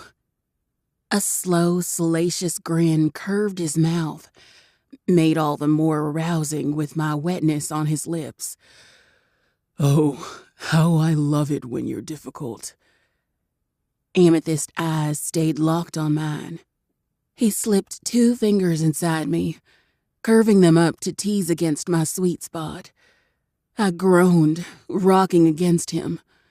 Something close to a sadistic glint lit his eyes, and that's when I knew I had fucked up. All at once, the storm magic rushing through my veins erupted in small electric bursts. I screamed when he concentrated them on the tips of his fingers and drove them mercilessly against my sweet spot. My legs spread wide, desperately trying to drive him deeper inside me. The beginnings of my orgasm raced through me like a raging river on a weakened dam. Just before I felt that tantalizing break, the sparks stopped. "Dante," I whined. His eyes softened. "That's right, sweetheart. Tell me who was making this pretty cunt drip with want." His fingers dipped in me once more, offering a slight shock. I whimpered, trying to buck against him. "You are," I moaned. He buried his face between my legs, swirling his tongue around my clit as he thrust into me with the maddening electric current. "Louder, sweetheart." "Dante, please," I panted. "And who am I to you?" "Fucking hell," I snarled, grabbing his wrist and grinding myself harder against his hand. I reached up and took hold of his horn, forcing him to look at me. My husband, my infuriating, beautiful husband who needs to make me come right fucking now. He shuddered. "As you wish." My legs shook as the shock waves returned in full force. He shook off my hand to bury his face between my thighs, drawing his broad tongue up my folds before he drew my clit into his mouth and sucked. "Oh, fuck," I sobbed. Yes, Dante. Please, just like that. Yes, He growled, watching me break apart in front of him. my treasure is so hungry for me, isn't she? Poor thing. Dante ate me like a man starved, delving his tongue to offset the rhythm of his pulsing fingers. My hands gripped the throne so hard, my knuckles paled. Stars blinded my vision as his skilled ministrations brought me to the brink. Break for me, Cherry. Let me taste your release on my tongue. And because my body reveled in answering his commands, I did. The orgasm tearing through me in a violent euphoria. I cried out as his pace quickened, dragging the orgasm out to an almost brutal length before it rose again. Please, I whimpered. I have you. Give me another. I crave the sweet taste of you. My back arched, head falling back in a scream of a second orgasm that may have to be arrested for murder because I died and came back. When he finally released me, I collapsed against the stone, resting my forehead against the cool surface. Gaze ravenous, he skimmed one big hand down my side, my body trembling beneath his light touch. Gently, he guided me to face away from him, kneeling on his throne. Much to my relief, the plush cushion shielded my knees from the hard gold. Oh, princess, by the time I'm finished with you, you'll be a sweet little puddle at my feet. If you ask nicely, I may consider letting you catch your breath before I do it again. He drew a hand over the curve of my ass, squeezing it as he got rid of his pants. His thick length dragged against my folds, making me moan with anticipation. Just before the head dipped inside, he brushed my hair back, leaving gentle kisses on my shoulder. Is this still all right? Yes, don't make me wait, please. Needing no further invitation, his thick cock buried inside of me, stretching my walls until I shuddered. He gripped my hip, driving himself further before his hand slid to my throat, bending my head back to kiss at my temple. Fuck, he groaned. You feel so good, princess. Oh, God, A sharp slap to my tit caused the word to die in my throat. In a quick motion, Dante removed one of the ties on my pigtails, used it to bind my hair in a bun, then seized it like a rein to yank my head back. What did you say? He asked in a whisper, his gentle tone at odds with the rough treatment of my body. Shameless, my back arched, driving my ass higher as I mewed out a response. I said, please fuck me, Dante.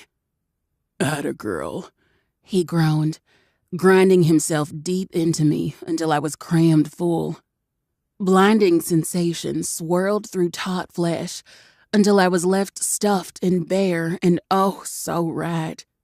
My chain tinked against his throne when he thrust deep.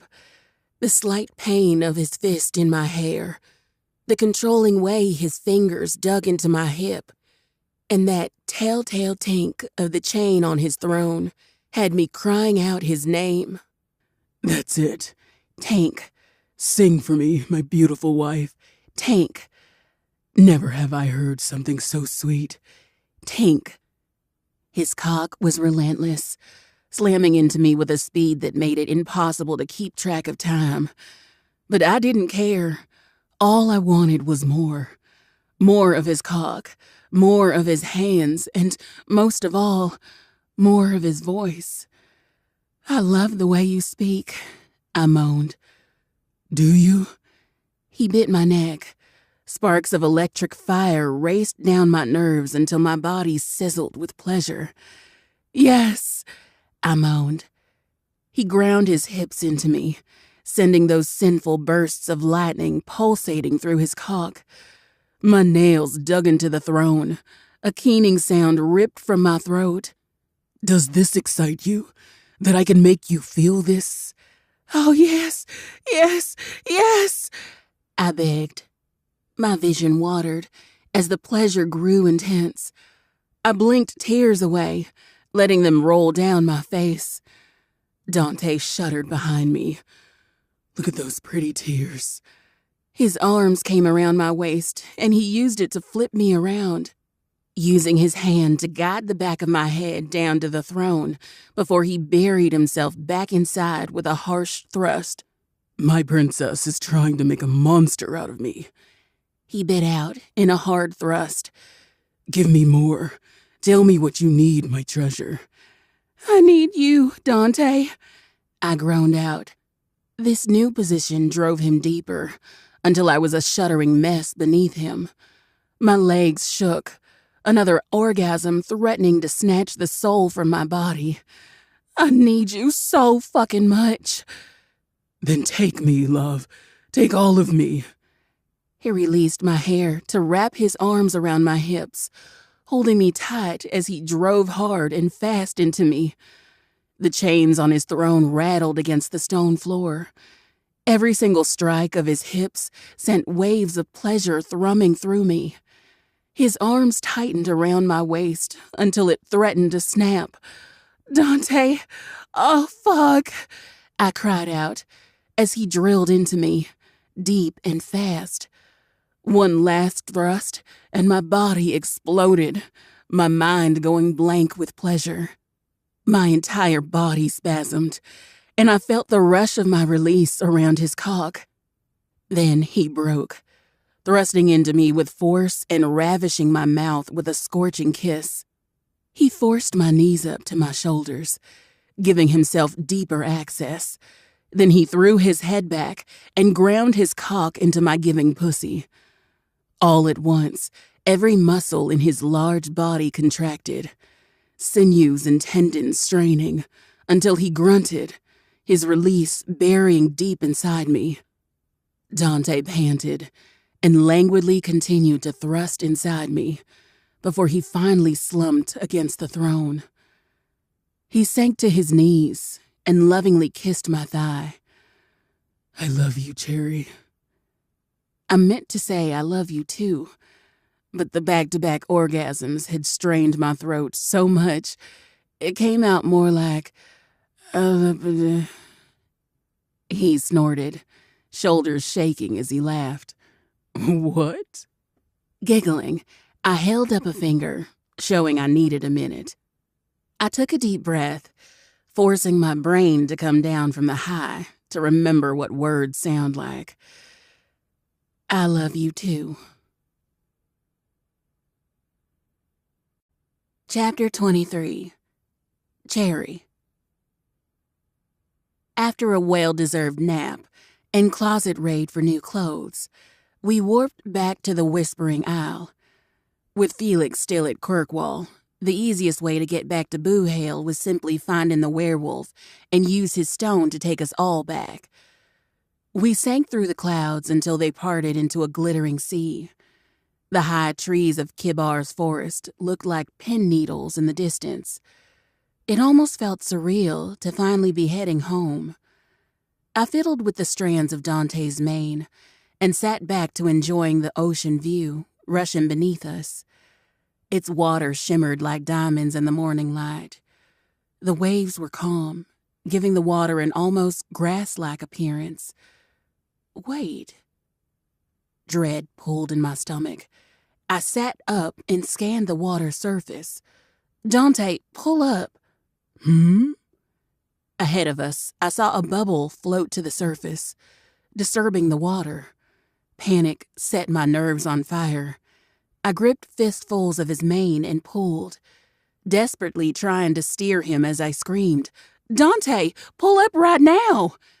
With a jerk, the dragon veered upright, just as a wall of teeth shot out of the water.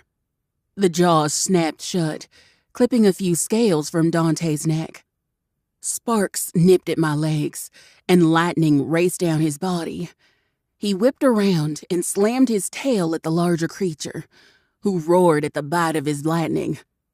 Before I could so much as blink, Our attacker slammed into my dragon's side. His mane slipped through my fingers, and my body was flung into the air like a rag doll. Dante reached for me, but was thrown back when a blue dragon rammed into his side. My back hit the water hard, stealing the air from my lungs. Stunned, I did nothing but sink, watching on in horror as Gideon sank his fangs into Dante's leg. Something grabbed my legs. I kicked. Searing pain shot through my foot, and I cried out. The last of my breath turned to bubbles around my face. I looked down to see the needle-like fur of my worst nightmare dragging me deeper into the water. No, not again. Frantic, I thrashed at the water dog, slamming my foot into its crooked face until the hand on the end of its tail released me. I swam to the surface as fast as I could, gulping in precious air as soon as my head broke free. The dragons crashed into the water, the resulting waves sucking me up into the swell. My heart leaped into my throat as the world spun. Brief glimpses of sky filled my vision before an enormous explosion of water and force dragged me down, deeper and deeper, until I feared I'd never see the sky again. Muffled roars hit my ears before the surrounding water turned red. Oh, gods, please don't let it be Dante.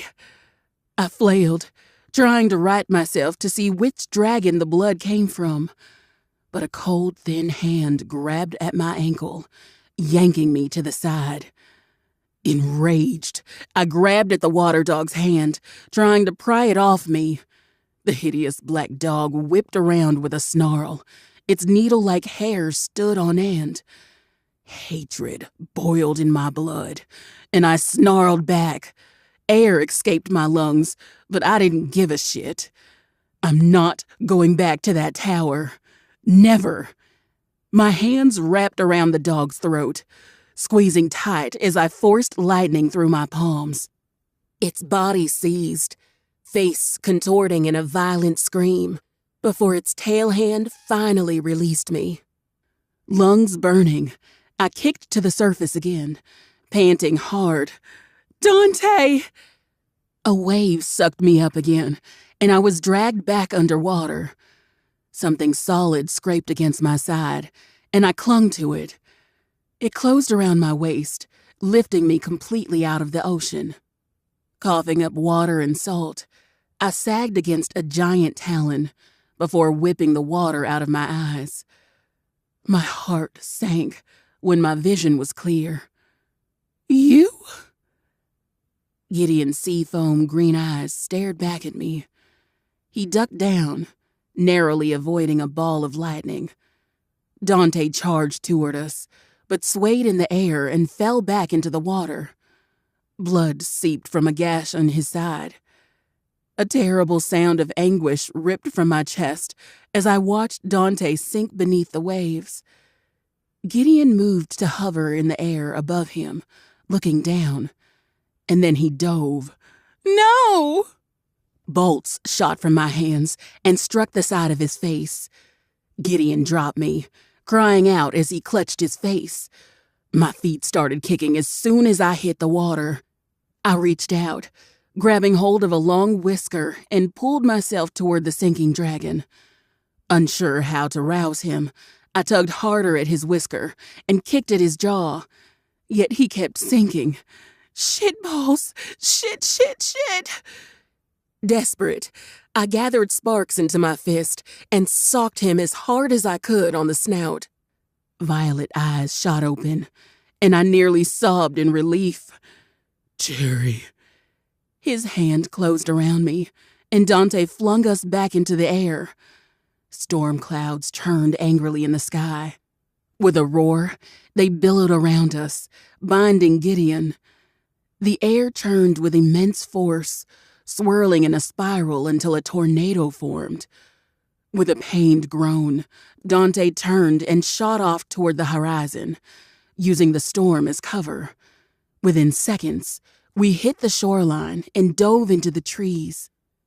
Dante set me down, then collapsed into a heap. His voice came through labored breathing.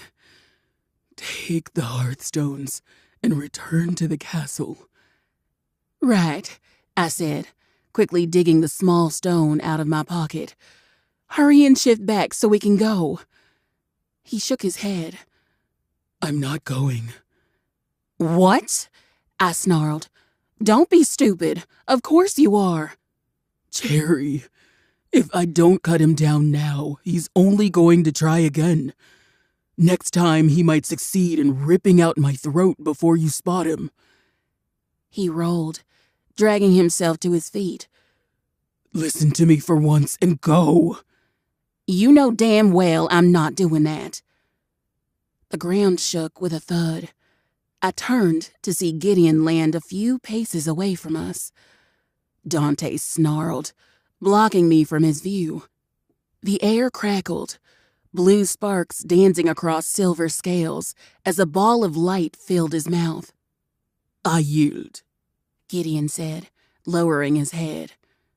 "What?" Dante and I asked in unison. I poked my head around my dragon to see smoke swirling around his blue counterpart.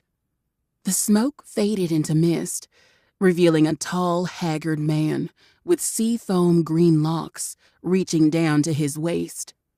Forlorn blue eyes slowly looked between us. Without a word, Gideon retrieved a dagger from his pocket, bundled up his long locks, and sliced through them. He tossed the severed hair at Dante's feet. "I yield," he said again, then turned and walked away.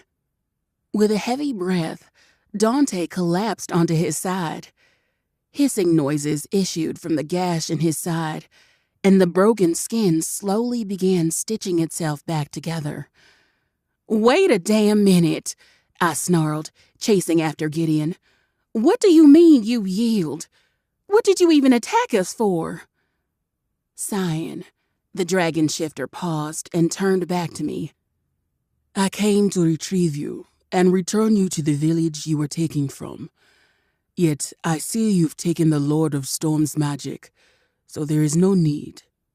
"You can't be serious." My fists balled at my sides.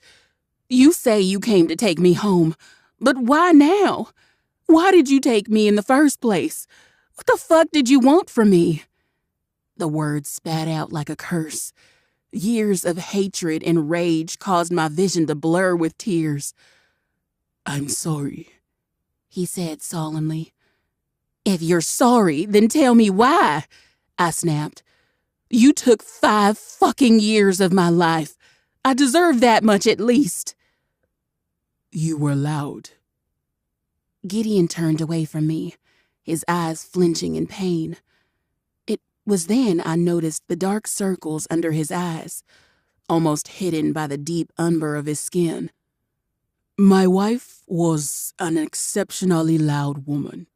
Her fury could shake the ground beneath you, and she possessed laughter so booming it could make the gods themselves take notice," he added with a faint smile, pulling at his lips. "It was mesmerizing. People were drawn to her like moths to a flame wherever we went. She was always off somewhere in a crowd, telling noisy jokes until everyone was hysterical with laughter. I could always locate her by sound alone." He slowed down. A feeling of awful melancholy washed over him, so potent in the air that it made my heart constrict. "And after her death, every day was silent. I cannot imagine a worse form of torture. When my servants delivered you to her keep, you made such a racket that I could hear you from the opposite end of my domain.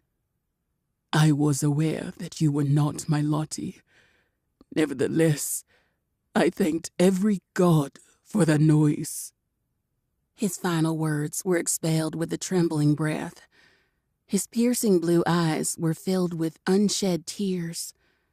He blinked them away, and then brought his attention back to me. I realize you might not believe me. However, I never intended to hold you for long. Each day I meant to wake up and bring you home, yet I lacked the strength to confront the stillness. Gideon knelt and bowed so deeply that his forehead met the ground. I'm deeply sorry my weakness has caused you pain. He still wasn't crying, but I sure as hell was. I sniffled, wiping away fat tears before I spoke around the lump in my throat. Damn it. It's really hard to stay mad at you after a story like that. I do not expect forgiveness. Good. I don't want to give it. My lip trembled as I struggled to hold on to my anger. Despite my best efforts, it slipped away from me, leaving only a bleeding heart for his loss. I can't believe I'm saying this, but next time, just come visit.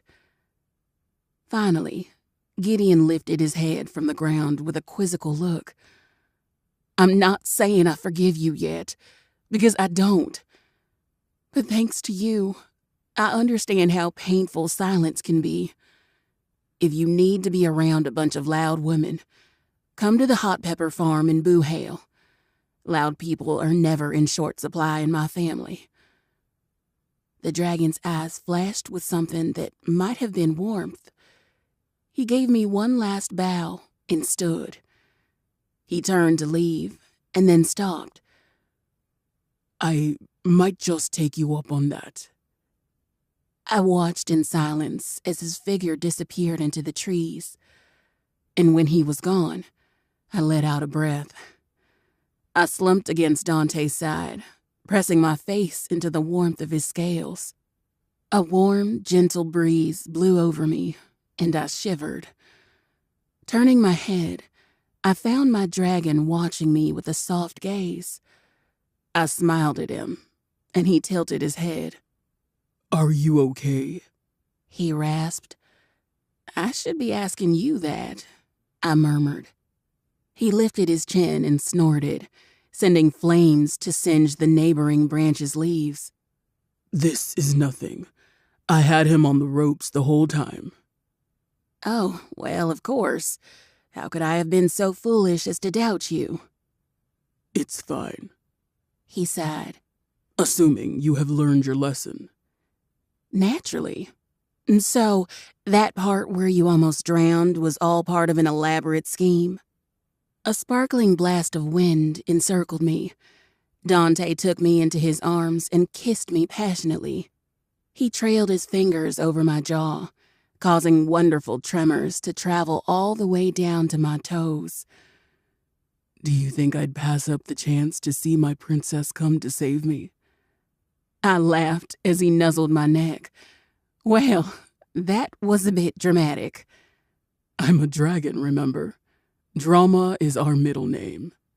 Oh, how right you are. Just never stop being so... I searched for a suitable word. Big and dramatic and everything else. Even if I must drown myself to show you how serious I am? Yes, giving me a heart attack is the preferred method. Dante chuckled. Very well, my princess. It shall be done. I love you, you fucking weirdo. Epilogue. Cherry. Crisp winter air filled my lungs, with the familiar scent of wood-burning stoves and the muted fragrances of our spice fields. The long, winding cobblestone roads were so familiar and comforting, I wanted to bend down and kiss them. I wouldn't, because gross, but I thought about it. Cinnamon stared at me, wide-eyed. In the 5 years I'd been gone, she hadn't changed much. The same round face, the same wild curly hair, even the way she walked had stayed the same. Yet she had an air of confidence about her that I hadn't seen before. I took a step forward, but Sin stood frozen in place, her mouth slightly ajar as she looked me over from a safe distance away. She turned back to the raven-haired dragon shifter standing behind her, who nodded and placed an encouraging hand on her back. At his assurance, my sister turned back to me, eyes watering before she flung herself into my arms. Bree stepped forward, and I reached out to collect her into our mess as well. She may not have been my sister by blood, but I loved her all the same.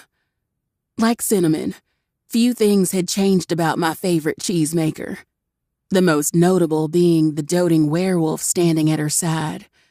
Though, when I thought about it, the fact that she married a werewolf should not have surprised me. We spent a good moment like that, just sobbing outside Felix and Bree's house. Behind me, Dante attempted to leave, no doubt trying to give me space to catch up with my sisters.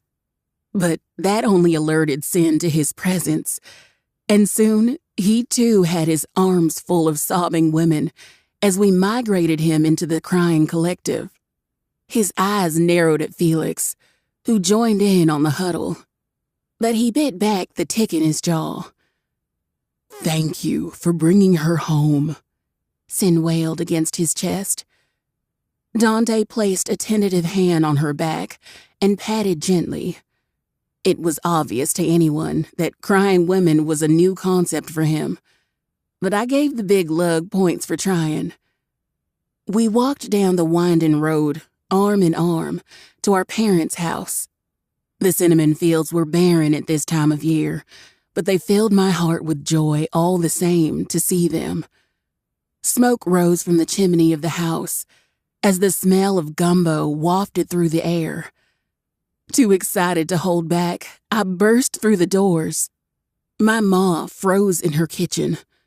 The apple-embroidered apron I had helped sew years ago was stained with the remnants of the dinner she was making. She dropped to her knees, jaw hanging open. A fresh crop of tears spilled from my eyes as I flung myself into her arms and hugged her tight. "Hey, Ma, I'm home."